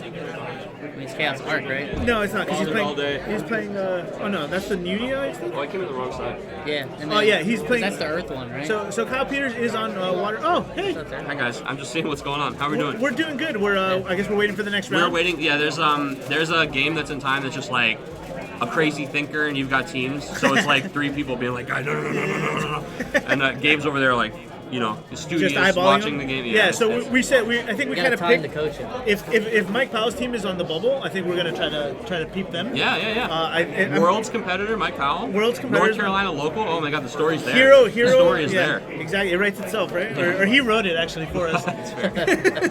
He wrote it for himself too. And then we were just going over what the other World's players are going in right now. Good, awesome. I'm actually surprised to see Hunter on Wall 7, and they're not playing Magissa, so. This man is results oriented. Yeah. I believe it. And he's been doing well, right? Yeah. I understand. Yeah. I mean, I think very similar. I mean, it was, and the other guys are on their picks, right? Like, their thing. Yeah. So their thing. that makes sense. But, Yeah. But yeah, we're hoping for a Mike Powell game next round. John, what about you? What have you seen on the ground floor? Come in here for a second. All right, I'll come in. I gotta we get wait. like a squat action on here. I'll do one of these. All right. What have I seen? Yeah. What are you seeing on the ground there? So there's a wall 7 on every team. Yep. For the most part. A lot of ice out there. But the thing about like the team event and the format we've got going right now is like, brother, I'm playing Mono Earth. I played against like Mono Lightning, like it's just all over the place. Are you on Mono Earth? I'm on Mono Earth, yeah. Yo, let's go. Yeah, I'm on Mono Earth, yeah. It's been great. We're X1 our team, so nice. Hoping to do the thing next round, make it in. I know there's like some amount of X2s that get in. I don't know. I haven't done all the math. I'm 10 kinds of busy No, there's today. too much math to do because of three-way tiebreakers from each team, right? Yeah. Let's not worry about the numbers right now. But yeah, man, it's been pretty much like everything you expect is out there, but because of the forced diversity of 3v3, there's also just like a ton of shit you don't expect or weren't sure what was. So it's been really fun, honestly, and interesting. Every match has been like good energy, like good vibes from both teams. Like this whole event has been really fun to put together so far. We're like only halfway through today. How are we doing on the giveaways? I see every time I pop out over there, someone's getting something. They're just handing shit out. So I mean, shout out to Square. Square was awesome about getting us a bunch of stuff to give out to players. So Sarah and Lily, thank you. Yeah, right? Sarah and Lily, thank you so much. And I'm sure there's more people involved over there helping out. We've got like piles of stuff to give to people. So yeah, like you said, like every round the stores coming around, they're like, and here are all your box toppers, and here's a pack of like we got the cool Black Mage sleeves that they were giving out. Travis showed that off in his round. Yeah. So there's been it's been great. I mean, the playmats are already like. I mean, I don't know. We all saw KP post that on the marketplace, right? So these people are already plussing. Yeah. That's pretty exciting. So yeah, I mean, it's just been a great day. I think everybody's having a lot of fun. I hope that everything's been great for you guys and the stream and the crew. But yeah, that's all I got. I'm gonna get back out there and see where we're at during the next round. Yeah, sounds good, man. Thanks, John. Yeah, no problem. Man. Yeah, thank you. The eyes in the sky and the eyes and the feet on the floor. John Schreiner, everybody. Let's go. So we have, we got some time to kill, guys. What do we? Yeah, I think they're still waiting on that last game. Let's pull up. Give me something over there. Oh, you want Adams? Give me Adams. Give me Adams. All right, so I'm going to take a knee. I'm going to T-bow it right here behind you, lads. Chris Adams, everybody. Our favorite game, Are You Garbage? Lads, I got a question for you and for the chat out there. Spoilers, I'm always garbage. Have you ever used a grill lighter to light a cigarette or left-handed cigarette? You got options. No. I don't That's smoke. easy. I don't smoke. That's easy, yeah. No fun. No fun. I'm sure you have. I sure have. I've If seen you couldn't it tell done. by the beard, you know. I'm just saying. But how's everything going back here, boys? We're good, man. We're having fun. I think Nice. I was just getting the insight on your matches. How Yep. have you been performing today? I've been good. I lost round 1. We lost, and then I haven't lost a game since. Okay. Did you lost or you lost as a team? We lost as a team because we all lost round 1. Oh, really? Yeah, we all. It was just a clean sweep. We got swept right out the door, and then we were like, "Wait a minute, that's not us. We're better than that." You know how it works. You got to have the adversity first. That's what exactly. I got really dug in. I put 10 toes in the ground and said, "I'm not losing again." Can't be the for now." champion until you've gone. That's through what I'm adversity. saying. That's what I'm saying. Yeah, But, he's playing the lower brackets now. He That's doesn't want right. to play That's Hunter. He right. don't But want to thankfully, I mean, it's tight out there. Like, there's a lot of like the homies are X1, and somehow we've like dodged and like just avoided the homies. So like no team kills yet, but I feel like this last round is probably going to happen. I don't know if you caught it, but I think it was round 3, right? The the Tampa massacre. Oh no, not the Tampa massacre of 2024. Yeah. Oh no. It was both Tampa teams against each other. Only brutal. 2 go in, only 1 came out. Brother, Thunderdome, you hate to see it. Oh no. But yeah, man, it's been a lot of fun. This has been a really good event. The energy out there is insane. Like everybody is this is just a great like kickoff for the competitive season. So this is great. I'm having a great time. I was hoping. Bernice? No. Barnes, man, I mean, it might thank be, you. it might be Thanks for the MMA. follow, Welcome. It might be Bernie's MMA. Bernie's MMA. I don't know. I'm here for it. Just don't kill me. Just don't kill me.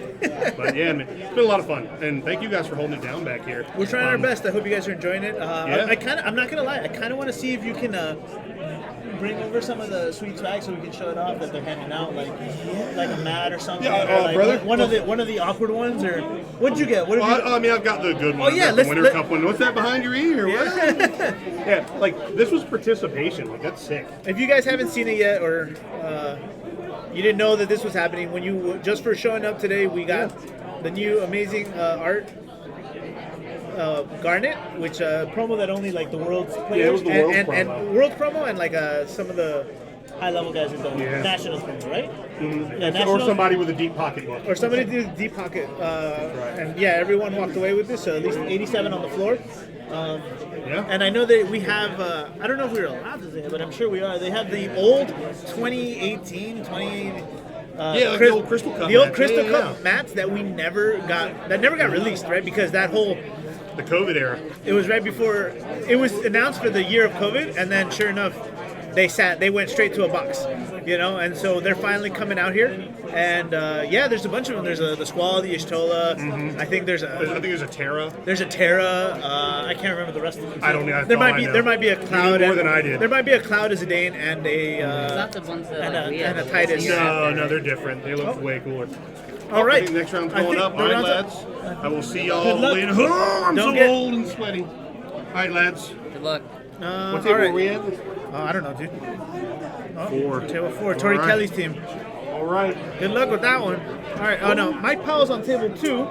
Hey. Almost took out the whole They're setup. playing with Sam's team. Yeah, no, we don't want that. So Mike Powell looks like he's 3-1 from that. So let's see. Where are my 2-2s here? Will Congo's also on a 3-1, I think. So no. We already saw. Do we get Adam Kassar and Thomas Norwood? No, right? I don't think we've seen either one of those yet. Yeah, I guess he's just gonna bring us someone who's 2-2 who hasn't been on stream. So we need to figure that out. I'm guessing. I want to say table 6 or table 7. I think they've already signed it, so we'll see what they give us. Because I see people sitting down. Oh well, I guess we're going on. All right, guys, this is the final round before Top Cut. After this, I guess while we wait, we got to see where everyone is. We will try to find you our top 8 teams as soon as we can as well, just so you know what you're getting yourself into. Love the art. Still left seeing Steiner's face. Yeah, we actually have Steiner's face as an emote in our our South Florida Discord. Spoilers? No, spoilers are later, bro. Don't get excited just yet. This is the last round Swiss, though, right? Yeah, this is 100% the last. One of them? Gabe, who are my 2-2s?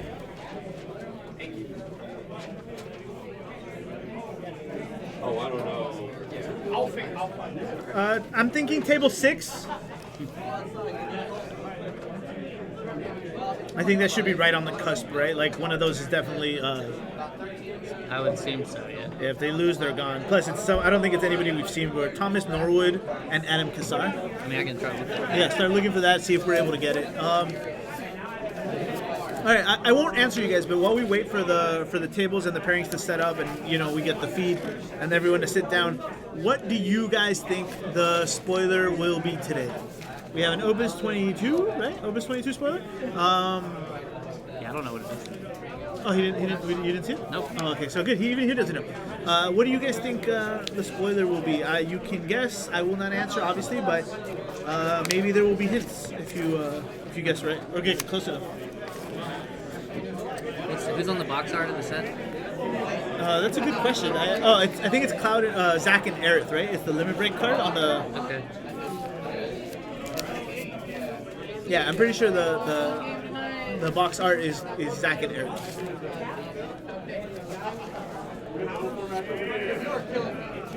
Yes, the event is at Game Theory Rally.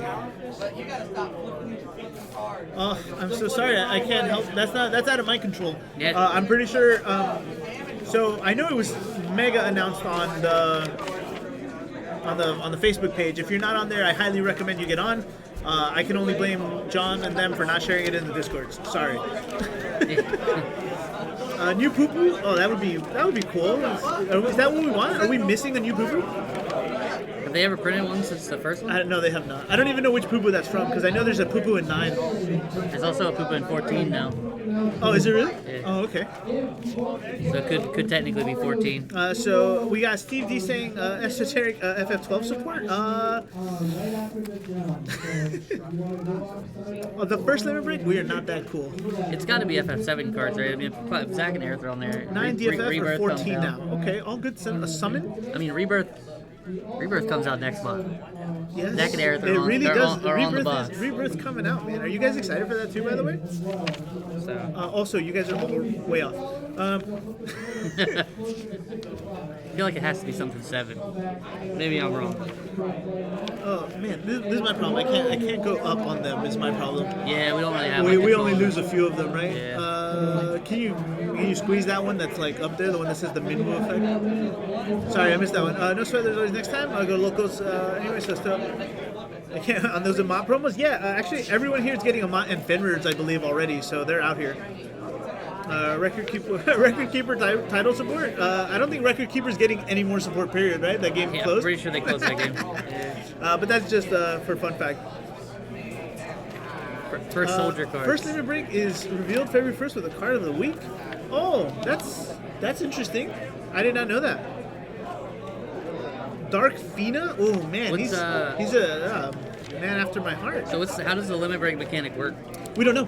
Oh, we don't know yet. We know nothing limit break other than it is an extra deck Yu-Gi-Oh style. Oh, okay, all right. So I don't know if I like that. I think most of us can safely speculate that it's going to be like an XYZ thing, like where if you have both characters, maybe you can combine them. Yeah, put them out and bring in this one, or overlay, like they all go under it, so they're not in the break zone technically. Yep. And then it's like stays there, but yeah, I can see that. Some FF16 title support. Okay, so if you guys have been keeping up, we got the Chaos thing at the end of the year after the game. So I'm confident that we won't be getting FF16 until the end of this year. That's just me. That there's obviously only that single fact of information to base this on. But you found him? Is this it? I think that's the 2 that you wanted. Tyram's Todd? No. Oh, Adam Kessar. Yeah. What'd you get me? Did you get me table 6? I was gonna get. Yeah, I got you said give me. Yeah. Table is 6. table 6 a 2-2? Table 6? If they're 2-2. Table 6. Yeah.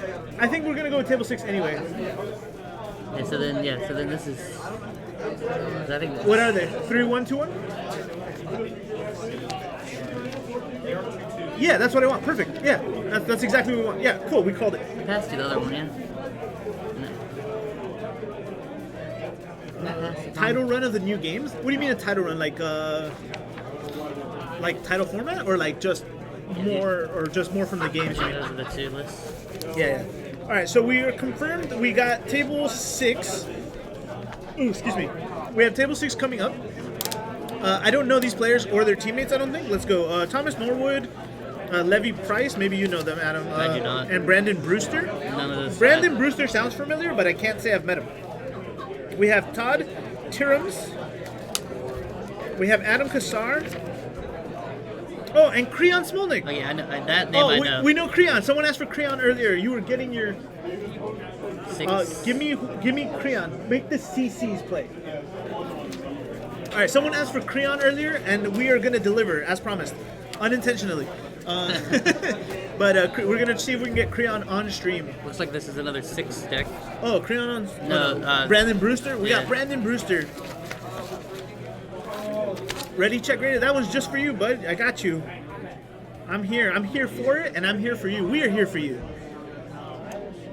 We're the weekly RBA guys. That's Mike Byrne. Yeah, I know. New cards are released when new title comes out. So I see what you mean, and as much as I would love that, I don't think logistically they can do that, right? Because they have to.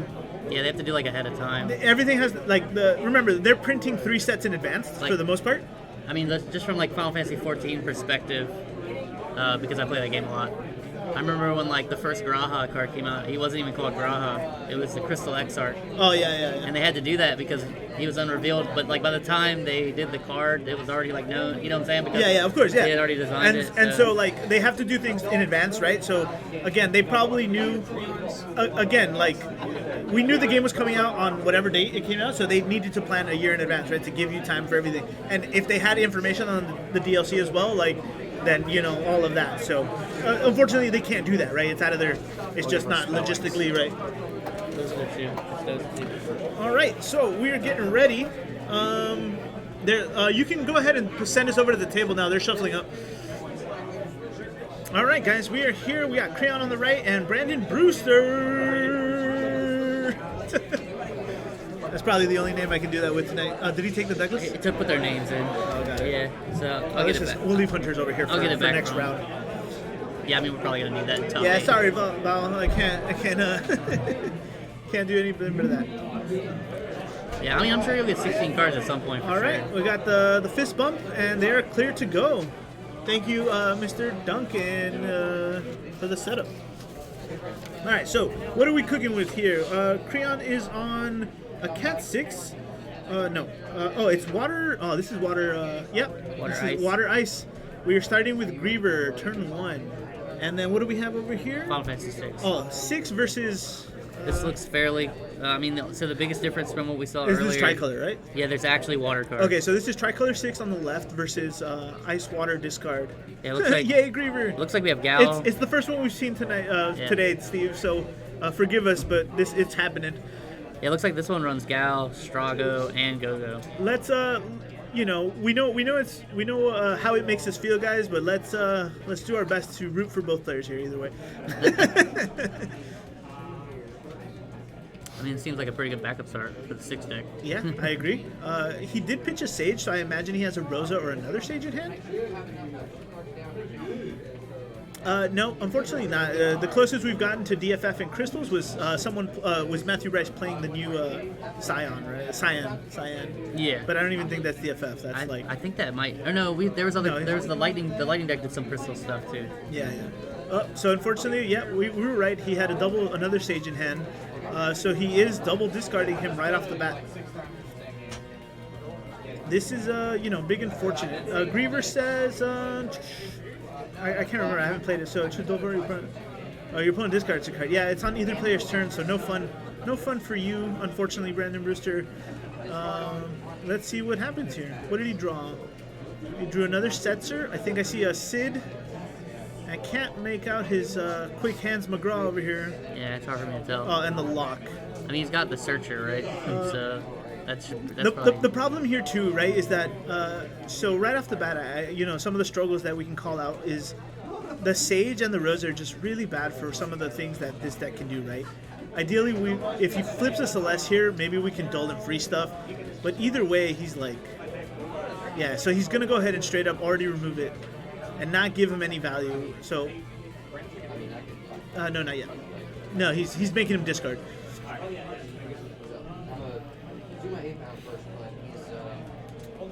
Looks like he got the Celeste off the. off the discard, but he got But another. he got another one. Yeah. I mean, he's just gonna lose it anyway, though, right? Like, yeah, this is tough. He's top decking right now, really. So, what's our play here? In my opinion, Brandon's idea is, or should be anyway, is hopefully draw into backups, widen out a little bit more, so you can play more things for, an appropriate amount of price. But obviously, Ishtola and cards like Griever are not going to let this happen. Okay. Oh, and nobody doesn't matter. This is the new turbo discard kind of thing, right? Like, yeah. So Adam's very familiar with this, but it is not looking good for our friend Brandon Brewster here. Yeah, it's interesting. I haven't actually really seen this version yet. And now you know why, right? We've okay. It's still gonna die though. 9 to the dome. Yeah, because of Y'shtola, right? Yeah, because of Y'shtola, unfortunately. Yeah. So like, unfortunately, this is no fun game state here. I mean, this is looking like almost a GG basically in a minute. If he can't I don't know. I don't even know what he can do, right? Yeah, at this point, nothing. I don't think, because the card is the deck really functions on. Yeah, he's. I think he's picking it up right there. Geez. Yeah. Unfortunately, get him to slide over quick. Well, you guys asked for crayon. We gave you crayon, and now we can move on. Yeah, that was. Sorry, Brandon. Unfortunately, that was. Yep. That was rough. Yeah. Yeah. I mean, so here's a quick combo thing. I'm sure you guys have been up to date with it. Yeah. I mean, yeah. I actually haven't seen that yet. So. Worst set design in a long time. Need 10 and 12 bands though. I mean, yeah. So that's the problem, right? So. I mean, that was being said earlier. I mean, I know. Yeah, we don't want to always be the run to. So here's my question, right?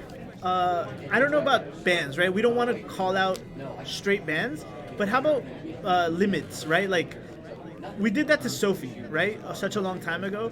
And my question to you guys is it always better to just, remove the problem or adjust the problem? Do you guys want to take the time to evaluate the meta? My problem, too, is that, I feel like Hobby Japan they're not quick enough to make these, right? Yeah. Always bad.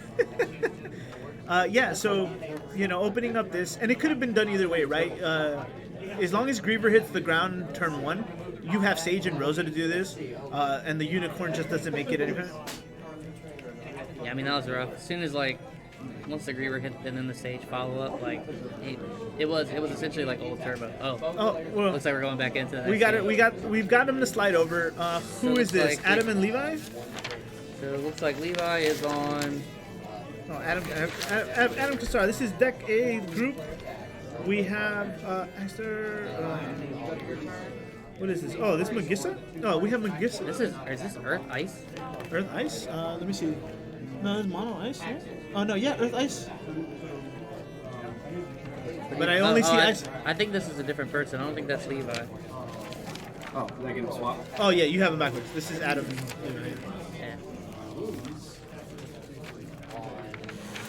Yeah, good. Yeah. It's interesting. I didn't know people were still doing Earth Ice. I mean, it's probably still okay. This is Scale Toad in here. Yeah, I mean, when you have, I'm surprised to see actually two. Oh no, but the ice deck was on the right side, right? So we're good. Oh yeah, so we have Adam over here running Magissa Wool, right? Or is it just Big Wool Fire? Oh, I saw some of the fire stuff, so I just assumed. No, I guess it's just like a fire wool deck. Yeah, I don't see. It might just be me, but I'm not seeing Magissa on this list, right? It's hard to see. His handwriting is. I know. No, it's there. It's there. Yeah, it's a Magissa deck. Okay. Magissa Wool.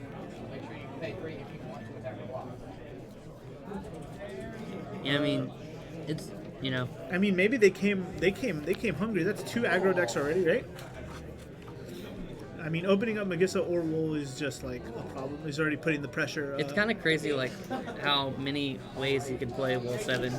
It's such a powerful card, and looks like. I mean, I've seen it's kind of similar things that the decks are doing, right? But I don't know. It's just interesting, I guess. It's actually Ice Earth. We're seeing we're seeing some cards like Larkishis, Mist Dragon, and Hecaton chairs on the other side. So Yeah, it just looks like he's only seen the light blue. yeah, I cards. guess he hasn't touched it. I can't tell what's in his damage, but it's probably the Earth cards. Probably, yeah. He might be sitting on Earth cards he can't play, too. I mean, it's possible as well. Oh, yeah, what is happening here? I just realized that. He's got 2 Warrior of Lights out. Yeah. Oh, yeah, that's not good. Gabe's there. Okay. I hope he's on the right thing, though, right? Go run over there anyway, just in case. Please find out what's happening. I think maybe they're trying to say, like, when something was played. Is that damage? No, I think... I think actually, how long has that been there? Was that there when we swapped over? I actually don't even it know. might have been there. I was fixating on the decks. I was too. It happens. We're all blind, bud. Yeah. We missed it quick. I was just trying to assess the damage, assess the situation here, but it looks like it's much worse than we thought. Oh, and he had already revealed. Okay, so he just played it. He just played it, and he had already revealed the top. So I think Gabe's making him shuffle his deck and rewind the play. So he just played the light wall. Okay. And he was flipping his cards. And I think that's what they were deciding, like, what to do with it, because the cards had already been revealed. He's rewinding? All right, good. Yeah. Thank you guys for catching that. And B, Gabe was already on the call, so good job, Gabe. Way to get in there, bud. This is why I respect and also, like, I don't be a judge. Because, like, this late in the day, you just let your eyes cross and you're like, yeah, I think that's fine. Wait, no. Wait, this is totally wrong. These guys are on the bubble, right? Yeah, there was definitely name conflict. Plus, also 2 most broken cards at the moment. Please, let's not have that, right? Like, you just play them all, right? I didn't know we switched to title when. Drop that second General Rug, man. Play 2. No, that's the same card, bro. That's the same ID. Let's take it easy. I'm just there. taking it one step further, all right? That's true. I love it when my teammates at home, they always put the cheating on the stack, and sometimes we let it resolve. Still doesn't help though. But okay, now that we've corrected the game state, let's go back. So yeah, again, we have Ice Earth on the left, and then Magissa Wool on the right.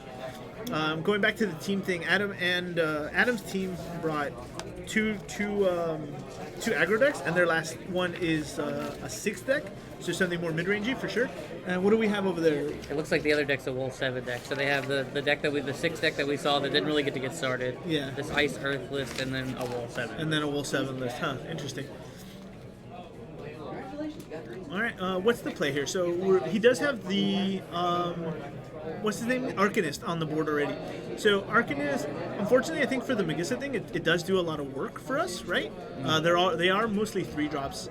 I don't know if, man, what's my problem here? Like, keep that wool down? Yeah, I think you have to keep the wool down. I think right? we have to definitely keep the wool down.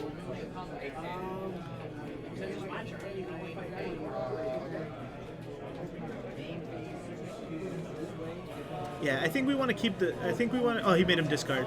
So he's gonna freeze. Okay, yeah, I forgot Biblos is there, so we're gonna freeze both. So yeah, good way to solve both of those problems. Oh, right, yeah, because the Biblos is whenever our opponent discards. I agree, Ninja. A positive, helpful chat is always appreciated. Again, it's we said this a little earlier during the day.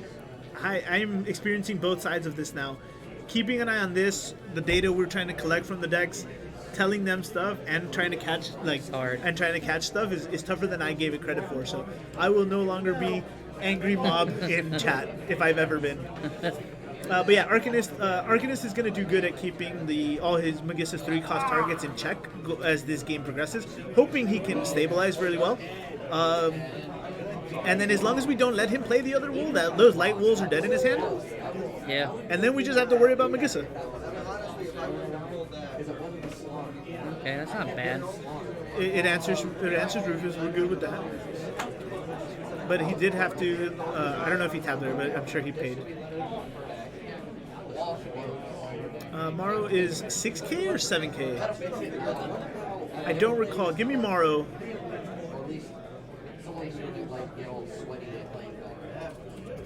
It's hard to. The other one. Yeah, that one. He's 6K. Okay. So Morrow is 6K. So the Biblos can keep the Morrow in check, which is nice. He's only been able to buy 1 turn, keeping the wool frozen.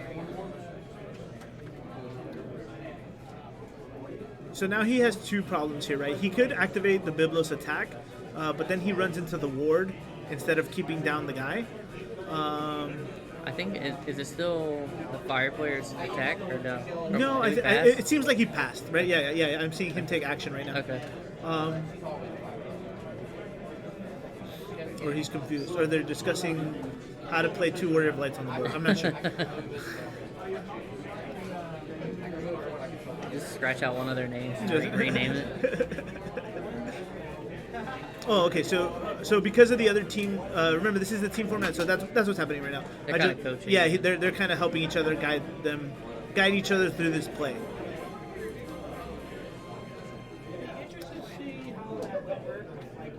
I personally like not coaching because it delays things, but it does delay. But again, we the house decided to rule in favor of helping each other out when you're able to. It's hard because it's a team. It's a team tournament, right? Yeah. So it's like we don't want to take too much away from the team aspect, right? Yeah. Like.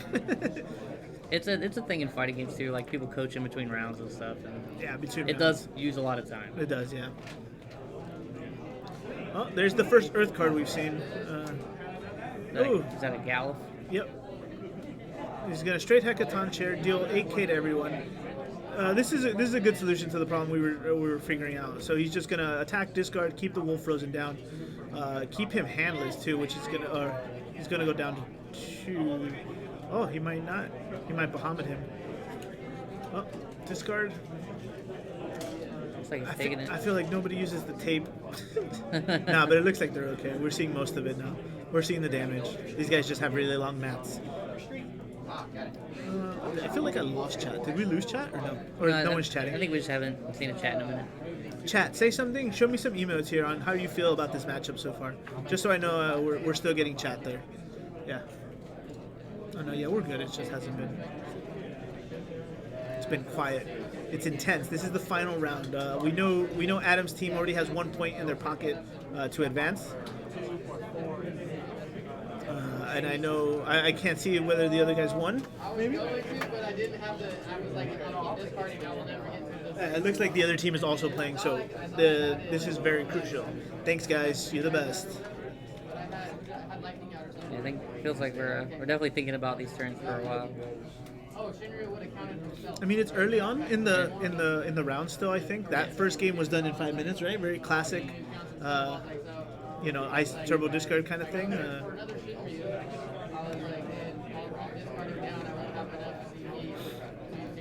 I mean, again, we did the right thing, right? I think the Hecaton was probably a safe play. I would have to agree with the coaching here. Get the discard, keep the wall down. We better make sure he not. I feel like you said he had a Bahamut saying, could he not have Bahamuted the I think activated? I think it only does like he would have lost his whole hand, yes, but I don't know how much it does. I don't remember how much that Bahamut does. Okay.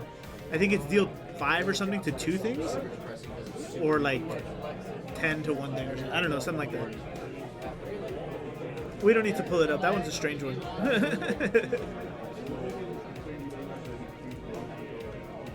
Yeah.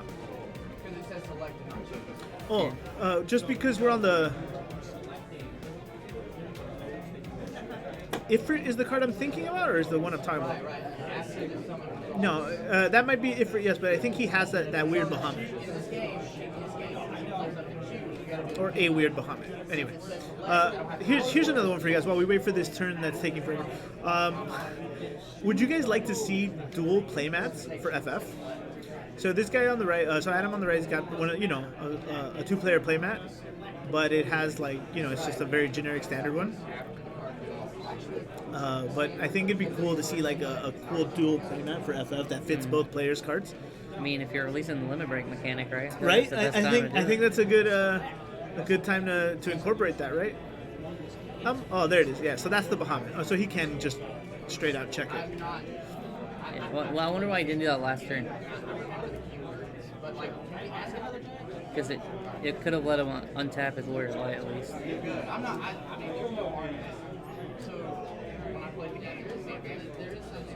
Nobody likes the dual playmat idea, really?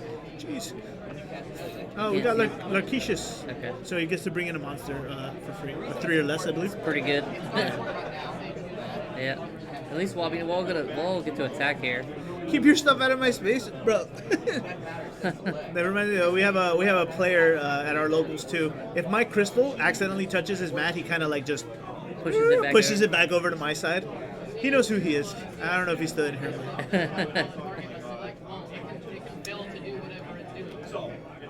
Yeah, and now we got problems. Oh man, EX Burst, freeze him, please. Punish him for not doing it now. No, Hekaton. I wonder if you... What are we doing? I don't use playmats with zones. That's interesting.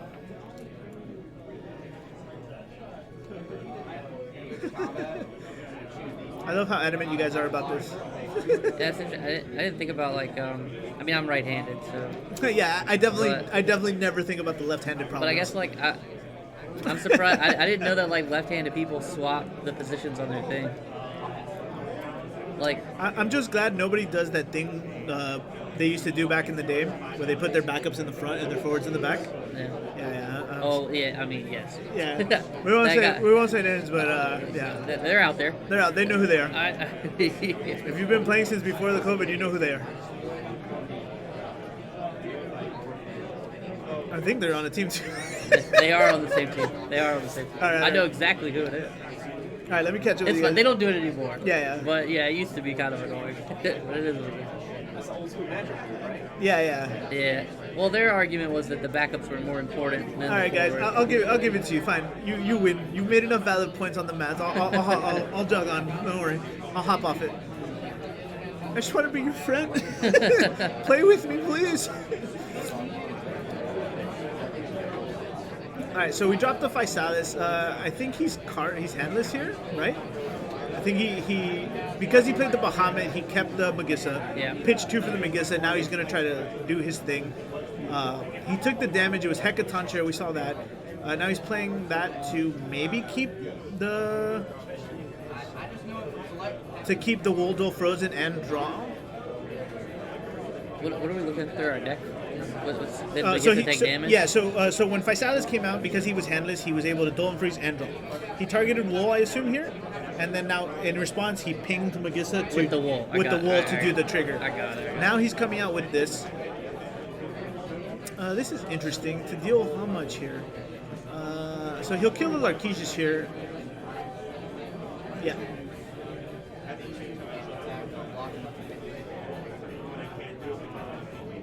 I actually don't mind the zones on the cards.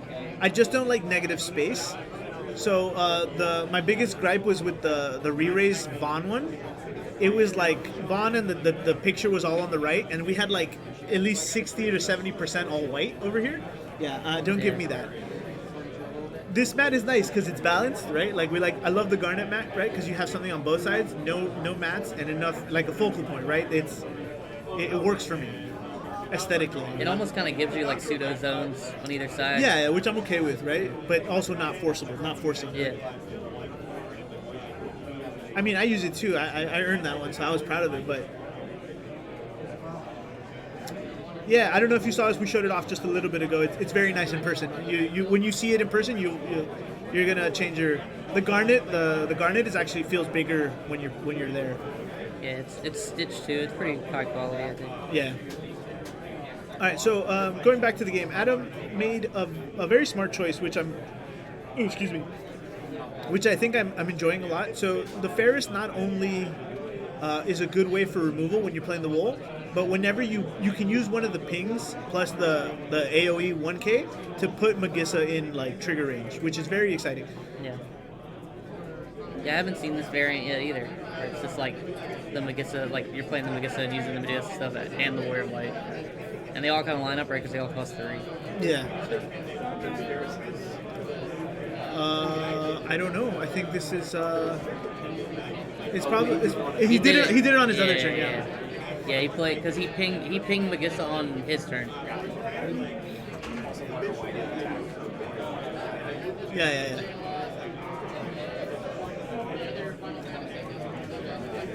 Vertical desktop aspect ratio vibes. Yeah. FF5 mat. Yeah, I guess we don't have one, right? Yeah, I guess they did. Yeah, I guess not. I don't think they ever did like a X-Death or Dawn Warriors or Quartz or anything like that on a mat.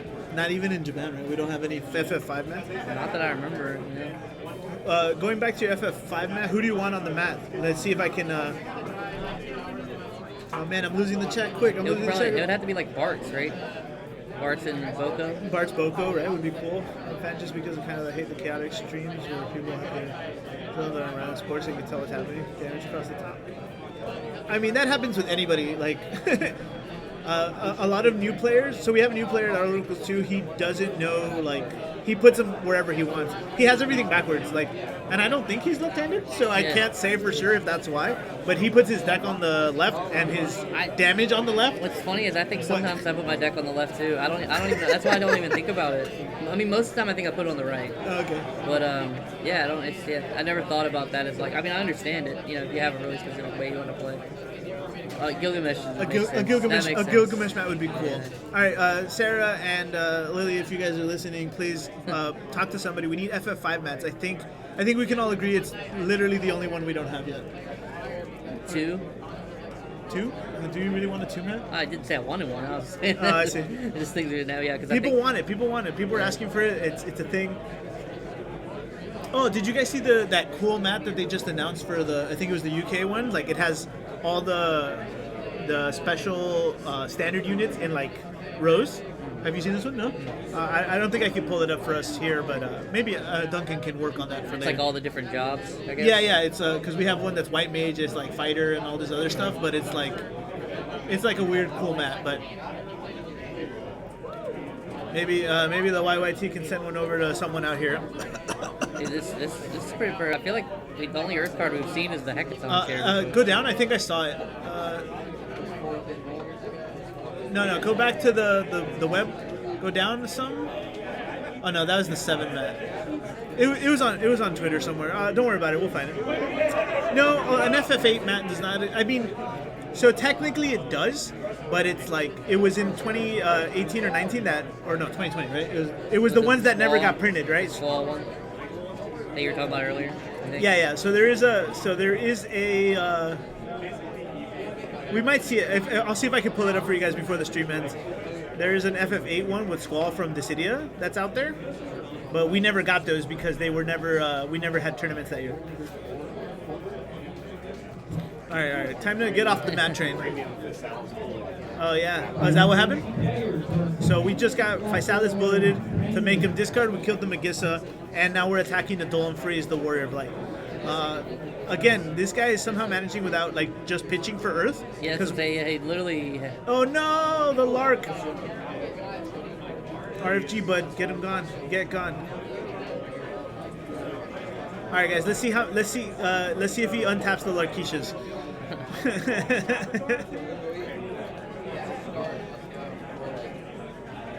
Let's see if he untaps the Larkishas. I'm ready to run for it. Judge. Are you familiar with this? So 1 CP removes something. If obviously you get rid of this, it dies. But this does not activate. So it has to stay dull for the rest of the game. Unless you have like something else. Unless you have something that activates it, yeah. In the old deck, it used to be an FFCC deck that used to... like Wind Fire? Wind Fire, yeah. Marsh Ritz, whenever one of them would attack, activate everything, and that was like the biggest way to play. But now most players use it as a 1-of to... Just like as 1 CP. Yeah, 1 CP bot. I might do that, Steve D. If we can work something cool out for an event, I might bug you for that. But I am not trying to spend $100 on on that mat. Yeah, I don't know what it's like to be like the other people. I'm a Final Fantasy 7 fan, so they get everything. Send the link to someone to not on stream. I don't think. I think the I heard links like work roughly. here. I didn't hear it. It's pretty good. How much? Somewhere, Yo, let's go. Yeah. Oh man, it's a shame I want this one. Oh, for sure, but you know. Yeah, I didn't think we'd start there either. I mean, there's only so many, right? There's only 200? Whatever the UK got and whatever we get? Oh, is it the same mat, except this one says North Carolina on it? Yeah. Oh, so it's even less, right? It's 100 mat? Technically. Here's a fun fact, guys. Somebody has sold the Winter Cup mat for $250. That's a lot. I might not keep it anymore. Oh, he's got his first Earth backup. Larkishis, hey. I think he heard you. Good. I don't need to call it. I think Gabe's there. I told you, everyone does it. It's not intentional. It's a force of habit. Yeah, you just want to untap your stuff. Yeah.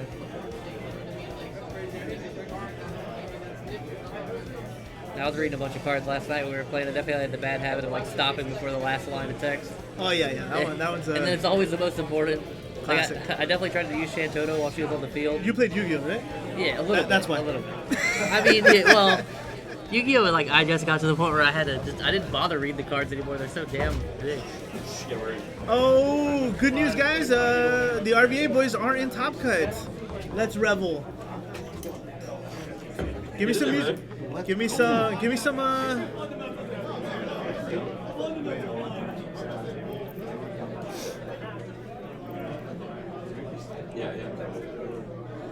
I mean, this Warrior Lights put out a lot of work though. I mean, yeah. I'm also a former Yu-Gi-Oh player, bro. Don't feel offended. I'll never live down the. My locals doesn't let me forget my dumb Doga stuff.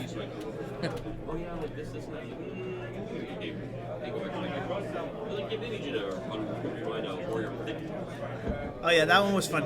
Well, they called, and Gabe was in the middle of the call. So, we're helping out. Yeah. So I tried to jump in, and I looked at the board, and they told me what happened. I was like, Gabe, you need to rewind the Warrior Light. I'm going back to my Oh, okay, cool. Yeah, I'm glad you guys were on it already.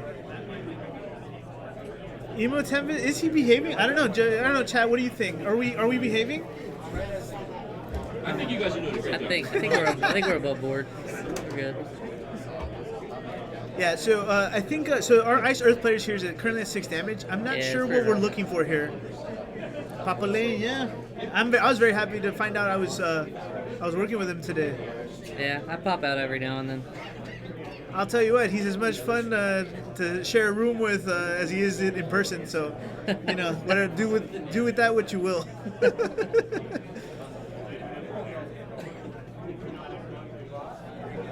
Oh, okay. So we did see a robo. Oh man, have to pick up a robo. That's a. Oh, but we're targeting the. Was that what was that? Gutsco, yeah, Gutsco. Thank you. It was on the tip of my tongue here. He untapped the Larkishas. Stop it, bro. Stop it. No. I would just put a token on it or a dice on it or something. I just move it aside. If I ever play like Kishis, I just literally just slide it over and we're done. You don't exist. I'm playing 4 backups and that's it. Yeah, I mean.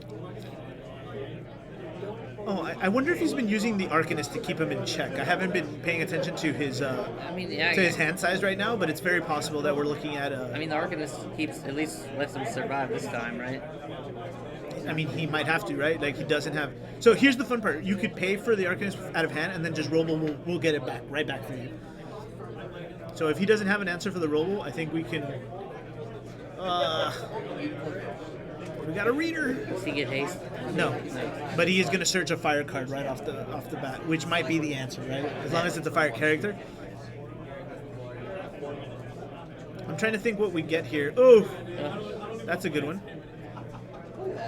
I'm trying to think what we get here. So it might be Ferris.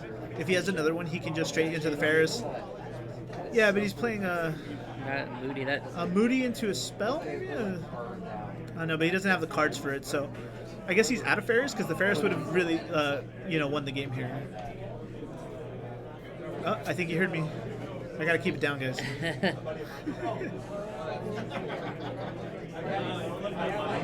it back. No, he put it back again. Yep. All right. So staying with the Moody.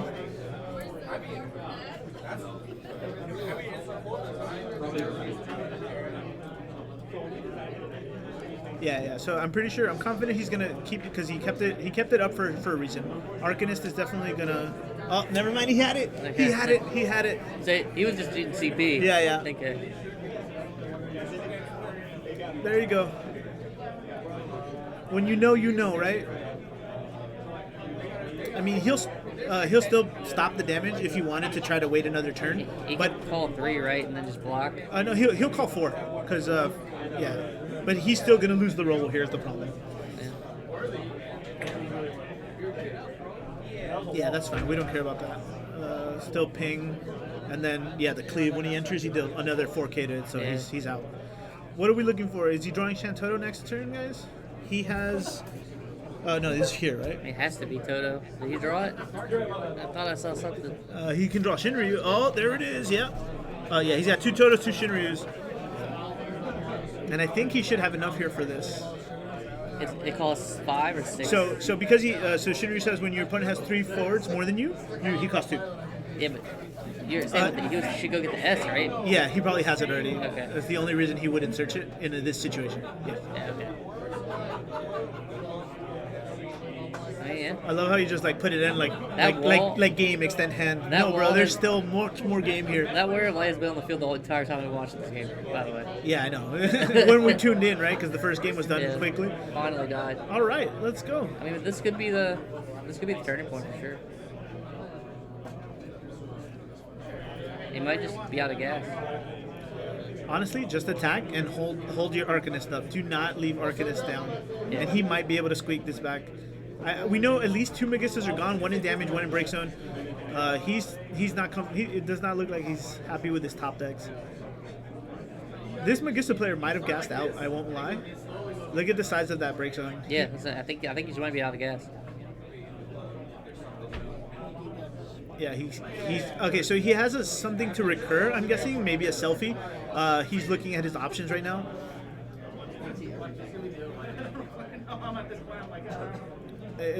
Get those away. I hate it when players do that. Honestly, like. Oh, like when they're close to your Yeah, other- when they're shuffling either their hand or the deck and they're putting them like really close together. It's like, I mean, you know. It just drives me crazy. Well, it's like you never want to like literally straight up accuse somebody, but like you just don't do that. You know. It's like really just grounds for. And Warsaw wins the prize. It was 66p.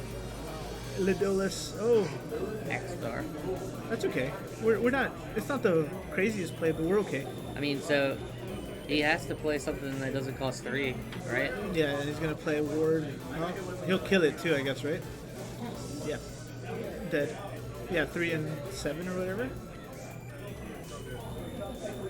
Yeah, the thing is, like, Arcanist, like, I mean, I think he's gonna deck out before him, and he has to play something that doesn't cost 3, right?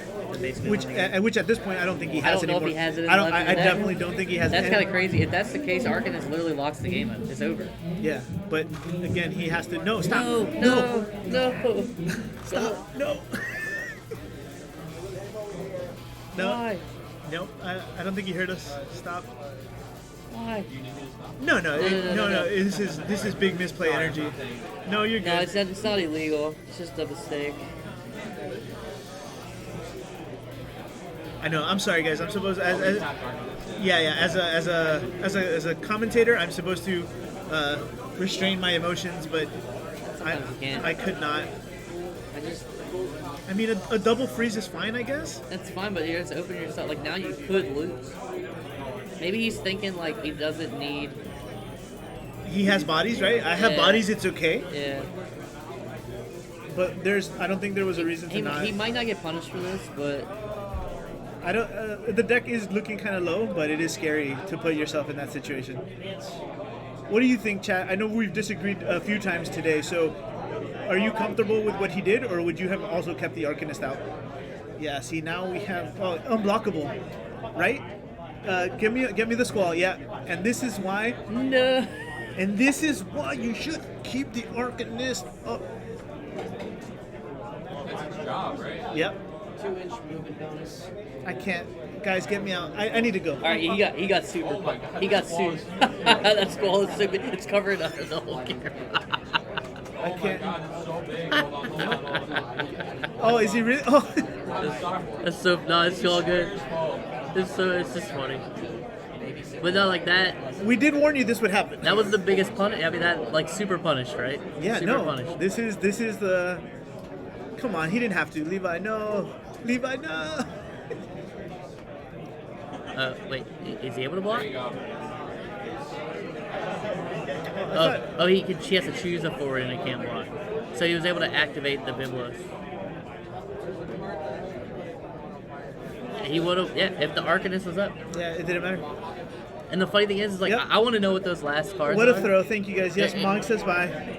Like, if any of those are even forwards that aren't 3 costs. Yeah. I'm very confident it was not. Because I think we had seen all the Warriors of Light. And we saw the what other and Magissas, right? At most it was a Magissa, but we've seen so many. I don't know if we missed the first one early on in the game, but that was not ideal.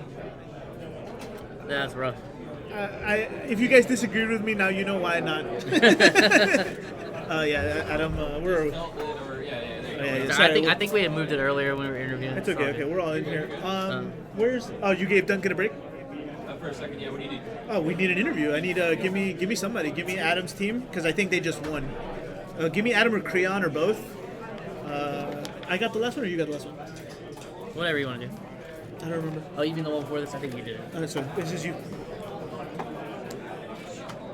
Yes, I agree very much. We're gonna go get them for interviews. I'll try to see if I get Adam and Creon for you boys. Where were they? Where were they from? I think Jersey boys. I don't know. What no, is that? Creon's from like Pittsburgh, right? Oh, Pittsburgh boys. Thank you. Yeah.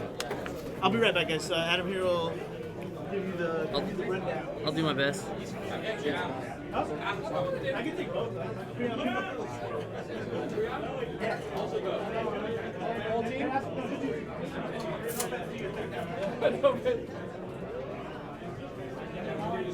Mine here? I think so, yeah. I'm Adam. Yeah, also Adam. Nice to meet you. Nice to meet you. So, that was a pretty crazy match. Yeah, I was not expecting that. I think, did you have, I'm actually curious, of the cards you had left in your deck, were there any forwards that didn't cost 3? Like, there's Warrior Light still. So you still had one I Warrior still had Light? 4 Warrior Light. Because I felt like the Arcanist locked you out of the game, and when he tapped it, I was like, he just threw. Yeah. That was it.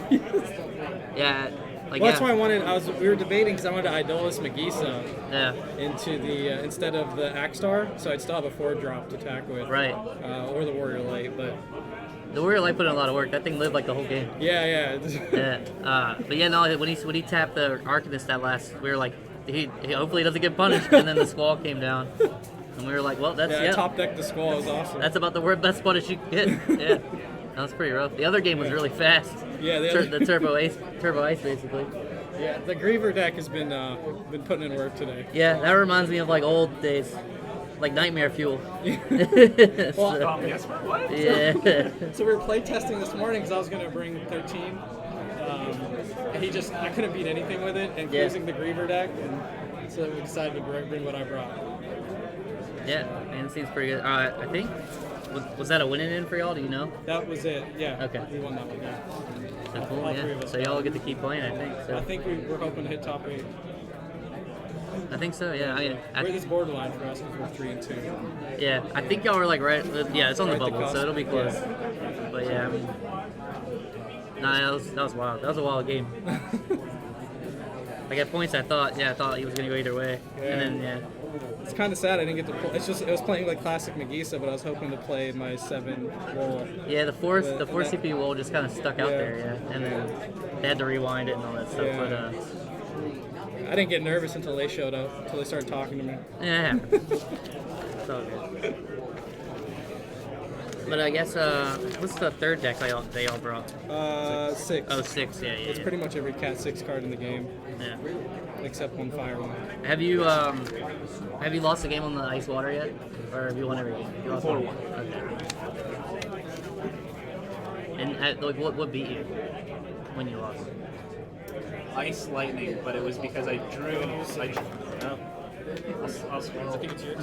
That's so it's 4-1. Only lost against Ice Lightning, and it was mostly I played Griever early, and then even with Lakshmi on the board drawing me an extra card every turn, did not see another activate for. Oh, so like didn't have the like save 4 or turns. whatever. Yeah. Nothing. Yeah, it looked like that one game looked like that's like the perfect draw basically. It was pretty much it. The second he doubled back up, I was like, all right, I guess I got this. Yeah, he just never got to play. So yeah, that's pretty wild. Yeah, that deck looks pretty impressive. It's fun. Yeah. In a bad way. Yeah, I get that. Yeah. So it's funny to see like that stuff kind of come back into play. I mean, I don't think it's as bad as it was, but not quite as bad. I don't know. I'm excited to see what developments the deck has next set with Selfie and everything. It's already been spoiled. Yeah. So yeah, that should be cool. I don't really know what else to say. I guess they'll probably post top 8s at some point soon. Y'all see if you get in or not, but hopefully y'all see. Yeah, we lost to some good players. So. Yeah, that's all. I mean, it looks like it's a lot of fun out there, so that's all that matters. Well, thank you. Yeah, y'all guys take it easy. Good luck. See, let me see if I can grab someone in here, but I don't want to like have any dead air or whatnot.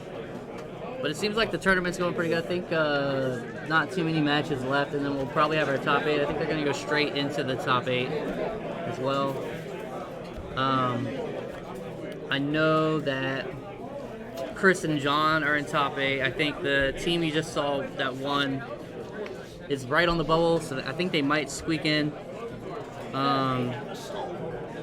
There's other teams I think that are going to be around the bubble, like Matt Rice's team I think is X1. Key's team is X1. I think Mike Powell and Muhammad's teams are both X1. So whoever won any of those matches are going to be in. I don't really have results offhand. Yeah, it was pretty short. So it should be a pretty interesting top 8 regardless. Lots of really good players still there. So I think they're making some announcements right now. So We have the team of Esteban Fuentes. Okay, so they're announcing top 8 now. Oh shoot, we got top 8. I don't know if you guys can hear them, but let me grab me this. 15th. You want this or this? We have, I'm going to put the crap out of this. Leo Marcos Valadol. Is that it? What? Come on, Gabe. Get it together, bud. Okay, 14 plays. All right, so just to give you guys some info, the top 16 also get pricing. I'm not sure. I think they're walking away with another map. Oh, interesting. Yeah, they're the ones. The top 16 of today is also walking away with the 2020 maps that were never released. I will get some out here on stream for you just so we can show them off. Hopefully one of each.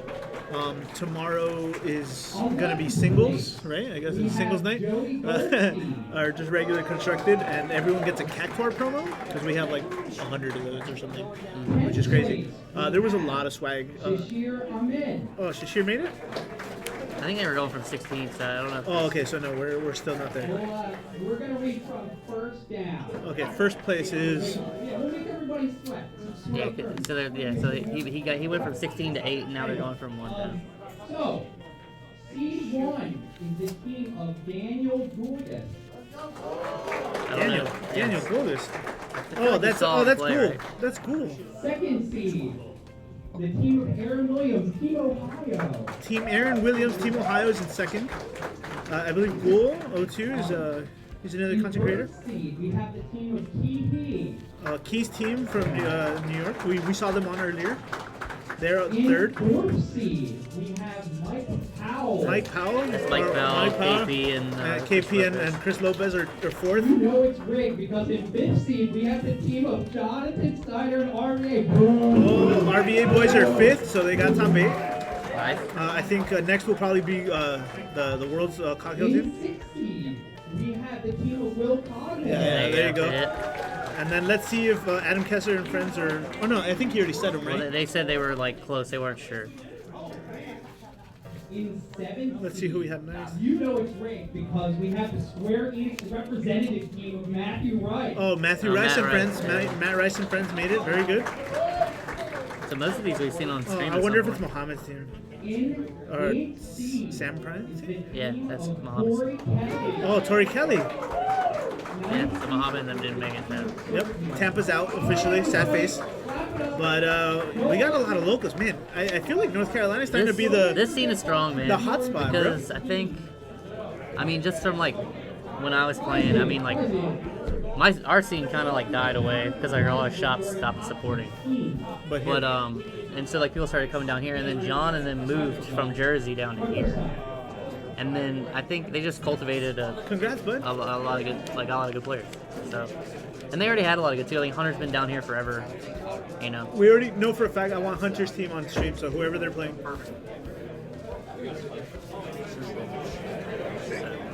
So So yeah, so I guess we got what, 3 more rounds technically. Yeah, we got 3 more rounds for you guys coming up. Yeah, I hope you guys are excited for it as much as we are. The real question is, maybe you guys can help us out. What am I going to eat after this? Yeah, I gotta figure that out. Yeah. I'm gonna try to get all these. No, decks. but seriously, okay, Will Coghill, yeah, just for you, TCG Titans, we are pulling up Will Coghill's team next up. We are gonna get him on. Dorian said he is not playing on stream, 100%. Sam, you guys are married, right? And so it'll probably be Will Coghill or Hunter Nance on stream. But if we get enough, I have theirs right here. Right? I'm just grabbing all the top 8s. Oh, good idea. So Thank we you. can see. Good idea. But yeah, going back to what we were saying, man, North Carolina is a threat, a big threat now. I think we're gonna have to start coming up here to drive more often. You know, the power has shifted from the West Coast to the East Coast, I think, huh? Yeah. And with Canada, not, you know. I mean, there's still strong players Jordan, everywhere. we miss Jordan every day, but you know. Yeah, Jordan's a more rare creature than me. Jordan's a more rare creature, but like, we need more presence from Canada too, man. We can't let it all exist on the East Coast. Don't get me wrong, I kind of fall into that category, but not North Carolina category. By the way, guys, if we haven't said it enough, thank you guys for tuning in with us. You know me, and you might remember Adam Land. If not, maybe. If not, you'll get used to it more often. I'm still hopeful that he comes back every now and then. You know, I'm not gonna be a stranger, but it means a lot to us for you guys to tune in with us. Obviously. Thank you. Tuning in. Yeah, and don't worry, we're not going anywhere. There will be no BRB slates today. We were gonna do our best to keep you guys entertained all night, or at least until the tournament's over. Because after that, that's someone else's problem. Which is why we didn't have a break, though, because you guys have to, go have fun with other people. Go play cards. Incidentally, if you're in town and you didn't make it, I believe they are still firing locals at 6:30. They are, I was told. Right yes. after the tournament, there is still locals.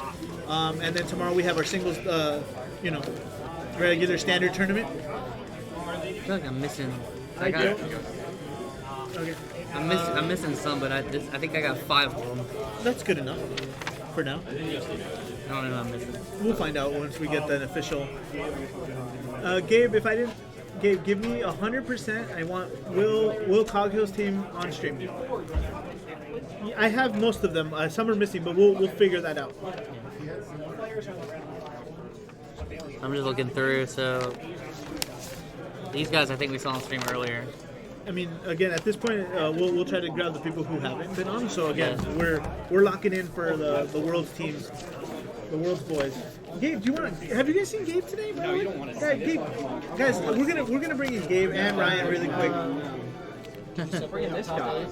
What? Not yet. I have. This is the one we want for sure next turn. Are you deck checking? That's fine. Yeah. We have the deck check. Oh, so then we only so have 5. I have 6. Oh, we have 6 in total. Oh, never mind. I'm missing We're gonna 2. need to fill in some more time here because we have. It might be in here somewhere. I was gonna start reading some of these lists, but they are gonna be doing deck checks, so we're gonna need to fill in some time here. I am gonna bring in Gabe here to talk to you for a few minutes, and then I'm gonna get some more people. Yes, the champ, Gabe. Gabe, give the people what they want. I'm gonna go find some more people to bring in for the meantime.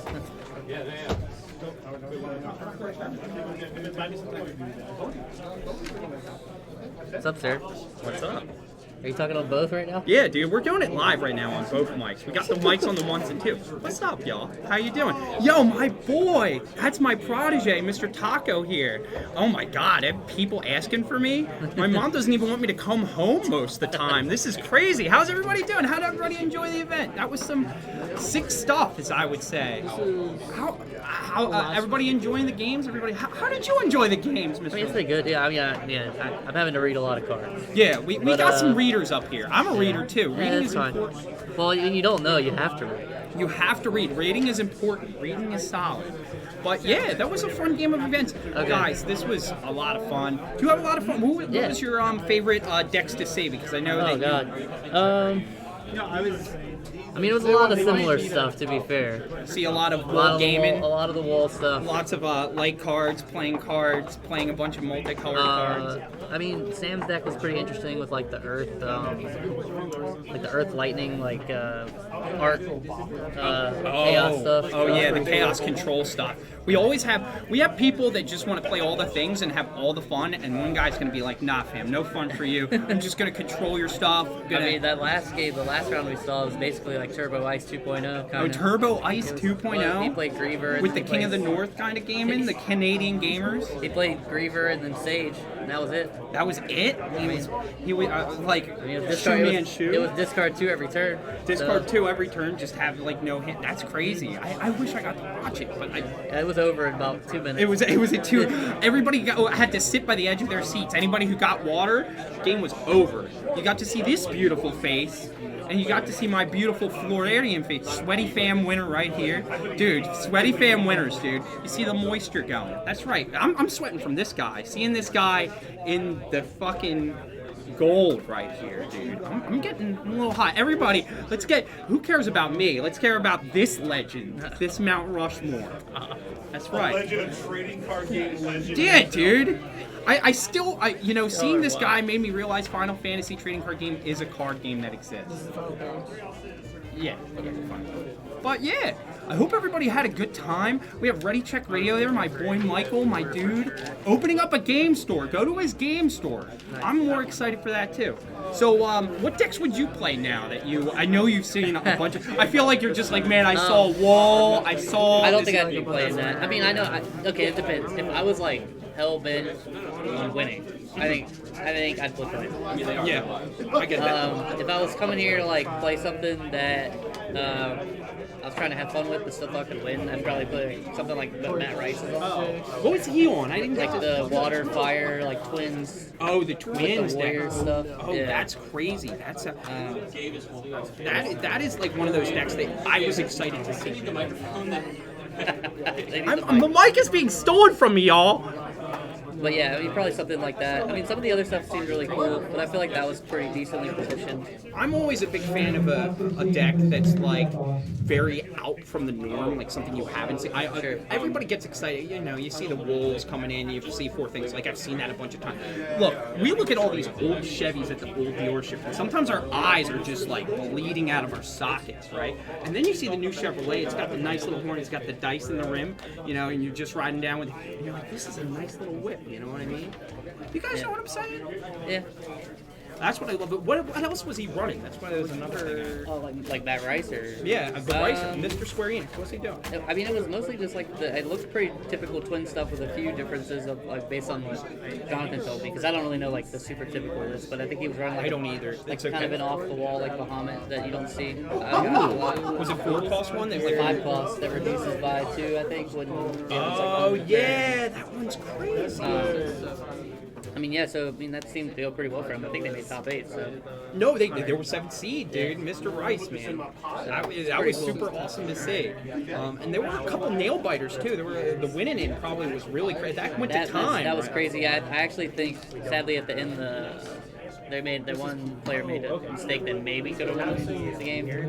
But it happens. I mean, honestly, I know this is like a super not sweaty, super fun, just hanging out with everybody, just chilling with the boys. But sometimes when you've been playing a game, you got to understand for anybody that at home that watch. First of all, you're playing your own game, and then you're worried about your team, right? And then you start thinking about what they should be doing for their deck. So you're playing like not multiple games at once, but your brain is being used so much. So by the time you're at like round 5, you're like kind of melting, like your eyes are down the socket, like come on, like you know what I mean? Yeah. So I think that's like you just make misplays. It happens sometimes. Oh, it happens everywhere. Yeah, it does. I've punted it into the stands plenty of times.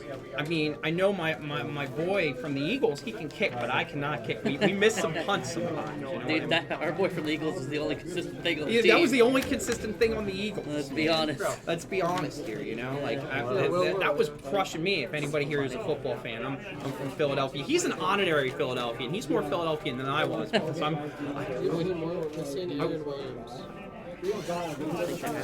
don't have anything else. I think I gave you all the ones I got, sadly. What? No, yeah. I'll be up in that area in April. Are you really? For WrestleMania. you should if you need a place to stay, you're here, man. Who's excited about local qualifiers? I'm trying to stock so many people into my apartment for my local qualifiers and stuff. Let me know if you actually need a place to stay.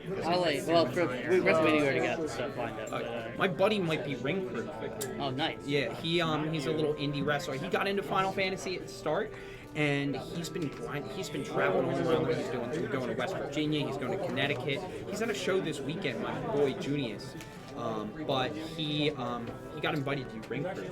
So get me in. I'll be ring crew. I'll carry some people. Yeah. Get the front row seat. Where are you at? Who's your? Who are you? What fight are you most excited for? They haven't really truly announced all the fights yet, but I hope Roman Reigns loses the belt. Oh, that's I like Roman, but I'd like to see Cody win it. But I don't even know if that's going to be the match. Yeah, it could be like The Rock.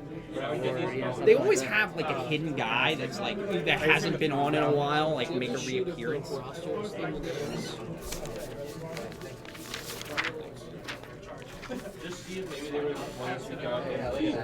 But yeah, how's your voice feeling after all that? Oh, I'm good. I feel like Jonathan's been carrying me. Oh yeah, you got the little carry going. Yeah. He knows. I mean, I have to get him to explain all the cards for me. So. Okay, you kind of, it's like riding a bike. You know, it's just like an old. Back in the day in Opus 5, like our bicycles, they could, have little wheels going. It could spin a little. Now the wheels are flashy. Sometimes they can fly to the moon, and you're just you're like, shit. I just learned how to ride a bike yesterday, and I'm trying to remember how to do the bike riding. Did you? So what? I don't know if you heard about all the new events that are coming on for the upcoming season. About kind of heard.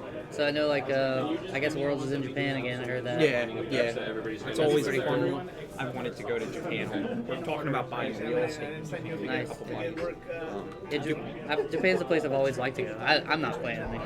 I'm not that caliber player anymore. I mean, just going to Japan seems fun. Oh yeah. I'm not a cop. If you can't play, you judge. That's me.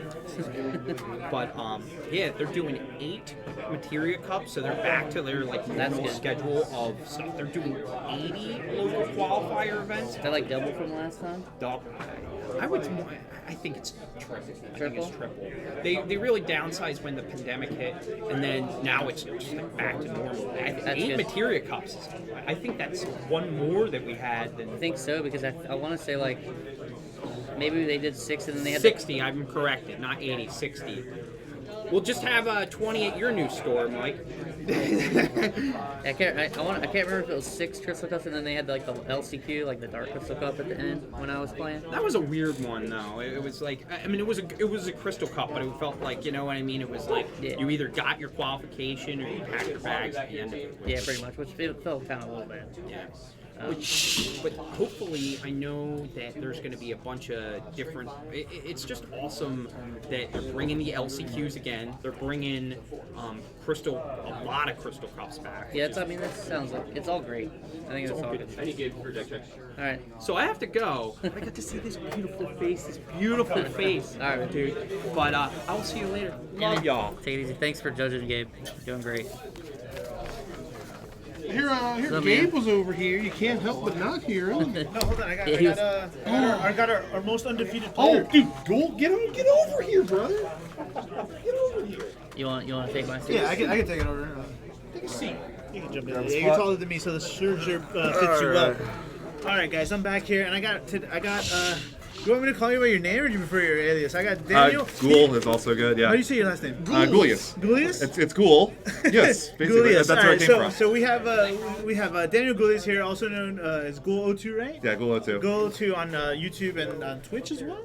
Yeah. Yeah. So Ghouls are all on YouTube and Ghoul02 on Twitch and literally everywhere else. There you go. If you guys aren't following, please make sure to check him out. Yes, we YouTube. All the content creators are out here today. He's actually our most undefeated today. I went 5-0, yeah. He went personally 5-0, and his team also. Yep, team went 5-0. Team also went 5-0. So, good day for you guys. Please, I don't have your deck list on me anymore, so give me the rundown. What are you guys playing? So I'm on Earth, Wind, Retainer Storm. Earth, Wind, Retainer Storm. Okay. Yes. So basically using Noctis, Gladio, Ignis to not die. Right. And then I have the wind late game with Zidane, Luso. The idea was that if I'm hitting mono ice, they go Rufus Rug, I can go Noctis Gladio, kill the Rug. If they swing the Rufus is going to die, and right. we trade even. Right. And then you have Luso to like board clear the wall deck. Yeah. Travis, we know one of my teammates. Everybody knows him as Rudros on YouTube. Yep. Should follow him if you're not following him. Also, yes, all of us. He was on 6, just Fire Ice 6. Yeah, we saw him on earlier. Yep. And then my other teammate is Alex, who is After 5 on Twitch. And he was on Warrior of Light Giga Wall. Okay, so one of you guys were on the Warrior of Light. Okay, wow, you're actually probably the only win player in the room, I think, right now, right? Like, I don't know if you've seen anybody else out there.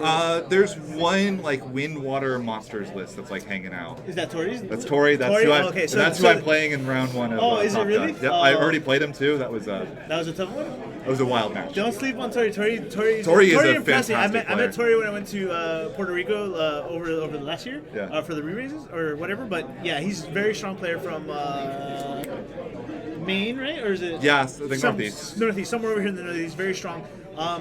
What was your deck choices? Like, why did you go with this? Right? Like, I've been asking everybody what drove you to these decks. Other than that, was it mainly meta driven, or was it like comfort picks or whatever? A little bit of both. I mean, I've been on and off with retainers since they were printed. Really? I didn't know. I always pictured you a Rydia guy or like so it was deep control, right? Rydia Like, and Earth Wind Storm. Yeah. And Okay. Earth Wind Storm, the best way to play it ever since they were printed was retainers, because what's Wind's problem? I'm going to slam 3/4, they're going to punch you in the face, you're going to die by turn 3. Aggro, got it. Yeah. So what do? You go Noctis Gladio. Now I have a big freaking 9K that punches as 10. Yeah. Get through that. I'm going to go slowly build backups, and then have you ever seen like Tilica with Iris? Yeah, we've done that. Yeah, it gets really, really disgusting. Yeah, it gets out of hand in a hurry. One of my locals loves the retainers too, so we always have that up. But and it's a pretty. I mean, the other thing is like it's a really small engine, and it generates casts very well too. Because if you're on damage 3, you play the Prompto for 1 CP because you got Tilica on the field, and then Iris activates, you search, cast Noctis. Iris activates, search again. Search again, yeah. And now you go Gladio for 1. Now Gladio, Iris activates again if you can find a way to use her. And then that's 3 casts. And then all of a sudden now I got 2 more. Rosa gets the 5, 2 more after that, and I got the Luso 7. Yeah. Are you adding the monsters in there? Like obviously there's different, like it might be a different. Just every Tomos. Just every Tomos? It's like a 1-2 split? Just or? 1-1. Oh, 1-1 split. Yeah. Okay. Oh, man. So the other kind of newish thing that I was experimenting with was I actually have Radiant Forward in the deck too. Oh really? Oh, 1 or? No, 2. 2 copies. Turns out free casting Azura and Chocobo at any time is really, really good, especially when she comes down for 1 CP. Any other interesting techs in there that you want to share? Like, I've seen, just while you think about it, I've seen I've been messing around with the deck myself, and I recently saw one that was playing the Leo into the what's his name? The Yuri, 4-drop Yuri that can't be targeted when you have 2 FFCCs. Yeah, that's there's good things about that, but it's a lot heavier of an FFCC package. I'm on 3 Vieira actually. Is the other really. Oh, the backup, right? Yeah, the new backup. It's basically Loporrit for Wind. Loporrit for Wind. Got it. Turns out Loporrit for Wind is really, really good. No Prish at all. I considered playing the Earthwind Prish to break small monsters, but I got Alexander for that and go Alexander or Lulu Alexander. So we love Alexander. Yeah. 1 copy of Kryl. That's just another backup. It's back summon. One other interesting tech. I'm on the 2 CP Kolka. 2 CP Kolka. Yeah. I expected to see a lot of Sid Randell, and Sid Randell shuts down a lot because Sid Randell answers both all of the Giga Wall stuff. If they go turn 1, they go the Sarah, they search the Giga Wall, and then you go Sid Randell, they just kind of lose. Right. So I expected to see every ice deck on 3 Sid Randell. So my deck doesn't have a lot of that. We did see one earlier, when we tuned into the ice deck. I want to say it was the Tampa boys. John Rivera, I think he was also. I saw one in the break zone, so I think they made that connection too, and so that was your thought process there. Yeah. So I had the Kolka to help handle that. So you can go Kolka, pop the thing. Any forward just about does it. Gladio especially Sid Randell's only for forwards, right? If I remember correctly. Yeah. So I have that. I've got 1 copy of Dryad to handle as well, a little bit of instant speed interaction. Opus 20 Ignis is also really nuts. Oh yeah, for sure. We love the boy. You go. Do you play both? Do you play Green and Earth? Just the package it's literally 3 Noctis, 2 Gladio, 2 Prompto, 1 Ignis. Oh okay. So you cut the numbers down just for okay. So I mean. To make space for the cast counting, right? Yeah, because once I get past the early game, I don't it's nice. I love being able to have fight damage. It's so little resist. Well, we don't need it, right? But once I get to that point, okay, cool, cast. There are times I'll sit there with 5 cards in hand. I've cast 8 cards. And I'm I don't really have anything else to do here. Go ahead. Wow. Okay, there you go, guys. So before we're gonna get some more questions, but this is what I'm talking about, right? We didn't get a chance to see him. We're gonna see him. I'm hoping in Top Cut. Fingers crossed. It'll be. You said you're already playing Tori's team. Yeah, we played them. So we won't have you. We're doing Will Cockhill first. But hopefully we get you guys right after that. Honestly, this is what I'm talking about. The techs matter, right? And like you said, you brought that because you. What did you anticipate, right? You had the most common decks: Gigawall, Ice Aggro, and Twins. And the Twins, right? And Yeah. all of that was, adjusted for that, right? For those matchups. This is what I love to see, right? This is why I'm sure there's going to be a video coming out after, probably sometime next week. So make sure to do that. With as clickbaity a title as I can as clickbait as we can make it. Which for me is like Earth, Wind, Retainer, Storm profile, Winter Cup. Winter Cup profile, yeah. That's but no, the decks performed really well. Was super happy with it. And your teams, how are they doing? How are they faring the seas out there? I think they're both 3-2. 3-2. So Travis was 3-2 on the Ice, Fire, Ice 6. I honestly didn't make the connection. We had Travis. We had that he was game. around too, yeah. Yeah, we had that game on stream, and he lost that one, so we brought Rice in. But then we found out, which has happened a lot actually for us. The feature match wins, but the team lost or whatever. So it's just like awkward. Yeah, like 6 is in a bit of a weird spot. Like it beats everything below it on the tier list. Right. But the moment you hit Neo X Death, you hit Rug, or you hit Gigawall, you're like. You're in trouble, right? So, like, it can sort of hang with Gigawall just because, like, one of the only cards that competes with Gigawall and as far as card advantage is 5 CP lock. Right. By the way, for those who have enjoyed our podcast, he calls it Gigawall also. So that's. I'm just using the European term. Oh, okay. So they use it. Okay.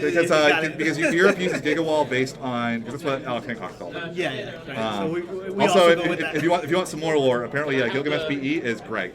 Do we have a standing sheet? Can I just have it? I do not have it. This is round 5. Okay. Isn't that the bottom of a standing sheet you're looking at right there? Never mind. Top of that sheet. I don't have that. Someone took it. Oh, here. There you go. See. Okay, there you go. Thank you. And I don't. I think I've heard the Greg thing once. That's just like that's the Alex Hancock's lore. Gotcha. Thank you, Hancock, for that. I mean, he's the world player, right? Yeah, world champion, right? Alex is an incredible player. Two-time world champion. We say what he says. So, and my third teammate was on the so he's on Gigawall with the Gilgamesh, the Zeromus. Okay. If you hit Zeromus off of Gigawall, like the game is basically over. It's hard, yeah. It's hard to come back from that. So, but he's also still on the Refia package.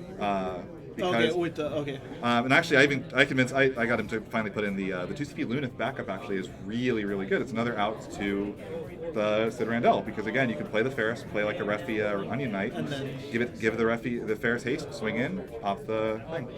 Also, anytime you get Refia with 2 Warrior Light backups, like the game is just. You're playing a different card game at that point. It's like so because you have just like infinite removal, infinite recursion. They can't go freeze you anymore. And some drawing while you're at it. Yeah, like it's so ridiculous once you get to that point. So rather than play something like a Glaciella or like the Tybus, and those if you look at Hancock's list from Europe, if he had a single Sid Randell in top cut, he could not have won. He has no outs to Sid Randell. Which we didn't see at all, right? Like there was not a Sid Randell in sight on that. Oh no, there were all over the place. He dodged one. There was one in top 4. He dodged it. Oh, he dodged it. Okay. But if he'd hit that, he would have probably lost because he did not have a convincing out to that. His only out was like play Axstar or Ferris and then attack the next turn. At which point, like they could just do anything to stop that. Right. So we tried to build our decks in order to handle like that plus the amount of aggro that was going to come at us. Worked out okay. It's working out so far. Okay, good. And do you know? You said you already know who you're playing. Do you know what they're on? Can you remember right now? Well, Travis is playing Neo X Death Turbo against that, which is a very rough matchup. That's a rough matchup. Yeah. I'm playing Tori Kelly. Travis has had it rough today. So I'm playing against Tori Kelly, who's on Wind Water Monsters. Yeah. I won that previously by deck out in a pretty wild game. I had Zidane went off. I stole an Atomos, I stole a 2CP Warrior Light to generate a crystal, and then I stole a Ninja later that I could cast for the reduced cost because of the... Oh, no. So that was really funny when that happened. I also stole a Sahagan Chief, so I got to use it to protect my own stuff from a Shinryu. And then... Yeah, I think Zidane's the key in that matchup, right? Just for the color thing, right? The thing is that, the one problem with Earth, Wind, Storm is I'm missing a lot of interaction that like, and I don't have the lockout state that like Icewind gets to, where it's like I'm gonna go walk, Sid Haze, and the game is over functionally when those hit the field. However, you know, like Zidane and Tilica are really big equalizers in control matchups. I'm playing everything completely unfair once that happens. Right. So I just have to get to that point, which again, that's what the Earth Wind package is there for. I'm excited to see this. So, if obviously we're not going to have it, I'm not sure what'll come first, the deck list or the deck profile video. But Ghoul, thank you so much. Yep. I'll say actually keep an eye on the community tab. I'll put a picture of the list there in the community tab on YouTube. For sure. So. Do you want to give any shout outs to anybody while you're here? Huge shout outs to Alex Hoodsclaw, if you know him on Discord, is like our other testing partner, really helped us put together these lists, iron things out. Kept yelling at me, you need to play 7 CP Shantoto, you need to play 7 CP Shantoto, and I'm like, but 5 CP is so good. Yeah, for the color fixing, right? Like for the quickness. 7 CP Shantoto it's kind of also good, right? It's hard to choose. Kind of necessary as it turns out. So. How many did you end up running? I'm on 2. You're on 2, yeah. So. And I'm sure it helped. Oh, absolutely. Every time. No. It was one of those things like she was gone, and I was like, oh man, you know, like the 5-1 I could go so much faster. I can use the elusive board wipe, and it's like, man, when you want to just like kill the opponent and just like stop whatever they're doing, 7 CP Shantoto is just unmatched. Yeah. I don't want to think. I just kill it. We're gonna. Hoodsclaw is a very good player. We played a few times on those online tournaments. One of the best Australian players. So, yeah. But yeah, so be kind of exciting. I'm probably moving to Australia in like the middle of this year. Yeah. Oh no. So. Yeah, I get to go to the land down under and deal with Hoods and Matiskis of the world. Oh no, that's cool. That's exciting and sad to see you go, but yeah, I'm a little nervous. I'm laughing. I'm going to qualify for Nats in NA, and I'm going to miss it in Australia probably. So it's going to end up happening. Maybe they'll make an exception. We'll figure it out. We'll figure that out. But all right, man. Well, thanks for taking the time to sit with us while we wait for this the deck checks. Yeah. And good luck in your games, bud. Gotcha. Chris, Adams, get in here. After the champ. After the champ, yeah. Good stuff, brother. Good stuff. Don't want to drop it too low on you, brother. All right, bud. So that's exciting. Yeah, dude, awesome. That was really awesome to hear. I love the insight on that Earth. Absolutely. I can tell you right now. One of our local retainer boys is going to be very excited to see that. If it keeps up with all the nastiness, then there's hope. There's hope for that deck for sure. Absolutely. No, I agree. Yeah, man, been a good day. Been a really, really fun day.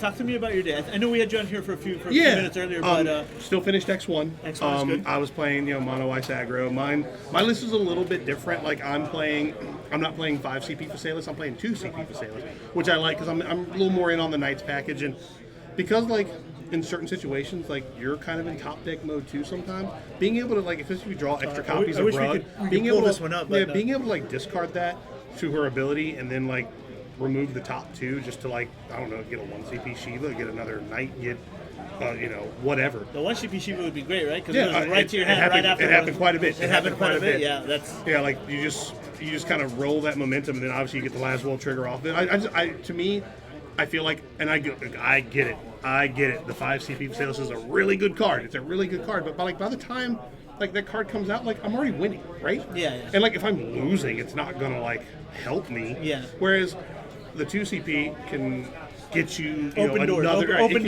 another card. So I did that. I'm also playing I'm playing 3 each of the 2 CP Waft Snow and the girl who forgot her name. Because that's another opener you have. Look, I get it. The opener you want most time is Rug Rufus, right? But guess what? Sometimes you just don't get that. Sometimes you don't get that, and people are here ready for that too, yeah, right? Exactly. That's kind of how my last game went. We played against Tori Kelly's team in the last round. I was actually playing the Ice Mirror, and I kind of stumbled into it. Did you go first or second? I went second. Okay, which and I mulled. It wasn't no. So I went first, and I mulled. My hand wasn't great. But I was looking at the 2 days, I was like, I know this is an Ice Mirror. There's no way it isn't. So I just go Raw Dog, turn 1 Charlotte. Go. Yeah, because they can't Rug at that point, because Rug has to target Charlotte. And then all the dull effects, I just started going wide and building behind Charlotte, and nothing he did couldn't just leave Charlotte alone. He couldn't kill it. So I just built the Turks behind that and ended up Reno specialing my way to victory there. It was pretty it just snowballed out of control because there was just no answer for Charlotte, and it happens, right? That's kind of why that. I know a lot of lists run 2. I run 3. I put that 3rd one in this morning. Yeah, we talked about it this morning. Yeah, we were jamming games against the Mono Lightning, and it's Yeah, that Charlotte became a problem really quick. For Yeah, a lot of decks, it's tough to, it has to be a lightning rod, and it just gels with so much in that deck already. I think that's really the only differences, other than like the style. I think I'm playing like the 3CP Terra, the one that comes into play, discards a card. I'm not on like a lot of the backup. new one, right? The DFF one. Yeah. Which matters because you're playing like the 4-drop Shantoto, which So it did well. Like I said, I got dumpstered my first round and then just won out like 7-0. I think my last round I took 1 damage. So so I've taken 8 damage all day. So you guys had good tiebreakers. Or your side did anyway. Like, that's cool. But it's been good. It was good because this is the only deck I've played in Opus 21 because I literally haven't picked up a deck since Nats. So if I'm right, you're gonna play the same person, right? If you run against them, like if we have to play against them, yes, I'll play that again. A versus A versus A, B, B, B, C, C. Yep. And I know our first round we're up against Mike Powell, Lopez, and KP. Sadly, I'm not going to get this. John's bricked up. What is this? The McNugget Buddies. That's the other thing too. Our secret has been that's been our crystal token. I've been using Don Bernice. Thank you. Shout out to Don. Alex has been using Uptown Mo. Mine's in my deck box, and Alex is using Uptown Mo. John is now using Brick for top 8. So. If you guys aren't on this, McDonald's collectible TCG. That's right, the old Kerwin Frost boxes, baby. You need to get in here. Dude, these are the best. They're the best tokens ever. Like every game I play, I use the token. There Bernice? It is, Don Bernice. Give me Don Bernice. Shout out. See, I'm the only one rocking mine in a sleeve because I'm not a savage like some of these people. You can tell who's a Pokemon player. That's right. You can tell who's not. But I'm gonna hit you with the. If you take it out of the sleeve here, there's a fantastic quote on the back. It says, "I'm not a salad, but I be dressing." Don Bernice got bars, baby. But no, there's been a really fun day. I've seen. The only deck I played twice was Wool 7, and that's what I lost to round 1. And I'm not gonna lie. So 1 and 1 into it. Yeah, because I think I genuinely feel like I got lucky when I played it again, because I went second. He played Arya, searched for the Wool 7. And I was like, well, I kind of want to just force the double discard, make him have to like pitch everything to play the wall next turn. So I played Lufinian, made him discard. Then I played Crystal, and the monster random, and I got the Wolf 7. So I was like, well, that's the greenest light I've ever seen. This game's probably over. And I just built behind that, and I never looked back. I love that. Yeah. So it's been a fun day. Like I don't really know. I'm so out of touch. I really don't know what a lot of the other decks do until I've been reading cards all day. I mean that's good, and I think we saw it a few times where reading made the difference. Like make sure to always double check, and if you're not sure, don't leave it to chance. Don't assume. Are we drunk yet? No, but we did. We got lined up for you, Sir Irvin. Yes, that's right. That's right. Me and Cody have done a couple little buzz bombs, those terrible. They were gone last night, bro. I had to. Yeah, I was a little wobbly this morning. I think that's what kind of. Well, also I played against Keek. He's a good player. He just dumpstered me. There's just no two ways to it. I mean, I didn't draw great, but still, like he knew what to do and just beat the shit out of me. There's no, I'm not going to sit here and make excuses. He bopped me. Who are you playing on the Mike Powell team? Do you know? I don't know. I know it's not KP. I'm either playing. I'm playing. I feel like I'm playing Lopez. You feel like you're playing Lopez? Okay, so I'm playing Lopez. Okay. And I think he's on Ice Lightning, which is tough for Mono Ice. It really depends on how I get started versus how he gets started. But who goes first, man? And from what I understand, at least talking to Cody, I don't think he's got Zeromus in his deck because the Wall 7 player has the Zeromus. Really? So that's huge. I think that's huge for me. That is a big difference, yeah. So I don't know. Again, I have as many reps.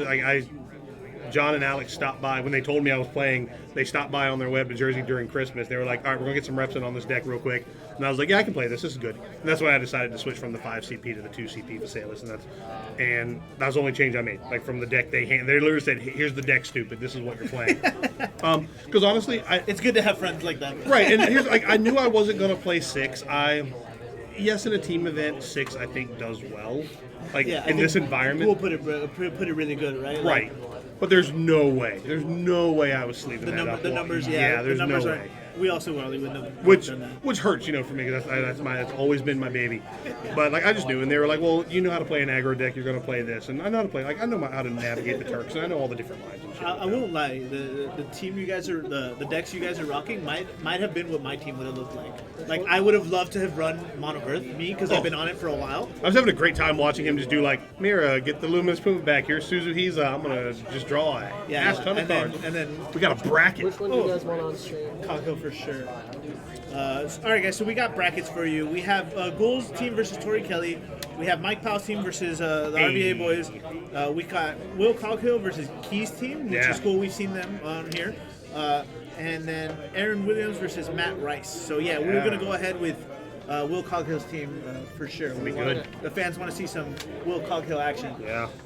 Man, it's kind of funny. Like you look at that top 8. There is 1, 2, 3, 4, 5, 6, 7 former Worlds players in this top 8. I know. Yeah. We were talking about this right as the round was wrapping up. North Carolina's the hotspot now, right? Dude, I think we've officially taken it from the West Coast. Like, yeah, I agree. You heard that, Okie? You heard that, Berkeley? You heard that? You heard that? You heard that? DraftKings over-unders on these matches? I don't know. I've got a 5-team parlay. I'm betting against what's happening is I bet against our team, so I'm going to make out like a bandit, and they're not. He's gonna throw. I guess I lose. Scoop. That's right. Oh no! Look what happened on accident. There we go. We hit the over under. But no man, it's been just a real fun day of cards. And I mean, you guys have obviously been holding it down. I mean, couldn't have a couple better lads in the booth than you guys. And you're going to be playing in the single construction. I am here for the singles event. Yes. Yeah, and you're going to get me and John. You're going to get these massive noggins in the booth tomorrow. It's going to be a good time, man. Yeah, it should be fun. I was very grateful for this too. I really wanted to play. The tickets sold out too quick. We all fell asleep at the wheel, unfortunately, for that one. So. Yeah, I did again. Like I was prepared to come in and commentate, and John was like, "Don't worry, I got a ticket." I was like, "Thank God," because they were long gone before I realized what happened. Yeah, the shelves were empty when I got to the store. It was we still got some more time too. Yeah. We have the pairings, but they're not up yet. I think they're still doing deck checks. Yeah, I think. What is that? 8 10 through 24 decks real quick. Yeah. And it sucks. The only thing I hate about deck checks is like I gotta shuffle the shit out of my deck, and I hate playing a deck. Like it's a mental thing. It's definitely a hang up. I think we've all agreed. I hate it so much. When you hit top cut and they do the deck checks, it's always that first hand sometimes feels really weird. It's like, oh man, that's because you're like I did not full house. I did not I did not shuffle it enough. But can you see if we can get one of those mats that I told you about, like the one of the characters? Yeah, as many as you can grab, just so we can show it off. He just comes back with all of them. I mean, that's fine. I've got all of them. I want the people to see it. We had a nice little mat discussion. Oh, that's the call. I'm gonna go ahead and. Oh, never mind.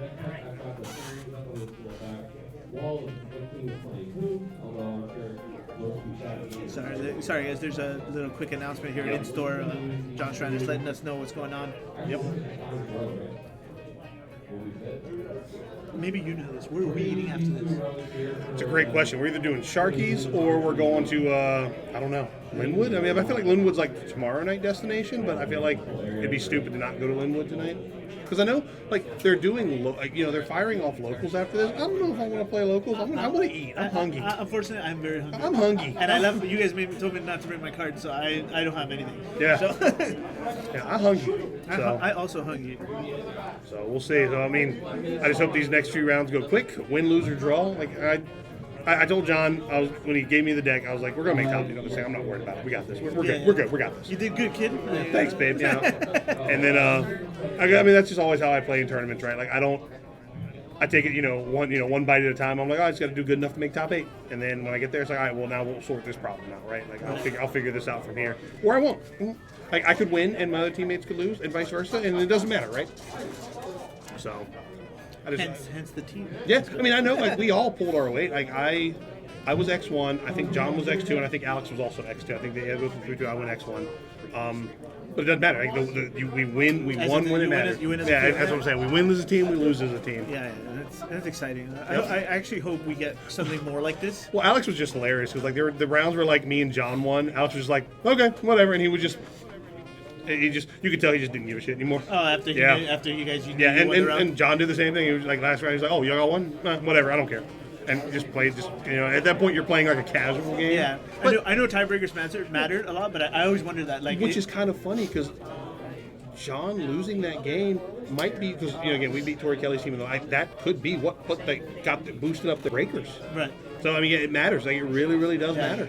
So it was wild, absolutely wild. We got as a parting here, we're gonna play another round of Are You Garbage? So John, this is one. I mean, I know you fly a lot more than I do. And Adam Duncan, this is for you too. Do you take your shoes off on an airplane? Yes. Oh, I man. have, but I don't anymore. That's fair. I don't anymore. I will say, so last year was a big travel year for me. You guys know this. We were everywhere. We went to as many as we could, right? I do not. I will say I went to San Diego, North Carolina. We went to Puerto Rico. Mm-hmm. We did Orlando, and I was also in. I think there was one more somewhere. Mm-hmm. You're a busy fellow. Yeah, we tried. We went for it, but I think there's a few in there. Yeah. I know for a fact there was one flight that it was dead, and I took everything off. Yeah, I've never had I don't like flying. I can't do it unless I am just 5 sheets to the wind, knocked out. I'm just afraid of it. Okay. But like, I forgot where I was going. I literally had a thought and I forgot where I was going with it. But like, I've never had the experience of being on a flight that wasn't just packed to the gills. We got people sitting in the overhead compartments when flights are so full. Yeah. So when all my friends are like, "Oh, there was nobody on this flight," I'm like, "How does that feel?" Because I've never experienced it. But yeah, I think we're actually getting ready to get started. I'm gonna let y'all show these mats are so sick. Yeah, I'm gonna show these off right now. Well, thank you, Chris Adams, for the time.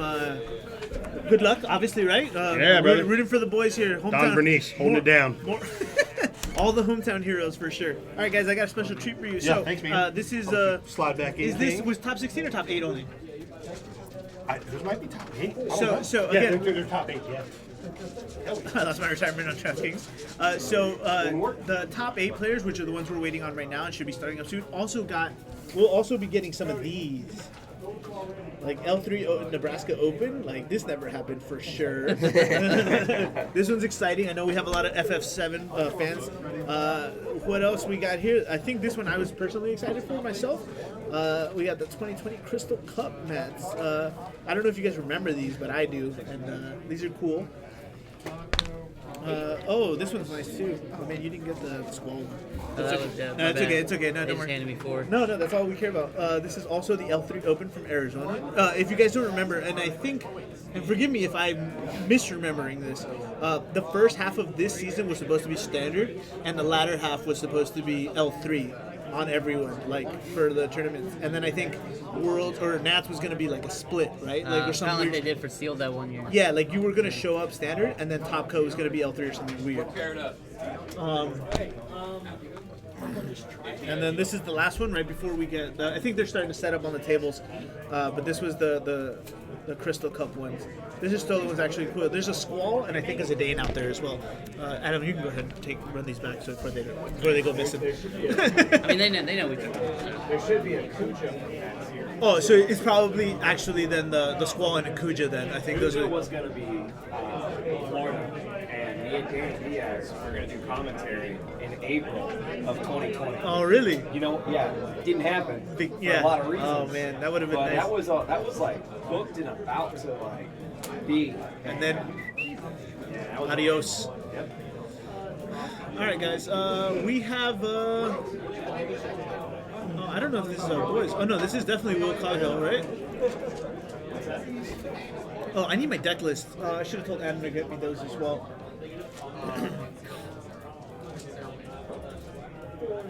The Duke.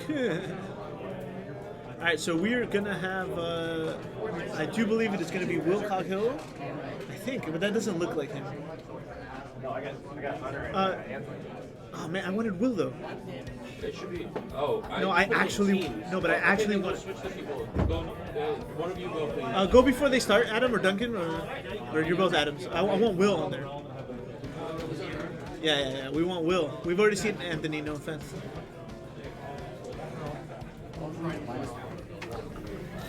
I mean, honestly, they'll probably all be. We'll probably have to slide over at some point. Yeah. All right, so right now, right before we pan over there, they're already sitting down. We're gonna get that switch happening real quick. They are gonna be given 5 minutes to go over each other's deck lists. Very standard for Top Cut, you guys are aware. And then we're gonna be getting started soon.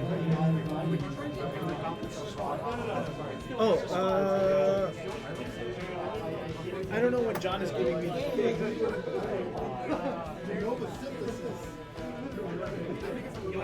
Yeah, I think we have to wait a few more rounds before for the spoiler, guys. So while we wait, anybody want to take more guesses? your previous guesses were all off. That's all I'll say.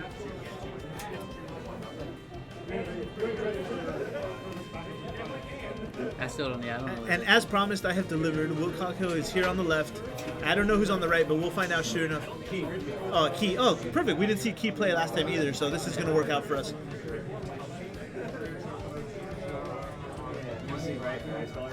Yeah.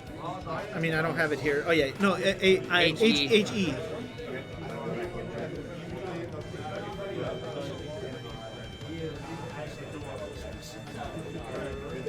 You're missing the G. There you go. Yeah. Tantalus support for title. I'm still surprised we don't have any Tantalus. I'll even take like standard units of the backhand of the stage hands. When I played, they were asking for like some like tactics characters that still don't have cards. I mean, there's a lot of things we can. Ygraph still doesn't have a card, right? Ygraph and Gafgarian. Gafgarian still doesn't have a card. Yeah. I feel that. I feel that personally. But yeah, I mean the Tantalus people too. Yeah, like Blank and those guys. All right, guys. Like I said, so we got Will Cockhill on the left and Key on the right. Do we know what they're on? I know they have their deck. I mean, Will Cockhill is definitely on 13. I don't have his. Okay. Yeah, their team was 13 mono ice, and then Hunter was on the Wool 7, which is. I feel like I was telling him I feel like that's the strat, right? It's like Wool 7 deck, some form of ice. Wild card. And the wild card is what should make the difference. It really just runs up, but the wild card should beat the other ones, right? Like yeah, wild card should be able to beat like ice and Wool 7, right? And most things. Yeah. And this is, and again, I won't stop saying this whenever I talk about this game. Creativity was clearly rewarded here this weekend. You heard Ghoul give his take on Earth Wind Retainers, like Storm or whatever, cast count, however you want to put it. And then Tori Kelly's playing Wind Water Monsters. Like there is wind decks. There's exactly 2 wind decks out there, and they're both in top 8. That's sick. So it's, and then you can still always have your comfort picks when you play, because there is still surprisingly a good amount of category 6 decks. Yeah, I feel like we saw a few. Yeah. I think when the card pool is this wide, right? You have three straight decks.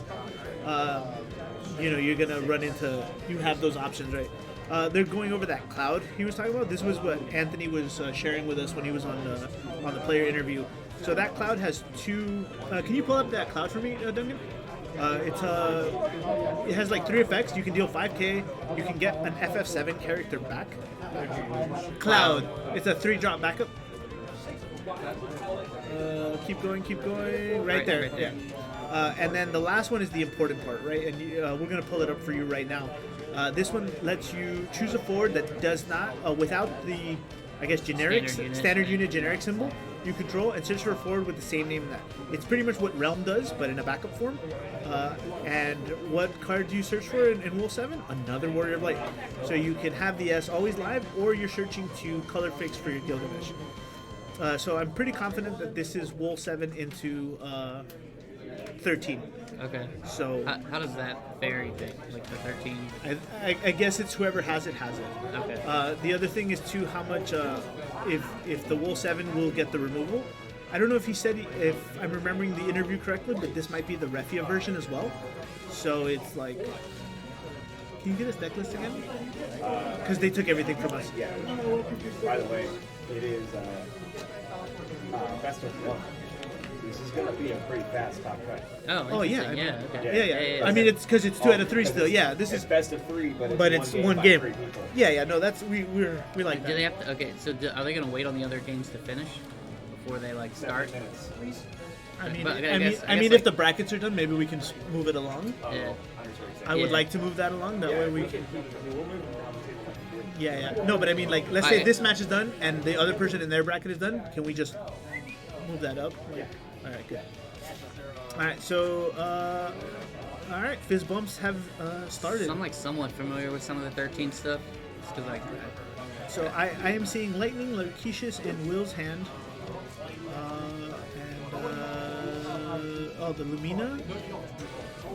So best thing about this deck was that it has all these searchers. Like it has like 3 solid searchers for the combo pieces, and you can play them all at 3. They're on color, they're on theme. It works out. So searcher into the next searcher, and then he's gonna be all right. I think. I can confident to say that Will Cockhill is gonna do the thing next turn. did this deck get anything new in this set? Like 13 stuff? Just like it had a few flex picks slots available to it, and I think it was filled by like I'm not sure exactly, but I know there's like Ishtola. I want to say the Edgar, that same Edgar, also made its way in here. The 3CP. Yeah, I think so. Yeah, I feel like if you're playing red cards, that thing is just like I don't know. So they both did the thing. They're both doing the thing. We're actually going to find out who does it better right now. Thank you very much.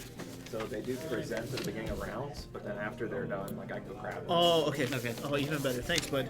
All right, so yeah, we lost them because they had to go over theirs. I have Anthony here, Key here. You find his. Good. All right, so let's look at. Yeah, so he is playing the Zidane. He is playing the Edgar. Emperor I see one Edgar, Emperor Gestalt from 21, which is like. Is that the one, the 2CP? Yeah, it's a 2CP one that lets you get a forward back, but you can also RFG stuff for breaking. I don't see Irvin's in here. I don't think. Maybe I'm wrong. Do you see Irvin in here? No. Vanille's Lightning Zidane. Aldo Selfie. No. He does not have Irvin's in here. But we are seeing an Emperor Gestalt for backup. Edgar is a backup. Larkishus is also one of. Oh no, he's running a 2 of Larkishus. Interesting. And then the whole package, right? Everything we've seen here. He has the Phoenix and the Amat and the Bahamut. This is Opus 19 starter Bahamut, which is the one from the starter deck, obviously. Yeah, makes sense. Checks out. Key is playing, like I said, Wolf 7. He is running the Amats, so he did keep him. And I think this is, yeah, we do have the Tyvos and Axstars in the Key version right now. Garland 9? Wait, is that like the ice? Yeah, that's the old school one. That's the ice one, right? Garland? Where like at the main phase he triggers and you have to like dull something. Oh my goodness, it might be, yeah. Yeah, that's. I mean, I'm pretty sure. Like, just because that's an Opus 8 card. You know exactly what's happening here. Yeah, can you come in more? Yeah. That's an Opus 8 card. You know exactly what's happening. Can you pull up that Garland for me? Garland 9. I feel like that Ice was 3-drop. that was a card that Hunter used to play a lot. I mean, I used to love that card too. Yeah. Oh, we got Namat. Yeah, 826L. Yep, that's the one. Oh, I'm very excited to see if Key manages to pull this one out. I remember that playing a little bit better on the page, but still being really sticky and really sticky. Yeah. It's one of those cards like you can't just ignore it. I really hope Garland gets another card. He was pretty cool in the game. We had a lot of. I don't want to spoil it, but that's their dad, right? Like I believe, right? Like, or he's the one that he created them. Created He created them, right? Created them, We had a lot of salt against ice decks when this was coming. Like that card was coming out. I remember people just like being like, "Now they get this card." Oh yeah, yeah. I was so ready to hate it. Yeah, ice was the devil for a while. Yeah. Which is funny because wind is just sitting there, just like whistling and like. Yeah, it's like that was definitely the real problem at the time. I know Will Caulfield knows what he's doing, but I hate the idea of having to pitch this Bahamut here in this situation without having the lightning go through. Like, if we're doing the lightning into, draw cards and deal damage, then yes, this makes sense. But I missed. Did he Amat the? He did Amat the Warrior of Light. So Key is already in a suspect spot, in a suboptimal spot, if we will. Yeah, and again, I'm not sure I would have liked to do that myself. But hey, there's a Worlds player. These are Worlds plays. These are beyond me, I think. Yeah. but we'll do our best to comment on them anyway. I mean, like you said earlier too. Like, I mean, there's always different ways to attack a problem, and sometimes you'll realize sooner rather than later which one was the correct line to take. But it's hard sometimes. Oh, I think he tried, and then he caught it. Yes, good eye. Oh, he tried to spin like non-fire CP. Yeah, so Ward says it must be fire CP. Yep. Could be from anywhere, but it has to be fire CP. He's like, oh, that's right, it does do that. And that's kind of what I was saying too with the Tyvos earlier in those twin decks, right? Like, without Tyvos, Ward's always awkward to me. Like, yeah. I mean, he's really only in there, right, because Tyvos is in the deck. Exactly. Yeah. So I mean, he is an EX burst, and it sometimes bops somebody real quick, but. I mean, does Ward even get played in like a Magista deck? Yeah, he does. Okay. I mean, that makes sense. Because he can bring Magista into it's another trigger for them, obviously, but like it doesn't kill Magista, which is obviously. Oh, so he doesn't have the lightning. I was confident he had the lightning in his hand, but I guess he does not. And that's really an awkward spot for 13 to be in. Like, have these guys on board waiting, and you're just hoping to draw the lightning. I don't know if he didn't want to play it because he has a summon, like something he wants to hold on to. But now he's got 2 Dead Zidanes in his hand, and the Edgar just got punted. So yeah. I don't know what we'll see. Yeah, Reeves. Is that the bring a 2-drop back? Yes. This is a cool one that I was playing early on in this list as well. So if you don't know what it does, the Reeve says choose a 2-drop in your break zone and play it onto the field. Reeve will not activate until that forward is gone. Okay. Yeah, it's that one. It looks like he's modding the. He's modding the Reeve. Yeah. I mean, that's not too bad. He just doesn't want to deal with the Zidane. He doesn't want to deal with the Zidane.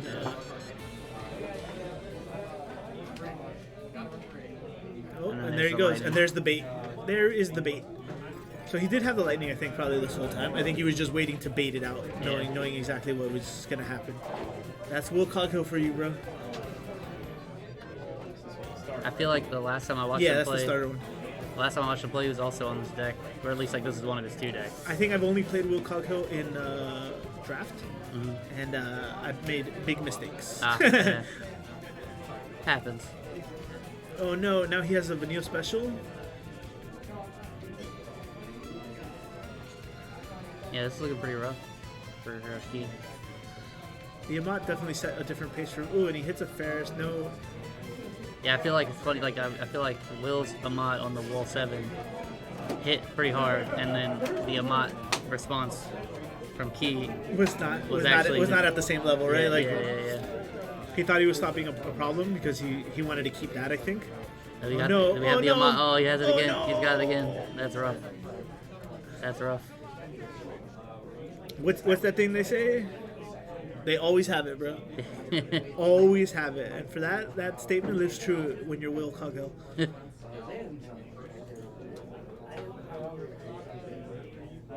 that's like, I mean, yeah, he's not getting to flip like any cards. He's handless now. That's it. No value. He's playing just shuffle better. I think I saw his Stola. I didn't see what the other card was that Will drew. If it's his Stola, this guy's Key's in trouble.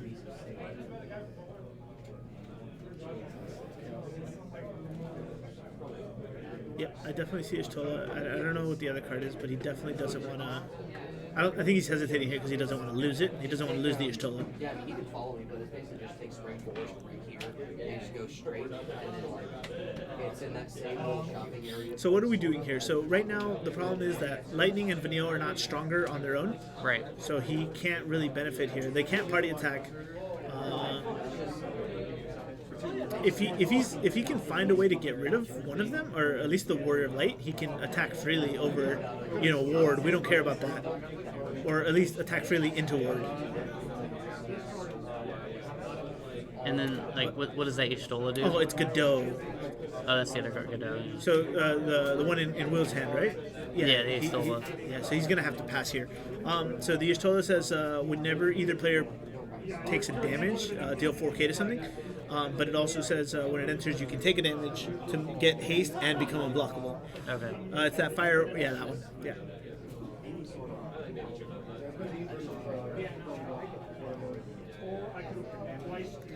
We saw it a little bit earlier in one of the water matches, but you know, there's no Kucha lanes in here, so Y'shtola will definitely be getting off all her abilities if she's played.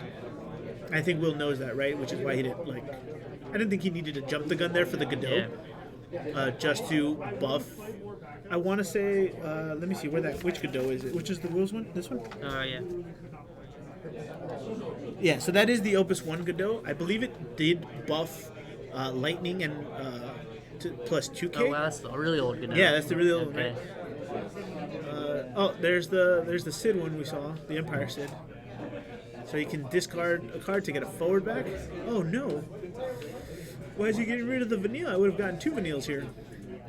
For the special. Yeah. Wait for him to bait out. So anyway, the Godot also brings in, when he enters, play a 2-drop, and then all 2-drops get plus 2k or something for the turn, I believe. Yeah, I remember. I think people used to play him in Golbez back in the day.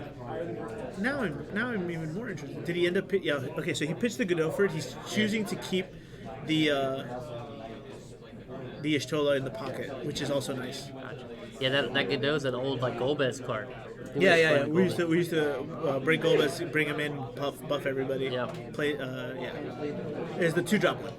Yep. Yeah, the 2-drop one. Yeah, I thought it was the 4CP one too at first when I saw it, but yeah. Yeah, it says play a fire forward of cost 2 or less, and then when it enters, all forwards get 1,000. That would have helped push over, but I guess pitching it for the Fang. Again, he's really valuing the Y'shtola highly, which I don't agree with. I don't disagree with him, right? Putting your opponent on 6 and dropping an unblockable is just yeah. I mean, we've seen it once today already. Right? So, unfortunately. Yeah, it could have been avoided there. Easily avoided, but yes, that was another game. And like, I mean, what does Vol have instant speed to even deal with that Y'shtola if he does put him on 6? It would have to be a mod. Like, and we know Key's playing it, but he does not have. I know we've seen one already. I don't know if he's pitched one or not, but. And I think he smells it. Yeah, I think he smells it right there. Like he's like, I am not letting you put me to 6, bro. Yeah. Oh no, he's got 3 Onion Knights in his hand. Gross. That's not good for any reason. So if you don't remember Onion Knight, when he dies, you can bring one out from the deck. Yep. You don't want them all in your hand. Yeah, literally, you lose all your value. You lose the best value that card has to offer. Yeah, that's tough. Looks like he's gonna play one. I mean, he has to, right? Like, just put the Fang back, I guess. Yeah, force him to cast it. Like, this is looking pretty rough. I agree. It's not looking good. I think here we just bounce the Fang, force him to play with his fire. He has no fire backup, so he can't tap out for it. We've seen 2 Vanilles. He's out of a Mods. Will's out of a Mods. Oh, he pitched the third one? He must have, yeah. He must have early on. I didn't see it. Because he played 2. We've seen 2 come out of his hand, so. Yeah.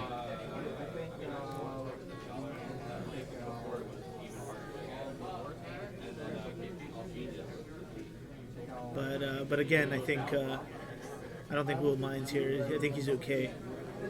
Drawing Vanille and Hope, I think. And he's got the Godot to boot. Oof. Yeah, I mean the only thing that's not really going super great for Will is all his backups are lightning. But yeah, I mean, but here we go. He has to deal himself a point of damage, yeah, and then. Yeah. Oh, there's the third.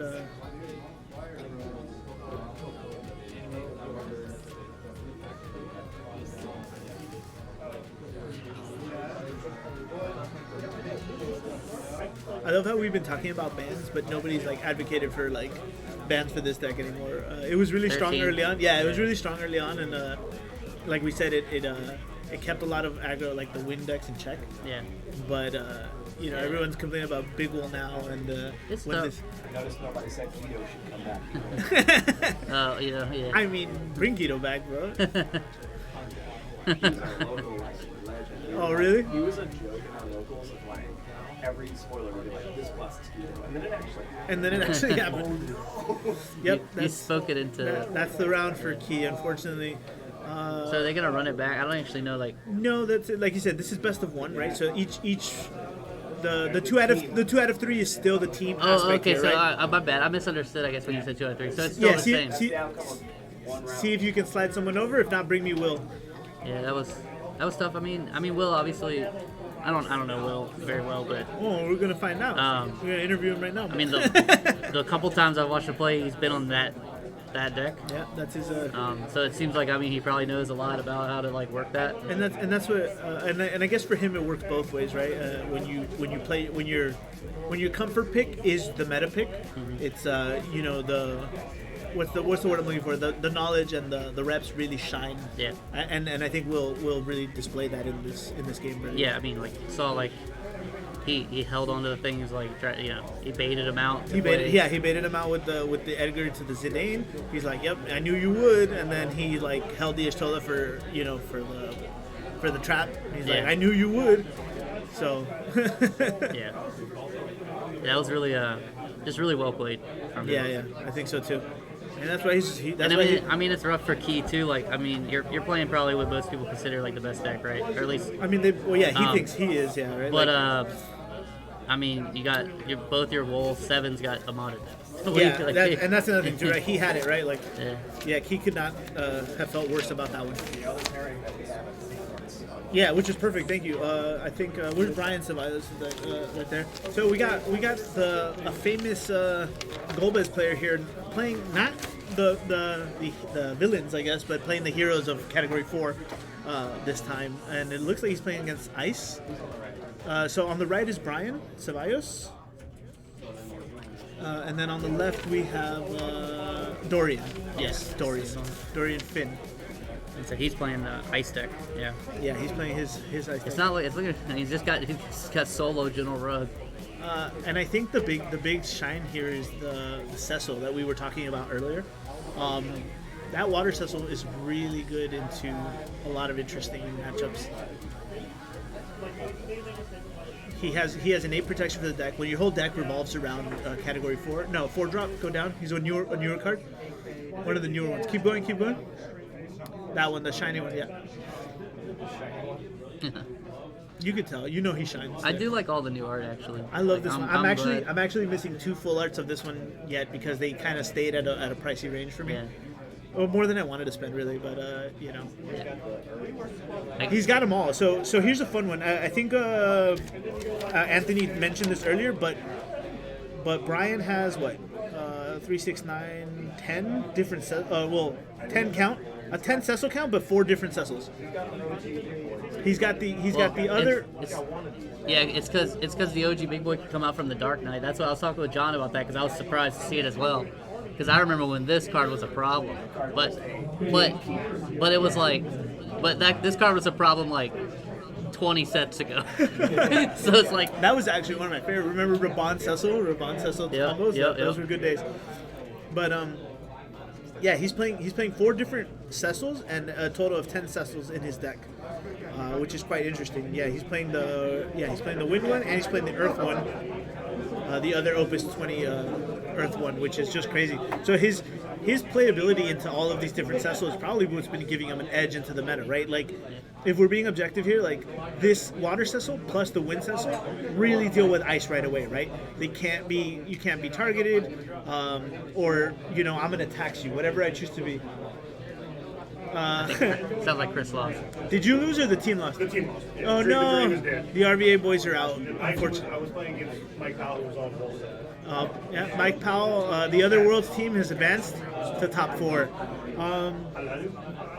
But going back to the Cecil package, and then the Opus 2 Cecil we just talked about deals with the. I assume it deals really well with the the Ferris or any of those. Well, the crazy thing too is with that Dark Ice Cecil. Correct me if I'm wrong. You can crack that at instant speed. Right? Instant speed. You can change you basically can toolbox a Cecil. You can toolbox any of these Cecils, right? And again, that's what's gonna get him into the optimal lines, right? If when you know your matchups, which I'm sure he does at this point, he's I'm gonna go into this Cecil to bring out somebody, and now you have to pay tax, right? Yeah. If not, I'm gonna go into. Oh, you're gonna try to AOE board clear me with damage? No, we're Yeah. gonna bring in The big Obis 2 Cecil, right? And that's quite like a very interesting. This game has not been easy though. So Brian's at 6 damage, so we know Dorian put the hurt on him. But I think when you're playing against these decks, stabilizing is important. Yeah. It doesn't matter how much damage you take, which is something that we like to tell new players all the time. Sometimes it's discouraging when you're at 6 by turn 3, but it ain't over until it's over. Yeah, I mean, I used to see a lot of new players just like they would try to just block everything. It's like no, yeah, you don't have to we take don't- these unfavorable blocks yet. Like just go. And then I think it really like started hitting home. Like I mean, I was playing before the damage mechanic was a thing, but then Who'd you get? Well, they gave out these Oh. for. Nice. Oh, so you guys don't get the other ones? I haven't looked, honestly. Oh, that's okay. But I mean, this is great too. That one's great too. You can only get this if you went to the the irresponsible COVID tournament. I was there, so I'm not calling you guys out. Like one of these. The So top 8 irresponsible. got these. We fanfare actually showed 2020 some of members. we actually Oh, showed cool, some of the other ones out. I didn't realize that some of them still said L3 open. Yeah, because they were literally printed for 2020. No, I know. Yeah, I know why, but I had forgotten that It's part. funny, right? Yeah, Yeah. because I remember the latter half were all L3. Or It's whatever. like, ugh. I don't want the L3 mat, dude. I would love it. But anyway, going back to the game, yeah, this Cecil package is very interesting. I got to give it up to Brian. He's quite an interesting deck builder, and he's definitely doesn't. I don't know if he's just a big Final Fantasy IV fan, and that's where his brain sits. But he is definitely impressed me before with what he decides to take to these tournaments. He's not afraid to shake things up with deck choices, and I like that. That's something we aspire sometimes for, right? Yeah. I never really saw myself as one of the better decks. I mean, like I could build a deck, but I was better at like letting other people optimize. Piloting, yeah, and that's okay too, right? Like it takes all sorts.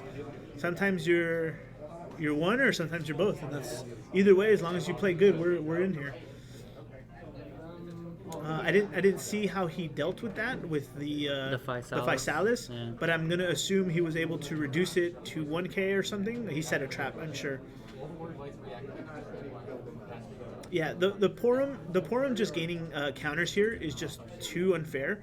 I don't see any crystals. Oh well, yeah, he has 2 crystals on board. Two, So that Porum is gonna sit there very comfortably with protection from the Cecil. So again, I know we already brought it up a couple times, but the Cecil says you can pay a crystal to choose a category. I think it's any forward actually, and it says this one does not cannot be targeted by abilities. I forget if it has to be 4. Oh no, it does. It does have to be a 4. Okay, so 4s generate the crystals, and that 4 says cannot be generated yet. He's telling him, right? I got you, bro. You're gonna. Yeah, I mean that the Porum's already over the general rug now, which is like bad news, right? What is that, Isn't it? 6? No, he's at 10. Yeah, no, yep, Yeah. he's definitely over.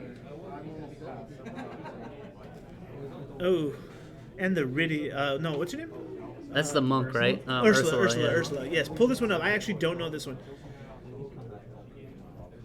I know when she enters, you gain a crystal, so you generated 1, and then so obviously he can cast this because of the Rosa. By the way, guys, the Rosa lets you tap for anything when playing 4 characters.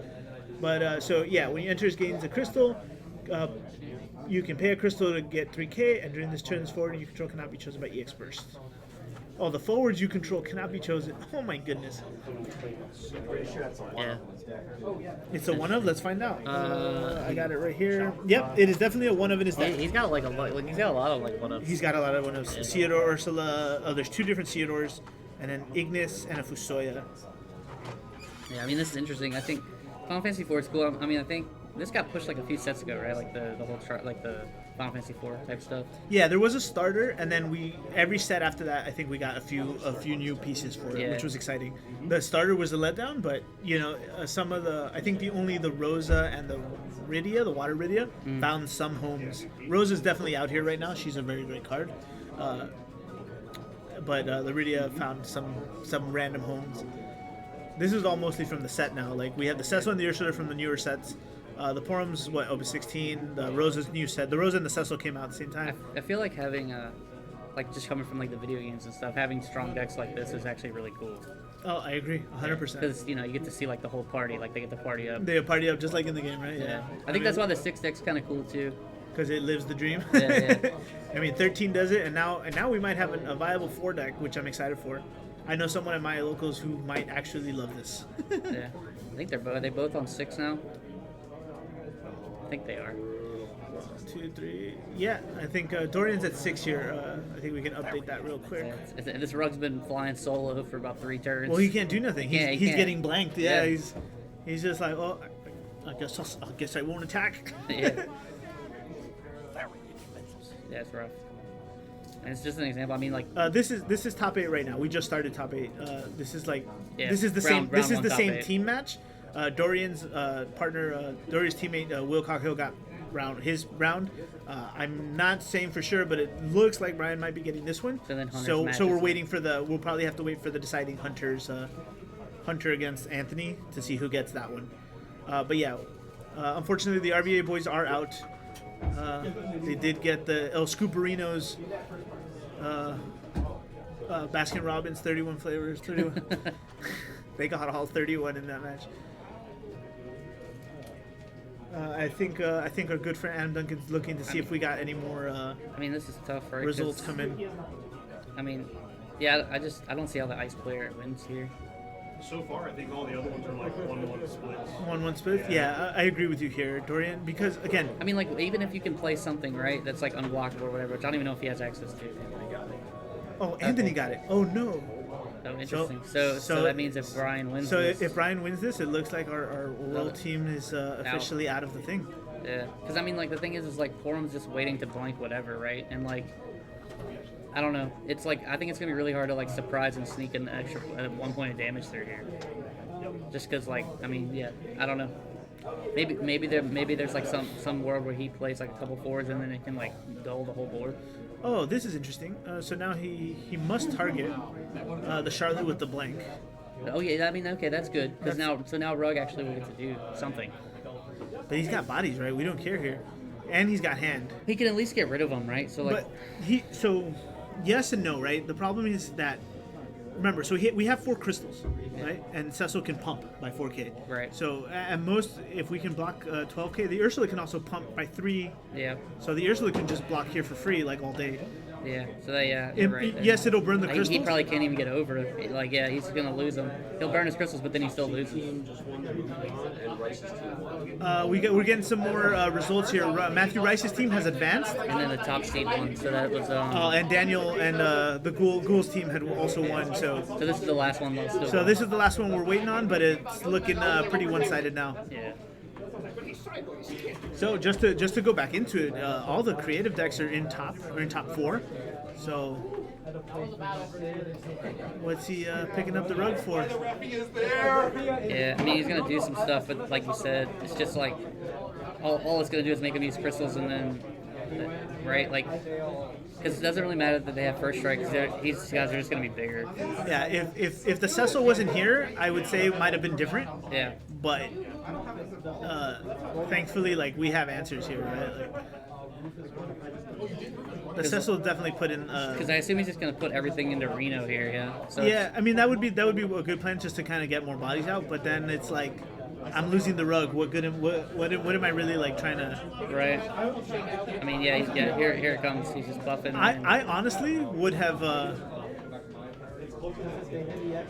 I guess he was hoping that like. Oh, that it would target Charlotte. Yeah, no, it says Ursula gains. Yeah. It has to be category 4 too, but sorry. Yeah, Honestly, I would have just given him the. Oh, Rug's gone. Yep, yeah, and that's Rug gone. See, I mean, I think that's it, man. That's it. I mean, he's just swinging just because, but I mean, we're just gonna. Oh, so he gave him all to Rug here. I mean, he gave him all to Reno. I think that's what you have to do, right? Because like Charlotte can't get big enough to matter, right? But it just saves more crystals for Ursula here and for Cecil is the problem, right? I would have liked to have seen Ursula burn more crystal, like one more at least. But she's like... Yeah, but because he has first strike, he can't block with Ursula again, right? He has to block with someone else. Yeah. And again, here I just give you the Hooded Man. You just buff with Cecil. No, I just give you Hooded Man. I don't even care. You think you just chump? Yeah, next turn we got this. Like, we don't even... I mean, and also Hooded's been one of the ones you want to play again, right? Like, doesn't actually matter. So he's blocking the form and No, he is trying to. So when Rude enters, he can Dolan freeze something. Okay. He's trying to Dolan freeze the Porum. I got you. But again, Cecil just says no. I have crystals. I mean, I say no.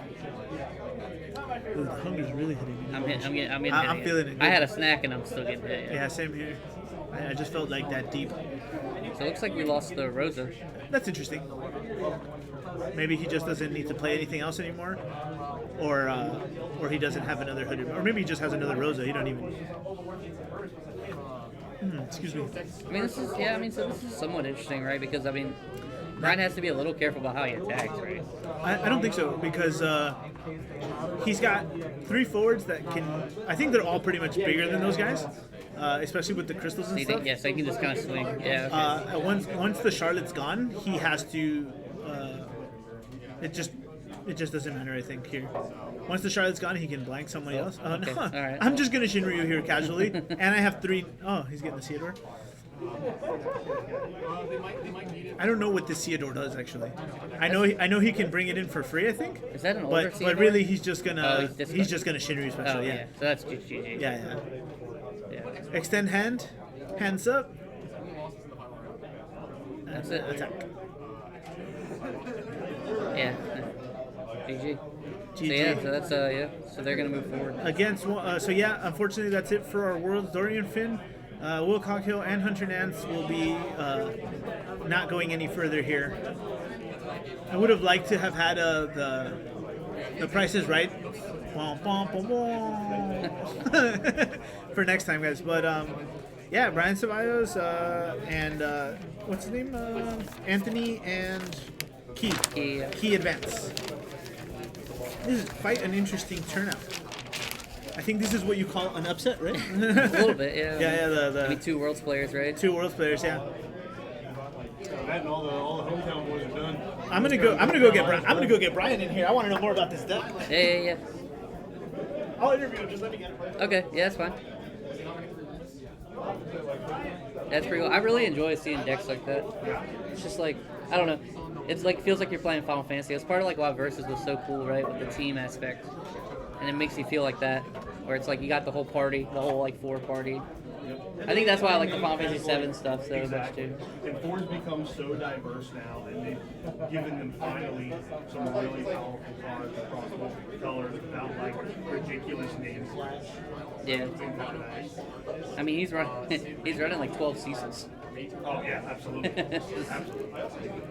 So yeah, very interesting.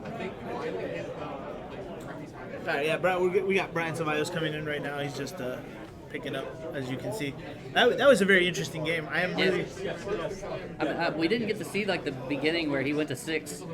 We just kind of caught like where he had already kind of turned the corner. Yeah, and that's what I'm saying. Like he gave him the hurt, right? Like Yeah. he gave him the run. But again, and I think we can say this comfortably now.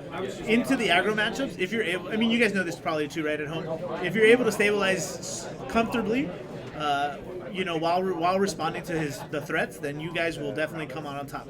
Titan says aggro wasn't the call. I mean, aggro was definitely going to get you to top cut, I think, right? Like, and then after that, it's like a skill check. Yeah, I mean. But yeah, people definitely came ready for it. We saw that time and time again today in every match. Yeah, it's tough because like I think like Wall 7 and Ice X something were like typically on every team. Yeah. And it's like, but it's really interesting to see what that third deck is. Like, and I think that's where we're really seeing the interesting stuff. Yes. And again, they're being rewarded, right? We have again the Earth Wind Storm is win again. They advanced, and then now this Cat 4 deck won. So that Yeah. I don't know who else do we say? Rice and Boys. Yep, they got. Yeah. So they're like probably they're probably the more like Twins. Yeah, they have Twins, Wool, Ice. and Ice, right? I believe, and Ice Lightning. That's Cody, right? I don't think is it Wall is he on Wall or is he on Lightning? He's on like Wool, I think, with Amaterasu or something like that. Okay. I thought he was on like Lightning for some reason. No, he's on Mono Lightning. Yes, he's on. Yeah, so they don't have. They're actually one of the few. I think they might be the only team that doesn't have a Wool 7. Oh, because Twins takes up like a lot of like. Really? Okay. Yeah, because it's Twins. It's Twins, Ice Lightning, and Mono Lightning. Those are their 3 decks. So You can, if you want, I can take this one. Yeah. All right, guys, we got Brian Ceballos here for you. Brian, I have your matches. Thank you, sir. All right, Brian, how you doing, bud? Welcome. Good, on. good. Congratulations Great. on your win. That was very exciting. We caught the end of it. Unfortunately, like it seemed like Dorian had just really put the pressure on putting you to 6 early. Very early. And so, but we saw you kind of like stabilize. You had the team out, right? Yes. Before I continue though, are you a big Final Fantasy IV fan, Of or is it course. okay? Because we know you played Gomez. Yes. Before that was your deck. That's what got me my Nats invite. That was your what do we put you on the map, right? Brought you on here. Yes. And then now you're playing this, which I'm excited to hear all about. So please tell me everything. Okay. Well, I mean, I'm a big Cat 4 fan, and I'd say about when Set 20 came out with the Rosa Cecil, I looked at this as a time to really commit, because it gets me to cheat out or get some free things, and so I said, okay, what can I do with Cat 4 to make sure I'm consistently drawing, consistently having a reaction ability, and consistently for me to keep myself in the meta. And I said, you know what? The only thing that people haven't taken advantage of is crystals. And so I said, the material came out. I could definitely use this crystal because the new Cecil, the other hero Cecil uses the crystal. Okay. Yes. Yeah. So I tried to. It took me about 4 different versions really to find out what I really liked for the build. And this is the 4th version, I'd say, compared to what I used to run when I went to Nationals of last year. So, okay. Yeah. So right now, the fact that Rosa, the forward, basically makes you pay any of your Cat 4s for any color, it allows me to just freely look at all my cards in my hand and say I can pitch anything for anything, no matter what. Right. But I needed a solid backup line. Right. So for me, I said I need to focus on one thing first. How fast can I get my backups online, and how fast can I get these forwards to keep flooding? Because I've been in constant pressure in the sense where, Shinryu, board wipe, Shantoto, board wipe, Neo X-Step, board wipe. And I'm able to at least sustain my hands to make sure that I can always flood the field back and forth. So, was there anything you see that could have been a question mark to why I would run it? No, well, I'd have to go through it all. I need to see it visually. I can't just pop up your deck list. Fair. But we were actually kind of while you were playing, we were kind of going into all the optimal reasons to pivot into each Cecil, and I think you can maybe shine some more light on that, right? Sure. Why you went with these, and what was your thought process on just throwing all the Cecils in, right? So first of all, these Cecils have S abilities. I played Brian and Nats. So, no, nice, thank you. But basically, it's really Earth Cecil ping something for 8,000, and it really depends because the Earth Cecil can always act as an extra blocker, so then it can break to go into something else. So I'm running 3 different types of Cecil. That's power. Yep. The water, from Opus 2, the new water from 20, and then the wind. Right. At first I was like, okay, how do I want the ratio to be like? And but then I said, okay, well, the way I look at it is that if my opponent is single targeting for spot removal, I decide to use Water Cecil because I want protection. So and then it also buffs, and then I can also use more crystals out of it, depending on my backup if I have material out to get more of the crystals. I use Wind Cecil for CP advantage. So I used to use if you targeted my stuff, I would make sure that you use as much cards as you want to play, because I don't mind you board wiping me or you keep going and doing other things because I already have a full set of hand that I can go out again. Because again, I'm running multiple Cecils. If I play the Wind Cecil, I just want to cheat something out, back up or something, and then have a reaction to it. Yeah. But I also want my CP advantage to be from Wind Cecil. And then the other one is really, Nagisa, Mono Fire, anything that does with damage, that's Opus 2 Cecil. That's why I We'll always be the king about that, right? Yes. Yeah, we love that. Yes. Has there been a game where you feel clogged up with so many Cecils? In your testing, or today, I guess, just tell me today, right? Today there was no. I try to utilize the Cecils as much as possible. In a sense where if I had 3 Cecils in hand but no Cecil on the field, I can just try to make sure that if I have the Earth Cecil, I play that first, right? And so if and I don't mind paying the 5 costs, even if I don't have the Earth Water. I usually always have the Earth Water. Or Rosa, right? Yeah, Or Rosa, yeah. right? Yeah. I'll get to that in my next question, actually. But go, Of course. And so, but today's game, no problems with all those tests. No problem at all. All right, I think the next pairing's up. So last question: how many cards do you draw with Rosa on a regular? Ooh, at least 3. At least 3. At least 3. But there was one game where I plus 7 cards. Yeah, that'll do it. I think I was going against Sam Toole, and he looked at it and he's like, yeah, that's too much value. I can't believe he let the Rosa live. That long, right? Yeah, because he kept getting my Cecils, and I was like, okay, we need to maximize all the drawing. You got you. Yeah. I think I'm gonna have to cut this one short. Before you go, buddy, we have Pool's team versus Mike Powell's team. We have Key versus Rice. Yes. Did you guys win that one? Yeah, we won it in Swiss. So it is favorable. So good luck. Thank you. The deck list of the team that got knocked out at their table. Hunter Dorian. Yeah, Hunter. Yep, Hunter, Dorian, and Will. Right here, bud. Can you pass these over there? Thank you. Yeah, informative interview. Thanks, Brian. Thank and let's you. all wish Brian good luck on the rest of his games. Thank Buddy, you, thank sir. you. It's always a pleasure. You too. Have a good one and good luck, guys. All right, let me pivot back over here. Which one do you guys want?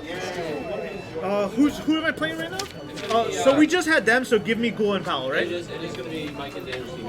But I want the retainers on stream.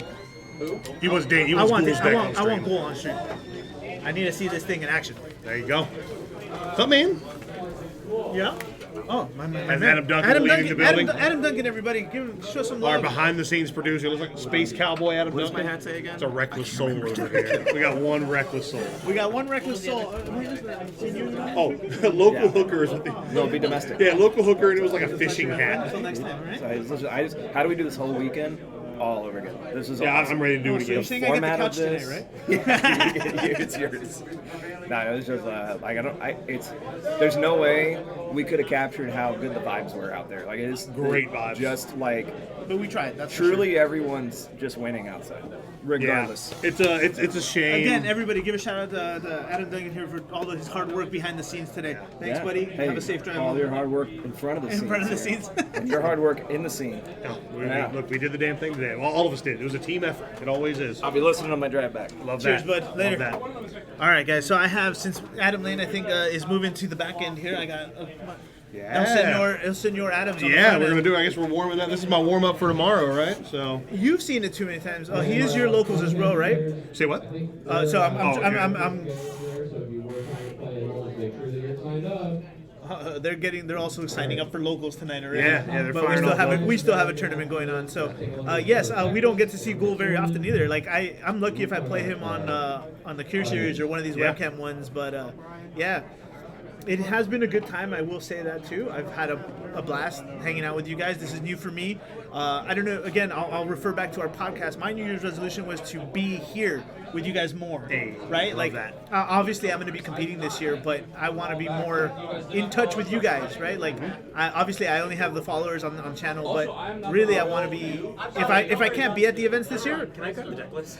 yes, sure. Our These, team right? as well as their team as well. I don't have theirs. Yeah, we don't have theirs. They may be over They're there. reviewing their deck list. They have theirs. Okay, deck list. All right. But yeah, I want to be here.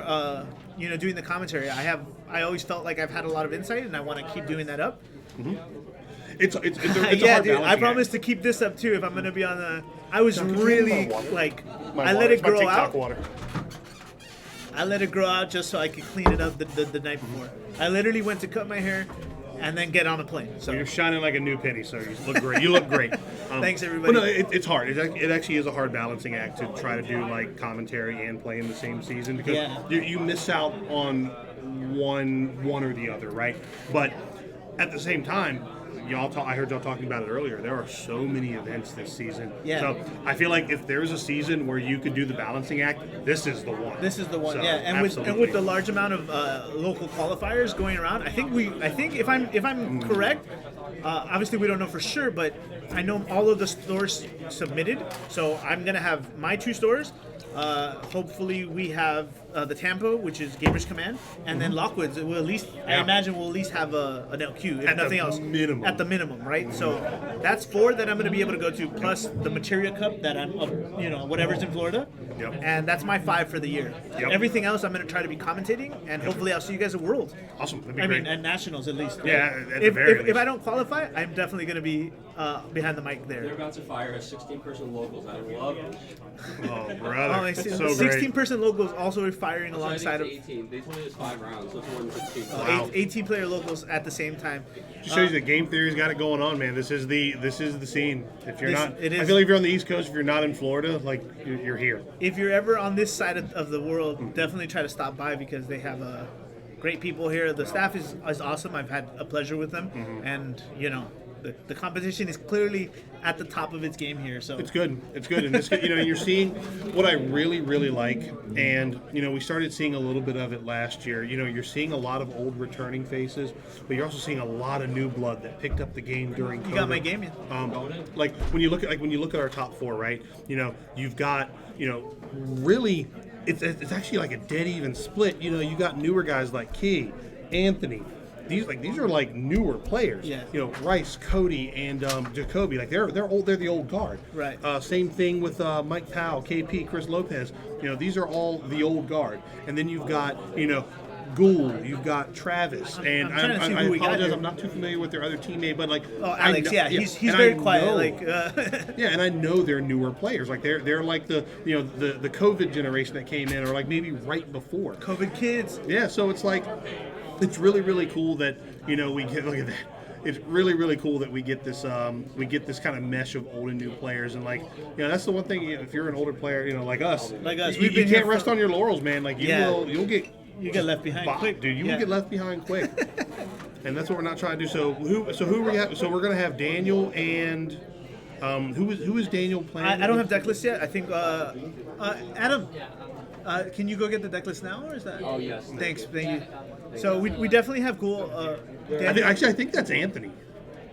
Oh, I'm gonna change the name. Sorry, guys. No, you're good. We So switched no, production teams here. So that's Anthony, because they're playing Keys team, correct? So the Yeah, Lopez, no, they're not. They're playing. Chris No, that's Lopez. Oh, Yes, it's holy Lopez. shit. Yeah, okay, gotcha. I think his Matt says it right. No, is it really? Yeah, it sure is. He's, You're right. He's our 2018 World. He's our 2018 national champion and World's qualifier, World yeah. representative. So it is Ice Lightning versus Earth, Water, Retainer, Retainers, yeah. Storm, is how he put it. In my opinion, I think Lopez is favorable in this matchup, just purely from the ice perspective. But I could be wrong. These two guys have been playing at we know this is a world level playing on the right, and Bulls has definitely shown up at every event he's been to over the last season, right? Yep, absolutely. Very, very solid player. Just coming up here most, recently, obviously, really puts a lot of heart and soul into his content. Just seems to really be enjoying the game, and he's becoming just a good, positive force, which is what you like to see. And here's the thing, too. Again, this is that old guard versus new guard. Chris Lopez that's is true, not yeah. a slouch. Chris Lopez he knows, that, especially Ice Lightning. He's been playing Ice Lightning, literally, it's the only thing I've seen him play since last year. Right. Damage as well, bud. It's up there. Yeah, we got You that. got it. Yep. We got Shriner on here in the back now. Don't worry, We're guys. doing the slight production team. We're doing a team shift, like a little shift, team change. Shift change. I'm here all day, but That's right, and you were definitely the straw that stirs the drink, young man, and I definitely appreciate that. Okay, this is gonna be my favorite. We're gonna have a great time. We're gonna have an absolute All right, great so time. what do we have here? I have Powell on the right. We have Pfeiffer on the left here. And Lopez wasting Who is this? no Alex time. over here. Yep. Or Alex over here. Peters. Yep. KP. We got KP versus Trav. Oh, Alex is there, and Okay, then yeah, Alex. and then I have here Lopez. And that's Alex. Right? Okay, cool. Yeah, so you have that one and this, and I got this. Perfect. All right, so and again, Lopez no slouch. We got 4 backups. Like both of these decks are kind of right where they want to be. Yep, and we have the Venera that he said, or whatever it's called. It's like the Wind Loperitz. Yep. Very similar. It's not exactly the same, I think. It's more like a wall trill, I think. And then we have the Irish Drop, which is going to set up all his efficiency plays between the Tilica and the Iris, like he let us know in the interview. That this is his backup line that he was searching for. We're absolutely doing the Weiss. What is the What are we? So we're going to get rid of the Tilica. Yeah, it makes perfect sense to Yep. get that Tilica out of there. We're going to make him discard another one, and we're going to dull freeze the. I mean, obviously you're not going to do the Iris, right? Yep, but I think. Oh, he sure is. Because I mean, Iris can just completely activate. I wouldn't. Yeah, but I wouldn't do that. Like. But I don't know what's on the back of his sleeves, but it has been Dragon's Shield Custom City here today.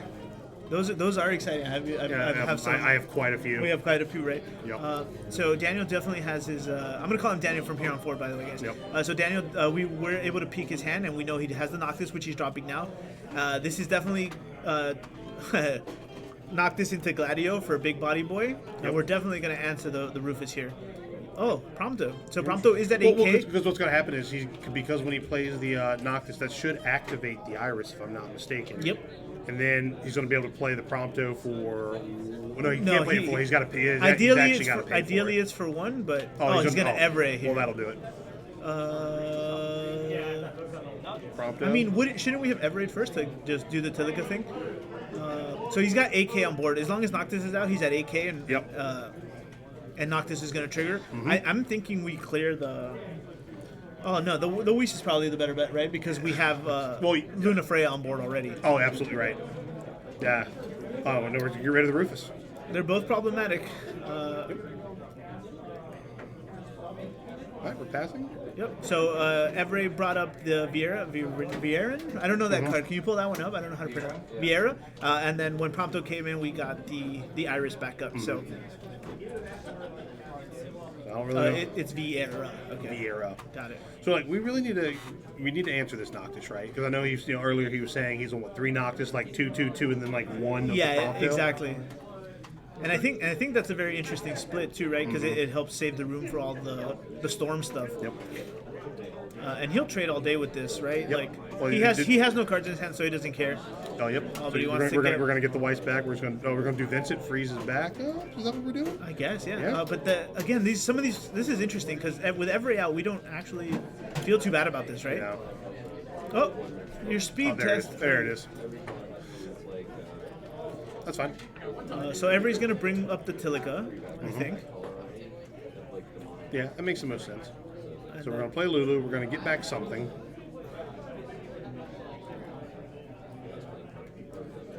That's right, because Noctis triggers on any win forward. Yeah. Now, what's cool though, even though it does the 5K, he's going to be able to reduce that and bring it down. Because when he casts a summon, it's correct, it's basically exactly. going to kill him right there off. Now we're looking at what is Daniel's back row? Yeah, it's Vieira, Norsala, Tilica, and Iris. Yep. So we're going to do Dryad. Dryad to 1 and reduce the other one. Ooh, Yep, perfect. There's the plays. We like that. We love this for him. That's a good burst. That's a good burst. That's a good burst. El Presidente. Yeah.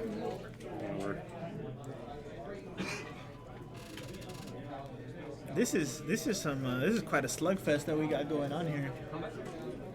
It's so weird. Like Ice Lightning is in kind of a strange spot, right? Like it actually still does very well against a lot of the top decks, and it's also one of the. I feel like it's always been like one of the. Yes, Tilica reduces the cost of characters, I believe, by 1 for the turn. Yep. And like Ice Lightning is just kind of one of those, for lack of a better way to put it, kind of one of those gatekeeper decks, right? Yeah. Like it's that deck you just can't play like bullshit. Also, shout outs to JG in the house, our Mr. Fitness, our strong north, yeah. The JG Fitness in the house. Oh, that's a good one. Because we're killing the Noctis. Yeah, he's he didn't pay 3 for it. He Tilliga'd and then tapped the Vieira and the Iris for 2. Wait, did he? No, he paid for the Rufus. Oh, the Rufus was. If the Rufus was 2, then it was. Well, probably... hold on. So. Wait. Can we confirm that the Rufus was actually cast? Adam, go. Get Gabe over there. Hold on, tell him to stop at least before we can. Oh no, it has what has the tap? All the Tilica. Wait, what's the question here? Why are you saying stop? They're saying that they're asking that Rufus is in hand. Was Rufus paid for or was it played? Oh, okay, yeah. Because he searched it and then I think he left it on the board. Yeah, thank you for. So we'll find out.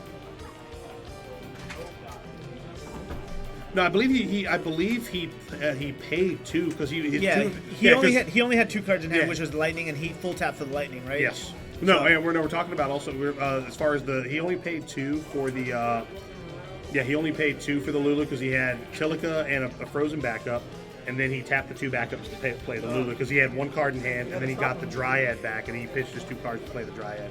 Nope. Snugsy's there, but I guess they're not stopping it. I'm not sure what's happening there, guys. Sorry about this. Yeah, I mean, can we, at this point, is there anything that can be done about it? Definitely some kind of rewind play.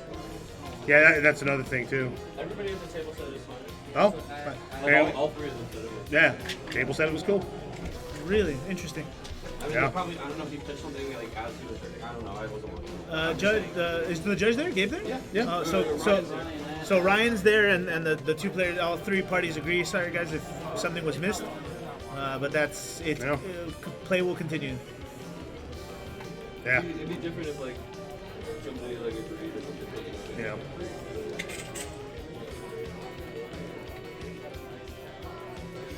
All right, so we were able to answer the. What else did he have there? The Noctis. The Noctis Yep. was taken down by the lightning. By the lightning from the.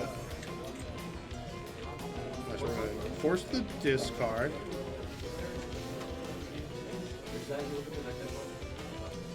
Okay, so what we did the lightning to force the discard. Yustola's going to come in. We're probably just going to blop the Zidane, We're right? definitely blopping that Zidane. Yeah, Yeah, he's outta here. Zidane can't be allowed to take any more fun out of this. And then Rufus is going to come strip the last card. Yep. That looks like a Noctis, I think. Maybe we hit a Noctis. Possibly. If we search Yep. a boy, yeah.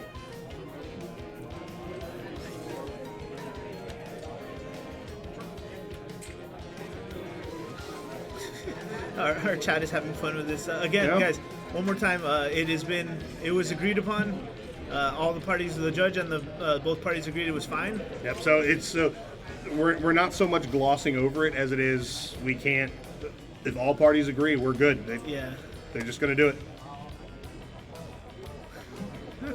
We're gonna have to go to the VOD later, unfortunately for Yep. that one. Yeah, and it's okay. I don't know what they're doing over here. It's probably for the mouse or something. Probably.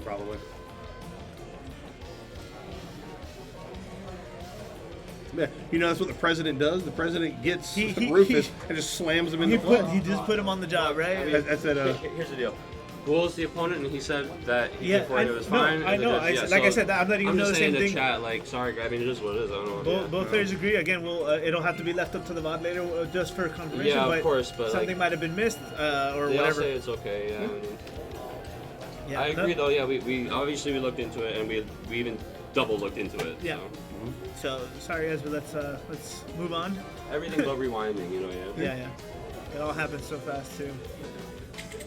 I'm glad you guys are on it though. Well, like I said, always counting on you for what we miss. I mean, sometimes we got to take it back to 2018, right? 2017. We got an LOLNA for a second, don't we? Yep. Sometimes you just have to. That's true. But Bulls chooses to play with a handicap, then that's on him. Yeah. He opted in. He opted in. Yep, you're right. He opted into you're the right, terms of Angel. service. Cards sometimes are more powerful in NA, and that's just a fact. We're going to big Iggy. But I think EU still 2 times world. But what I was gonna say before the whole debacle happened is JG's in here, and I think he's gonna get excited to see some cast counting, like very shenanigans. I know he's a big fan of the wind variants as well, mostly on ice. But the fact that Ghoul was able to bring this out, or Daniel was able to bring this out in the meta that we have right now, is just obviously a testament to his skill and deck building. Obviously, he credits his team as well, but the pilot's also important, right? Absolutely. And he's on how many casts? He's on 2 casts this turn, correct? I'm not keeping track of the casts right now, but I don't think it matters to per. We don't have Rosa's not out. Yeah, I don't think and we have neither is enough, right? Atomos, Yeah, right? you're right. Yeah, you didn't know? Been boss deck cards all day. Boss battles, bro. I mean, this is somebody's boss battle, right? One of these needs to advance to beat the game. So. Exactly. All right, so she's dead. She's out of here. We have to know that when we play volleyball, we have a saying, right? Like if it was out and like they're like, nah, it was in or whatever. If the next point is automatically like, or something happens that's like the ball never lies, right? Like the cards never lie. It's looking like Ghoul's gonna triumphantly come back out of that that awkward situation. So we know that the player plays, right? Like the players don't lie here. Yeah, it's all right because he's got Does he have the full boys? Are we gonna? I think he's at a. Oh no! Oh, never mind. Prompto's already on the board. Yeah, he has the full boys. Yep. About to give, we're gonna give Lopez a shot of B12 over here. I don't Let's think. hear about the boy. I don't, oh, he's gonna everate to the Tilica here to get the Earth. Yep. Gladio's gonna come in. Knock the Prompto's gonna draw 2 here. We're in a good spot. He's only taking 1 damage. You may have already can we done get a it. damage update, please? No, Are you're you good. good? I know we had the judge thing. Don't worry. Oh, I guess he's looking for an Earth card. I mean. Oh, perfect. He found one. Mm-hmm. Splat. So Noctis is gonna trade. Yeah, we're you definitely have definitely. to kill the Ishtola. Daniel's deck is very fun. All the stuff he told me has got me excited to try it out. I will probably be playing this Monday or next Saturday, whenever I play. We literally have that built at home still. Just nice. My silly version. We have retainers at home. We have retainers at home. That's right. But yeah, the Prompto draw 2 will resolve. Again, if you guys are unfamiliar with this, or it's been a while since you've seen it, if all the boys are out when Prompto attacks, he is drawing 2 cards. Yep. Going to his deck choice as well, he is not playing the Wind Ignis, which... This new one is just infinitesimally better. Yes, 100%. He did also just get value from breaking the Vieira to search for it. Yep. He probably got another forward back. So he's definitely plus like 2 right here. Yeah. And again, he's got full control of the board, and it looks like the hand as well. So I don't think he needs to go any further than this. Like, you can hold off. He's at 4 damage. He can kind of easily 4 damage thing. Easily like, oh, and there's the cast count. So that must have not been. No, I think it was. That's like 3 at least. Right? He drew a card, so that's the 3rd one. Yep.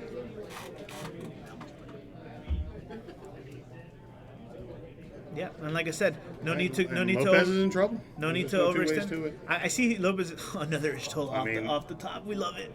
right. With Cisne and Ishtola holding on.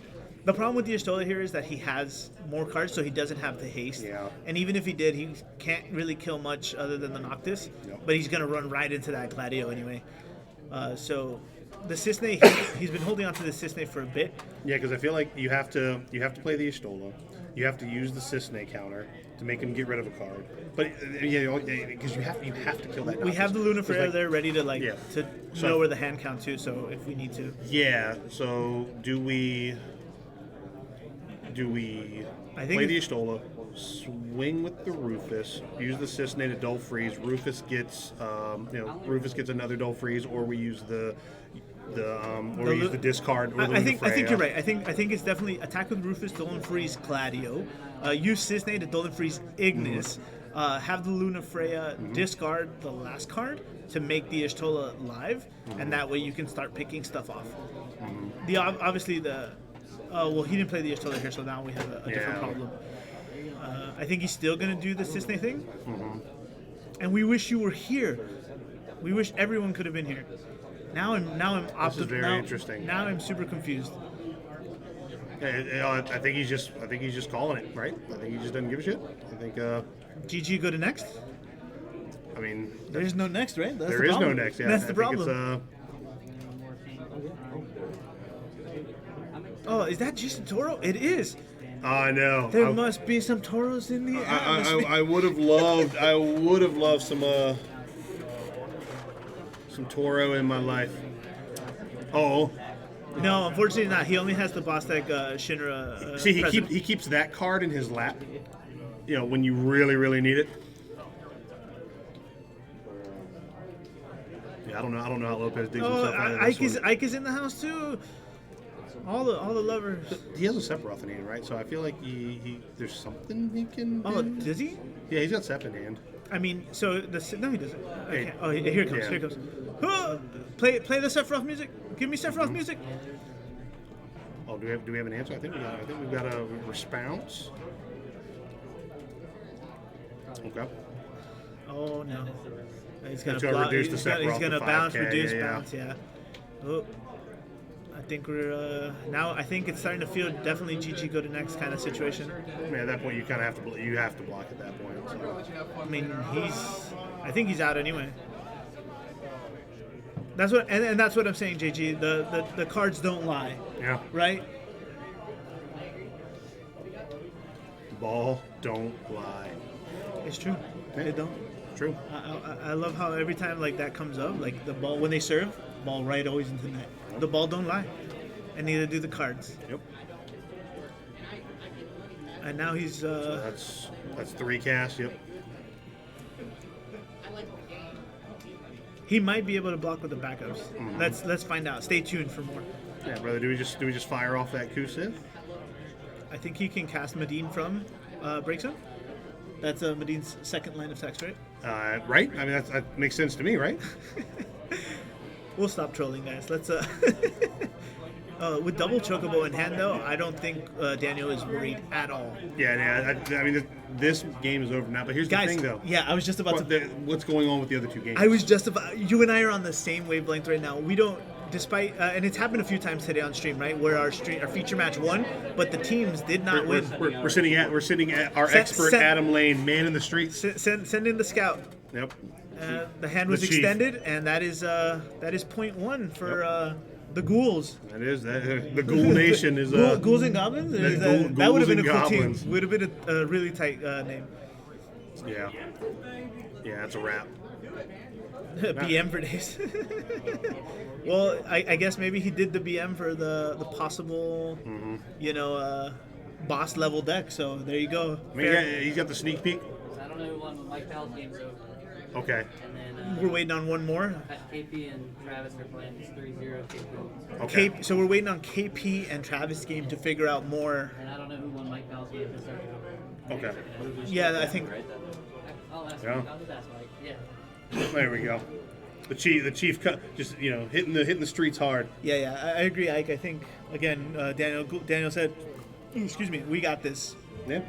Trust the deck. We certainly checked with everybody at the table. Yeah, it's good. It was good. It's a shame. It's a shame we're gonna lose him into Australia. Yeah. Apparently he's moving to Australia. Wild, absolutely wild. Who is? He's Ghoul. Oh, really? He's probably just gonna get 10 times better now, running with Matisky and Hood. Well, what happened? We also had like Emmanuel. Mike Powell lost. I think they're done. Oh, that's it. Yeah. Well, I think that's it, boys. That's a wrap. And girls. Their game's still going, but like. Yeah. It looks like Daniel. Really? Wow. Daniel, Anthony, and Travis, it seems, are advancing to finals, to grand finals. Yeah, that is that. Is there one of those 3 that you didn't have on, or is there some? No, Travis. No, we've had them all on stream already. Okay. Yeah, Travis cool. against Rice. We had Anthony against I can't remember, but Mm-hmm. we brought him on, and then we had Did you Gould. guys do Lopez and stuff yet? No, we didn't do Not Lopez. that anybody wants to be interviewed right after they lose, but Well. we can go. I mean, we can get Powell and Yeah, we'll go pick somebody. go grab me Powell. I haven't been able to bring him on. Yeah, I'll scoot so you can do. We love Powell. Yeah, anytime we can get a world player in here to just shoot the breeze with the gang, I'll slide over. You're moving to the UK to train under Hancock's. That's also There you go. that's also a good dojo I would love to be a part of. I mean, if these people are like always reaching out to people, I gotta start reaching out to somebody more often too. Absolutely. Because clearly, I'm missing something. That was a good game though, guys. All things considered, I think whether we were wrong or they were wrong, it doesn't matter. I think the lines went back and forth. It was a slugfest. We got I think the retainers just showed up exactly when they needed to show up. Yep. It was perfect. Like he said, the Noctis is good against that stuff. The Tiliga and the Irish plays. Everything he told us in the interview came to. Yeah, we literally watched it all unfold in real time. And that's exactly why I put him on. I wanted to see all of that. I want to wait for Mike to come back. That's something, you see a lot of that in well, he came back here fast. Well, you see a lot of that in card games, right? You see a lot of the, well, if I do this and I can do this. Travis if is I coming have, back to talk to you. He says he has not talked yet.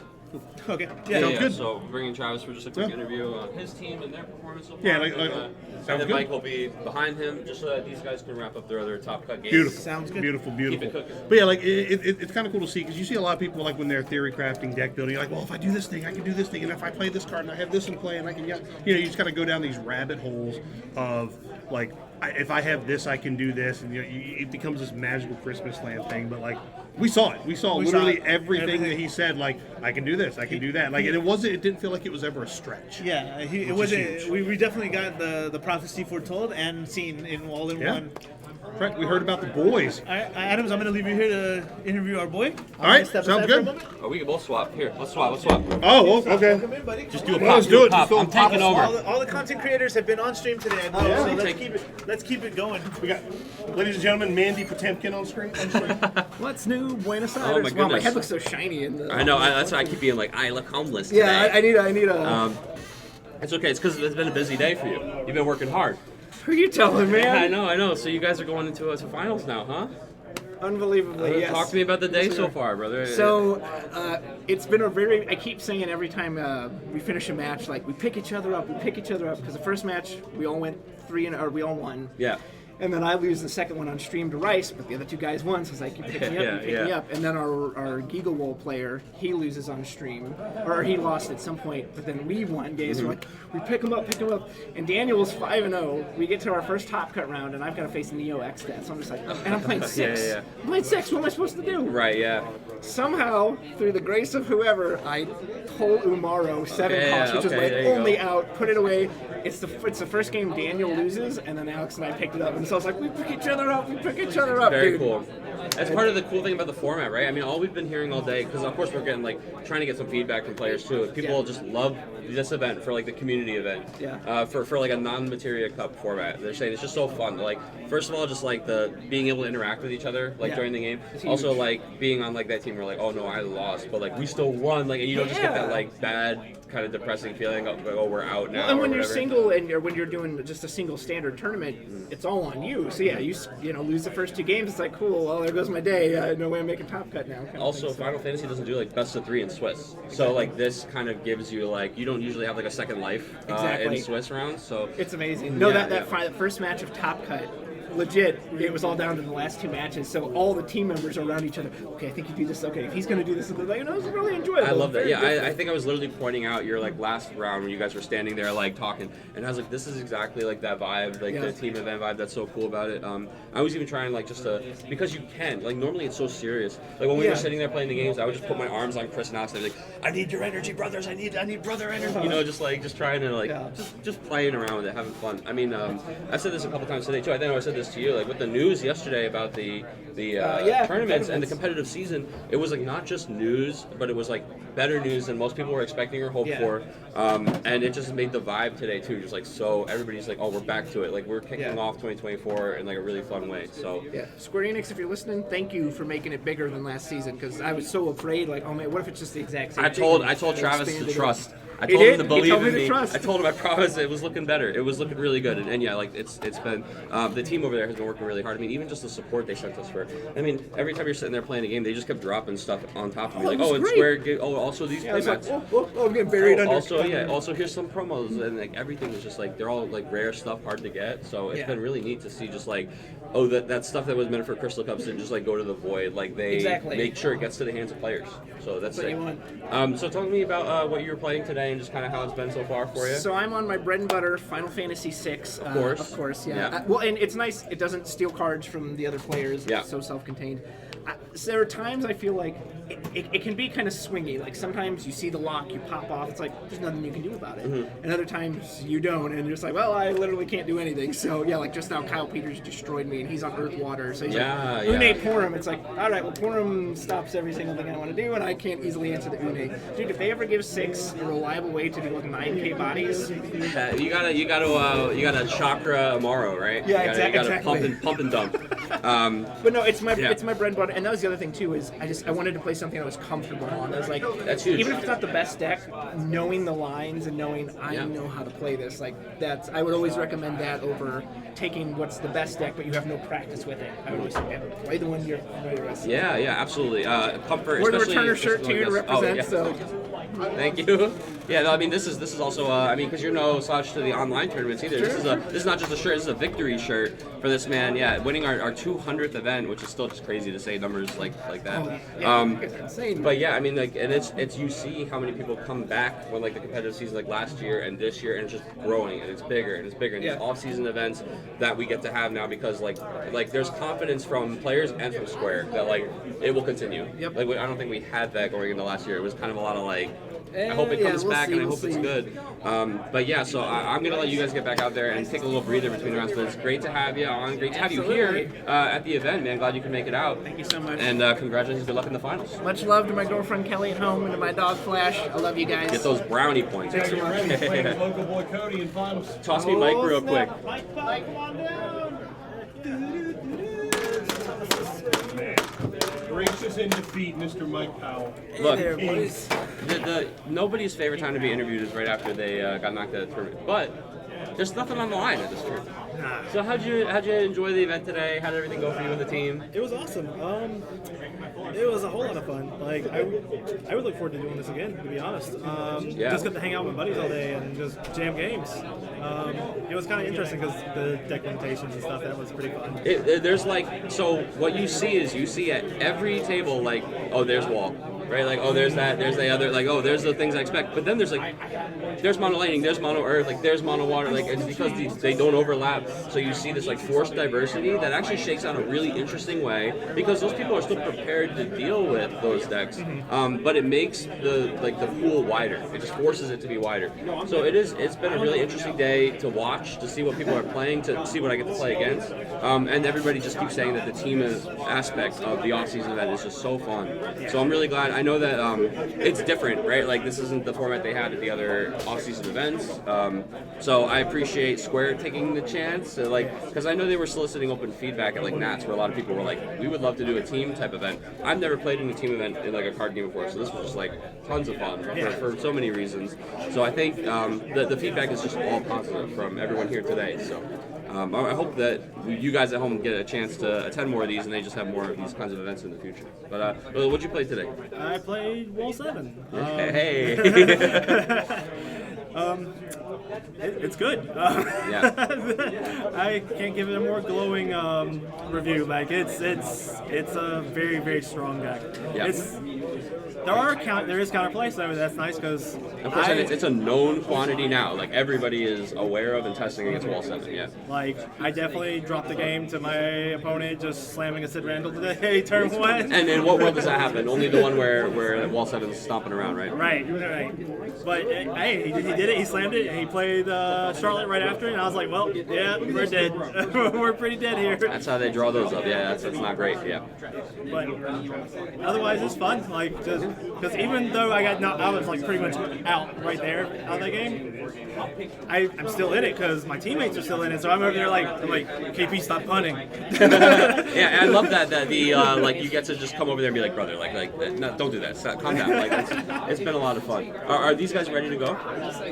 We're ready for These fire. are the losing decks. Oh yes, please. There's like a pile that I have neatly sorted where they're stacking, and then I'm gonna get the normal team back in here. We're gonna do a spoiler for you people at home, and yeah, that's it. I know you set you free. Go get some food or do whatever, man. It's a pleasure to have you here. Thanks for coming and jamming today, and congratulations on the top 4. Mike Powell. All right, guys. I'm going to tag John back in and Chris back in, and I'm gonna go over there. Oh, Adam's coming back in. There's just so much talent in the booth today. As promised. And to read the spoilers. Oh yeah, and then, and we'll get a spoiler on the stream. As All right, promised, guys. this is the moment you've been waiting for. What do you want to see? They've been so off on the guesses. I've asked them twice, and they're not even close. Oh man! So, all right. It's Final Fantasy 8 card. Whoa! Oh, did you hear that? What? I didn't say anything.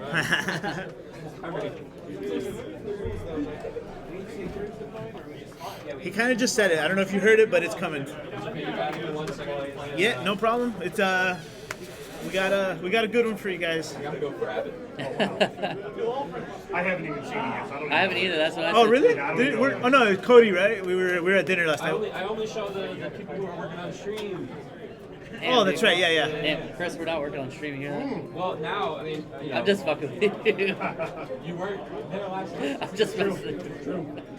All right, let me find. We're just second rate. It's fine. I'm a 5-star man. Is there a specific deck we want on stream? Who do I have? Give me. Rice, Cody, and Jacoby. Oh, give me Cody, bro. All day. Whoever Cody has to play. Okay, see. Okay. I think that works out because the other guy hasn't been on it. Where are we at? I don't know. Popped up on like that screen. I have a, you know. Alright, can you just turn that over here? I'm gonna put up we're pairing the next round. Hey, alright, now I'm gonna kill this cam real quick. Yeah, let me know what I have to see. Cool. I'm seeing some weird stuff It's over okay, here. now spin that around for me, please. That whole monitor, I just need to be able to see it. Thank you. Yeah, you've seen that Cruising Exotica, baby? Oh, yeah, some stuff that definitely you can't see. Yeah, sorry about that. Mega not okay. Alright. Sorry guys, we're working through some setup for this. We should have it out just a moment before the round starts. Don't worry. Oh, yeah. It's coming up, brother. Don't worry. But yes, now that you heard it, we are definitely getting more FF8. Just give me Cody. Yeah, I want Cody. Fan favorites.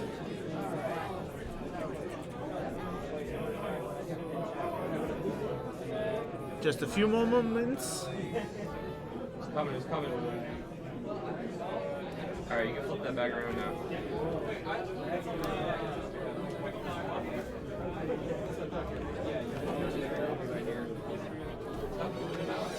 Oh, sorry.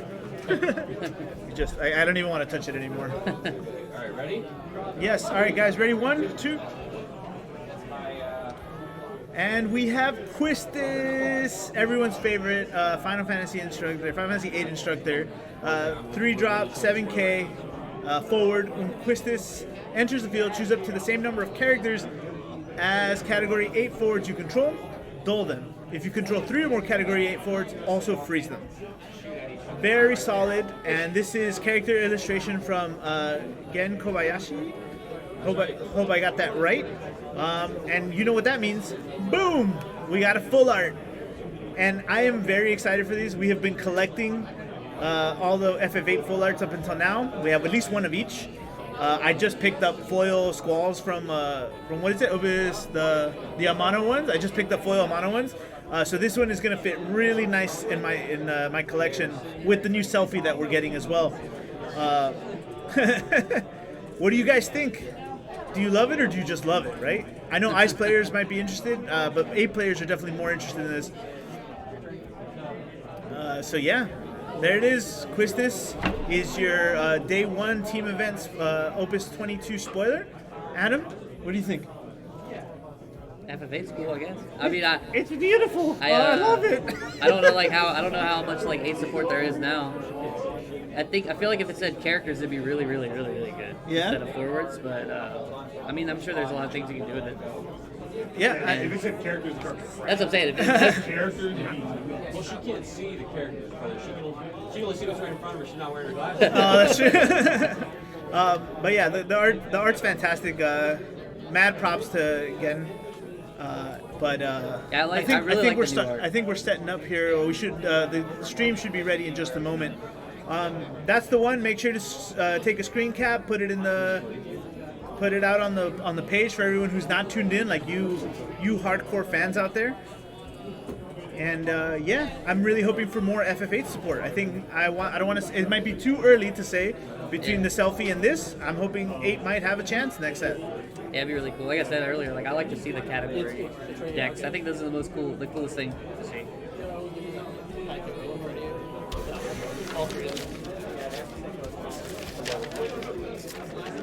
So I mean, I hope it ends up being like an 8 deck. That'd be pretty sick, and where you see the whole squad and like. Right. Yeah. That would win, Alex.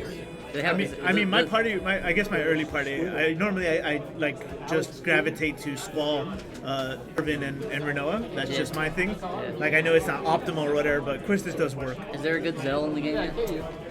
We had some decent Zells around. There is a Zell full art already too, so that's part of the collection, right? Well, like it might be too early to rate the card, and we can talk about more of that another time. I hope you guys enjoyed that spoiler. Shout out to Square for providing that for this weekend. Remember, we have one more tomorrow before the last round of the singles tournament. Before the last round of the singles tournament. So stay tuned for that.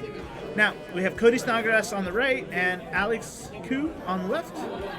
Again, So I think this is We what. also apologize if it didn't correct last name. It's really hard to figure out what those last letters are on his last name. As you heard, apologies if there's any misspellings or mispronunciations throughout If the whole. somebody knows Alex and knows what my correct last name is, John nailed it. Yes, Let us know, please. those are Rice sleeves, correct.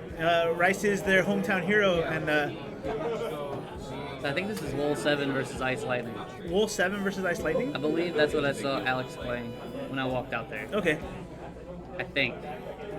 So just to give you guys some more insight, Cody. Wait, so we have Rice's team, right? Yeah. So it's Alex, Jacobitz, and Justin and Rice, right? And then Cody is with. No, Cody's with Rice. Cody's with Rice. It's Justin Jacoby. Oh, okay, sorry, I have it backwards. Sorry. Yeah. It's Cody, Matthew Rice, and then Justin Jacoby. Yeah, and then it's Alex, Travis, and. Oh, that's right, Alex Travis and.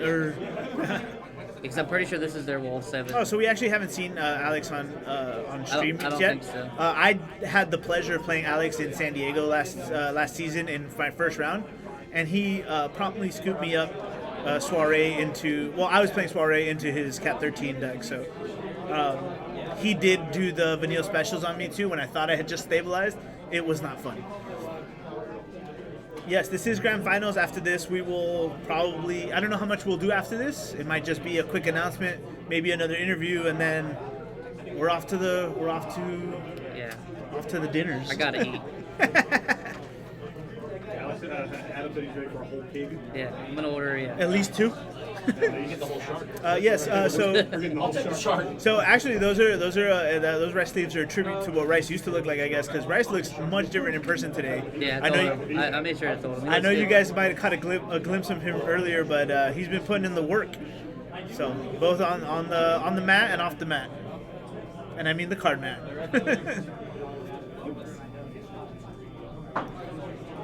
So yeah, I mean, it should be interesting, right? These are two kind of the archetypes that we've seen a lot of the day. Yeah, ice and Ice Lightning. Ice Lightning, I guess, more. Yeah, there you go. Shout outs to all the viewers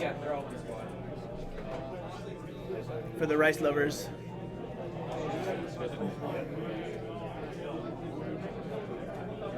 So I mean, we won't be seeing any Wool 7s get Amba Tarasi this game, so they're gonna probably resolve. They're gonna whiff. Everything's gonna get resolved. Is one of them gonna whiff? We haven't seen one whiff since the first one, right? I don't. Oh, Alex, are you busy? Can you give me those deck lists since you're up? You have the deck, right? No, they're at the tables. So we're gonna get those deck lists right up. I was playtesting with Cody, or we were all playtesting with Cody last night, right? Yeah. So we, I'm pretty sure he's got the 3 Ixions. So this might be Yeah. what he's prepared for, right? I'm pretty sure he came prepared for this matchup a Hey, lot. you know what's funny? Guess where Cody slept last night? The Vortex. The Vortex. The Vortex forges winners. He saw all the lines. He traversed the multiverse. That's right. Actually, yeah. It sure did. Vortex is the key to victory. Oh, really? Vortex is always the Oh, key to man. victory. You want to do I'm well sleeping there tonight then, I guess. Stealing it. Cheers, bud. Yeah, see you tomorrow. Yep. Later, man. Toodles. I can't No really more rice think for of- rice, Matt veggies now. Yeah, pretty much. All right, so we're starting out with Sarah FFL. So we're gonna go get both Warriors of Light, right? Yep. Oh, you're just getting back into it, but you already know these plays. You're an expert now. I can hand you that deck, and you're gonna be in top tables tomorrow for sure. I told you it's Mad Libs. He just needs all the nouns replaced. Yeah. I am seeing he's playing the Refia there as well, so it's definitely got some interesting. Oh, actually, I think this might have been what we were informed about earlier when we were talking to Daniel. But we do have the Refia and the. Oh, thank you. I guess here, if Cody has an aggressive discard start, right? That seems pretty good. So we were able to get their deck list up now. So. Oh, that's interesting. They back attacked him out on his own turn. Oh, but he. Interesting. Is that an Ixion pitch? I think so. Yeah. I feel like we're gonna go aggressive discard. Yeah, because we have to, right? Yeah. If he just search for the 2 Wolves, he knows he needs the cards to play. It also could have been his most optimal line, right? If he didn't draw the backups to play into that, to build into that Ixion. For sure.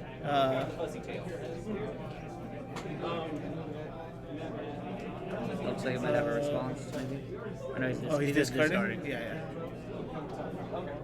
So he's got 2 wolves there, right?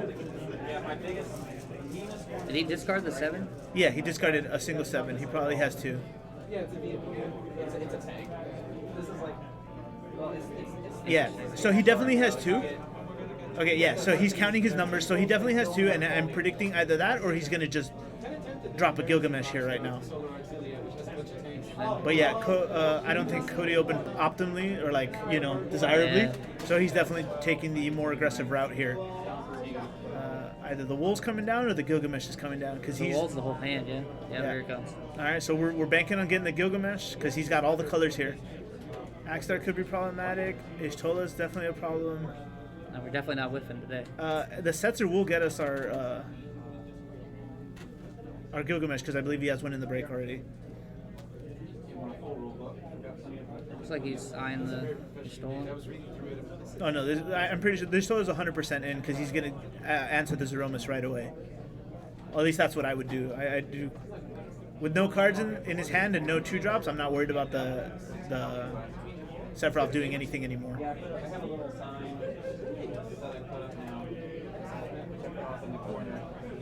Yeah, for this aggressive start, Ishtola is 100% a very outright answer to it. But it might be Ishtola Setzer, so he can cast that Gilgamesh next turn, or when he draws the ice card. Yeah, if Cody had just like one more discard, he would have been able to disrupt this turn. Yeah, but again, unfortunately, we're seeing that. Oh, and he's choosing to go with the Axstar. Not sure what's going on here, but yeah. So.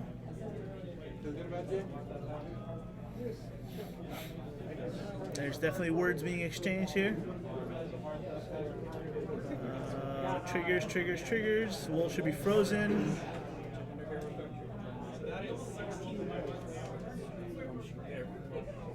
Wool should be frozen. Sephiroth should be frozen. It looks like we're resolving that now. Yeah. Oh, I think he's asking in which order is it happening, and I guess yeah.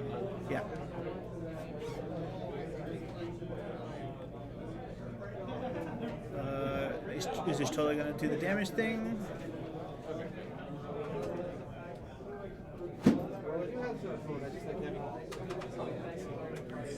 He's passed?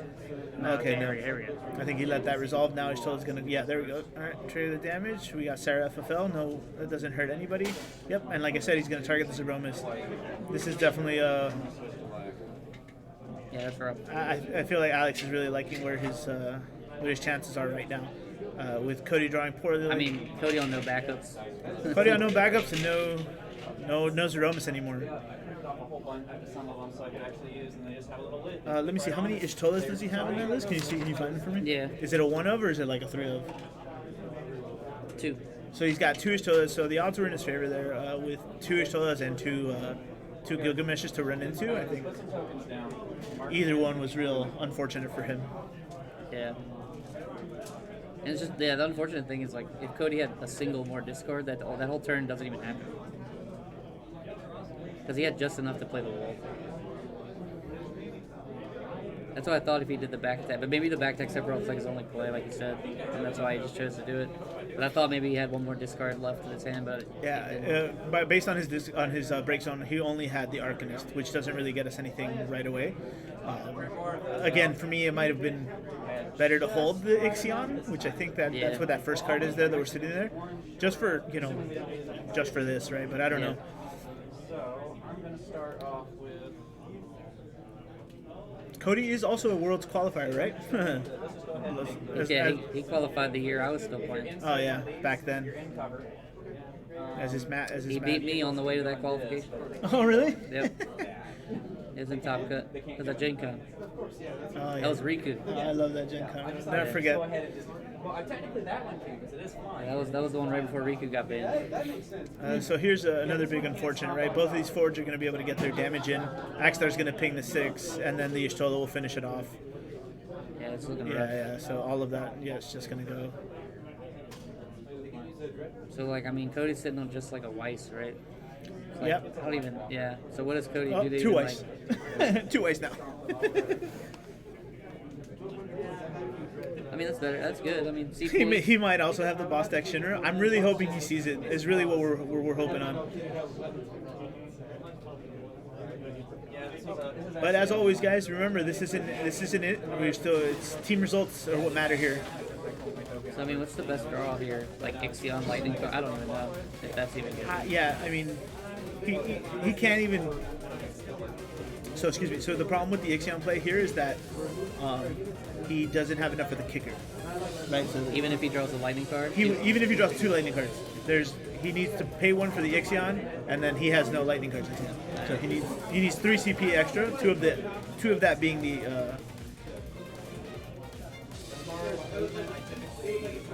Way I do it to make life easier for everybody, you designate 1 unit as your leader. As we're looking at his list.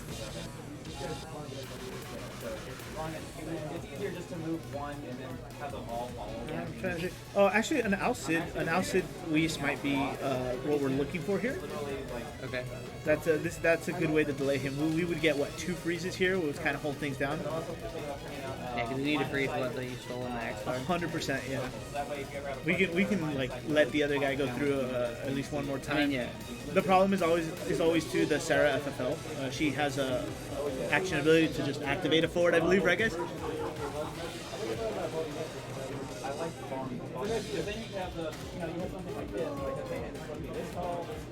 I mean, I guess Weiss now it's damage 3, right? Where he becomes 9k. And, Damage 5, yeah, damage 5, yeah. So he's pretty far away from it. Yeah, Sarah FFL can activate. So a Dole freeze here. You know, the Alcid was the dream, but he drew Arcanist and then whatever else he has in his hand.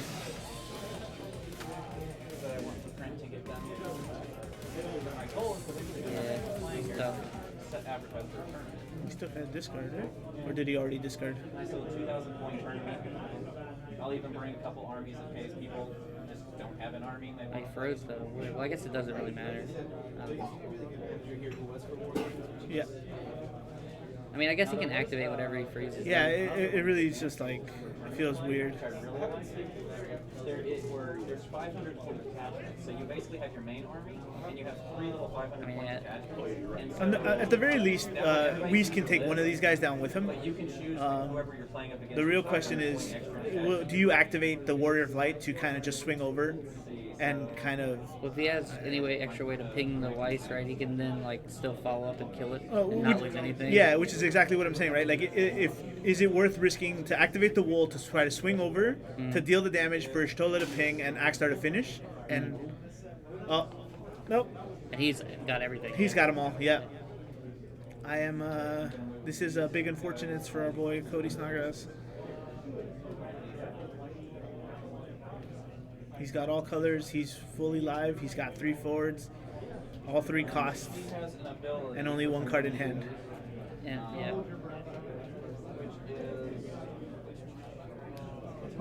Yeah, nope, there is no, there's another Ixion. But again, I don't think it, I guess he doesn't have them all? Yeah, I think this is just GG. Sadly, I mean it's not over yet, but no, it is. He can just activate. He can activate the wall. He can just activate the wall, and then it's over. Please, yeah, that's yeah, over. yeah. Please, put him out of it. Yeah. GG's. Yeah, yeah. Extend the hand, Cody. Oh well. Valiant effort. Valiant effort for such a really bad opening. Yeah, it was clear. As much as I like the idea of just going all in on the discard. Yeah. It was very clear right away that was just the best he had, right? I wonder though if his plan was because if the Sephiroth he plays the back-attack Sephiroth there, gets the discard, and if he draws into 1 more discard. Yeah, I think honestly, in my opinion, we could have maybe just dropped the Arcanist and hold the Sephiroth for when the forwards come out, right? Like at least we're guaranteed to take one down later, and instead of just bait out the other stuff. Yeah. Yeah, and that's what I'm saying, right? Like, I don't know if the discard wasn't enough, right? Like, but maybe it's just wait for answers instead. Take 2 damage a turn instead of 3, right? Like, yeah, it was tough. Because even like if he just plays the Arcanist, like the wall's gonna come down. And Cody didn't even see an Ishtola himself. The Ice Ishtola really would have answered things early on as well. I don't think Cody didn't play Al Cid. Cody never got to play the Turks. He didn't do nothing. He saw only 2 backups, I think, and they were both what's his name, Arcanist. Yep. I don't think I saw Assistant Review, and the Narrows, right? We saw him in damage. Yeah, and he played one. Oh, he played one as well, right? Yeah, it's unfortunate. Like that was just the worst thing that could have done. Unfortunate for Cody. And the wool deck kind of popped off. And the wool deck popped off. I think John jumped over there to see if we can get a game to slide over. We gotta look who else is there. So it's Rice and Travis, and then the other game would be Daniel and Jacoby. Oh man, I would love to see what Jacoby's on. I know what he's on, but he's Lightning. We said, Mono right? Lightning, I believe. Yeah. I wonder if that would be enough to answer him. Where's Jacoby's list? Is it this one? No, Snodgrass. That's Alex. Mike Powell. Peters. Why do I have Powell's here still? Yeah, that's weird. I don't know why we have that. Chris Lopez. I guess they maybe brought me these. Daniel, this is another Rice. here you go. Pfeiffer. Oh, it's this one. They're out. Never mind. I think I found it. Yeah, it's in purple. Hey, thanks.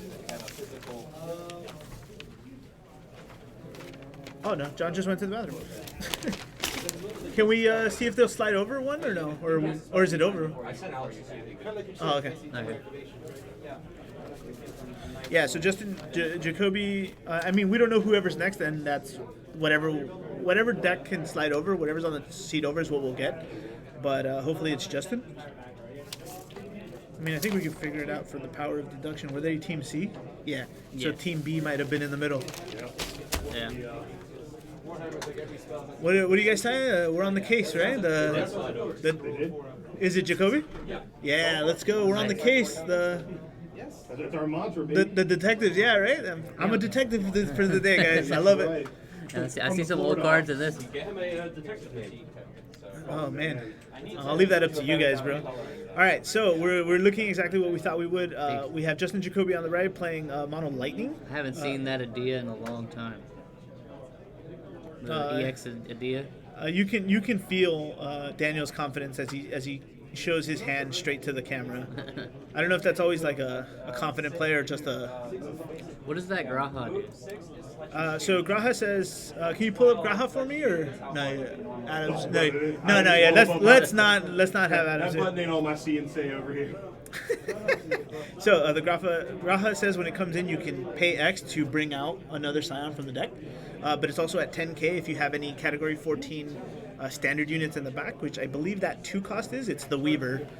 So he's currently at 10k, and I don't know what he brought out before, but we're just tuning in. Okay.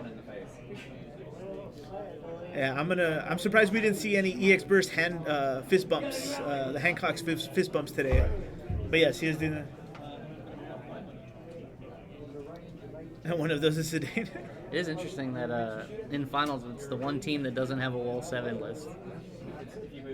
And yeah, then, how about that? Maybe not for the format, huh? And then one of probably the 2 wind players in the entire room.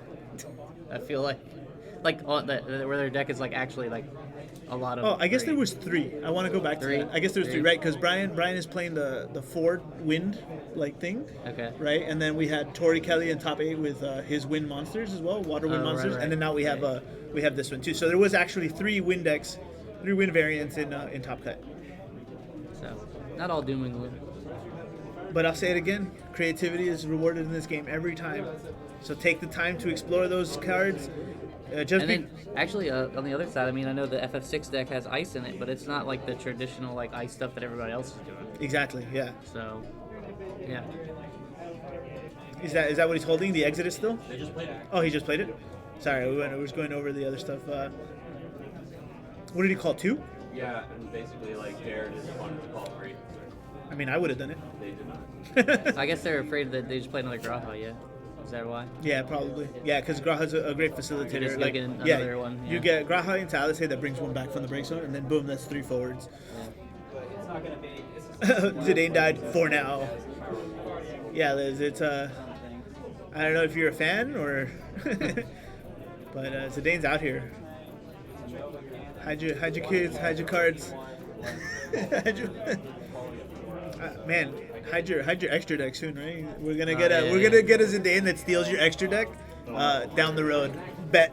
Oh no. That pass can't feel that great. I don't know what he has in his hand, but it looks like a summon. I saw. Yeah, he has 7 CP Odins, and that's what I think I saw.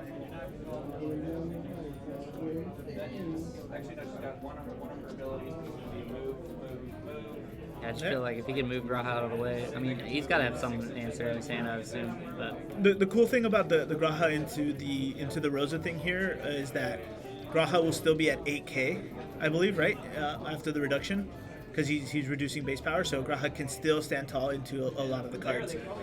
It might still make a difference, as I'm being optimistic here. Zidane's back.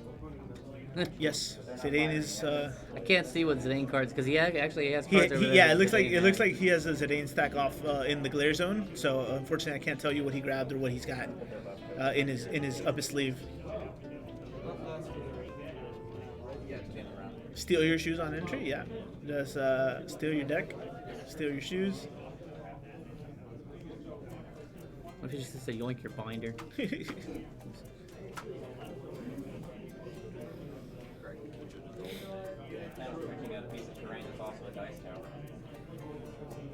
Let's see.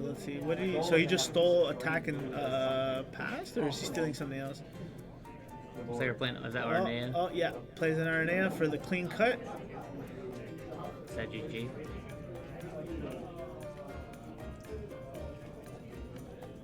I don't know. No. Well, 7 CP. He's still dead. Yeah. Yep. Is that 7? Yep. Yeah. Scoop it up. Extend the hand. I thought he was about to play more cards. That's it then. Yeah. I think we have winners, boys and girls. Yeah. Team Ghoul. How about that? Content creator strong. We love it.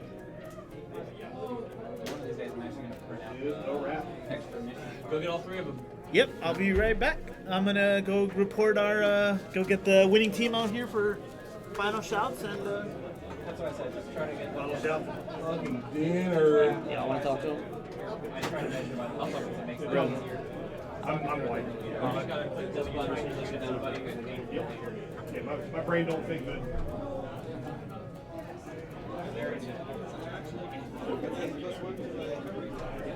All of you come real quick. All 3 of you come. I can't see you. I can't see real. I don't hear too good either. I don't hear too good. I see too good.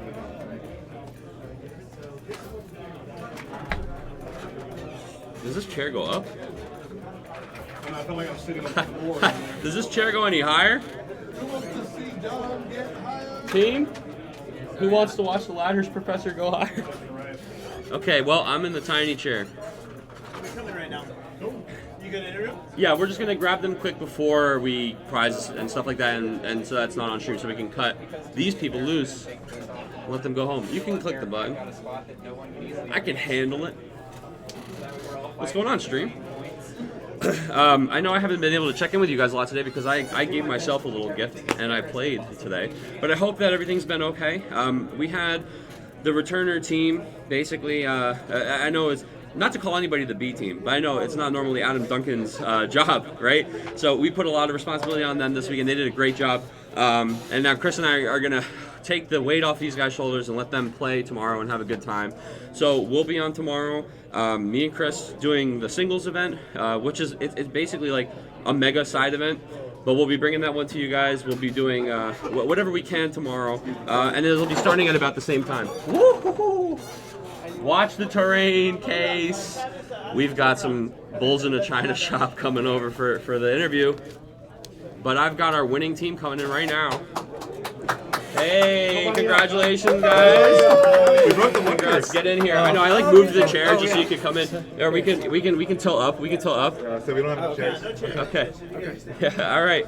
Get in. Make sure we can see all 3 of you guys. So congratulations to the team. I know it's hard. It's hard. Here, wait. We can do like.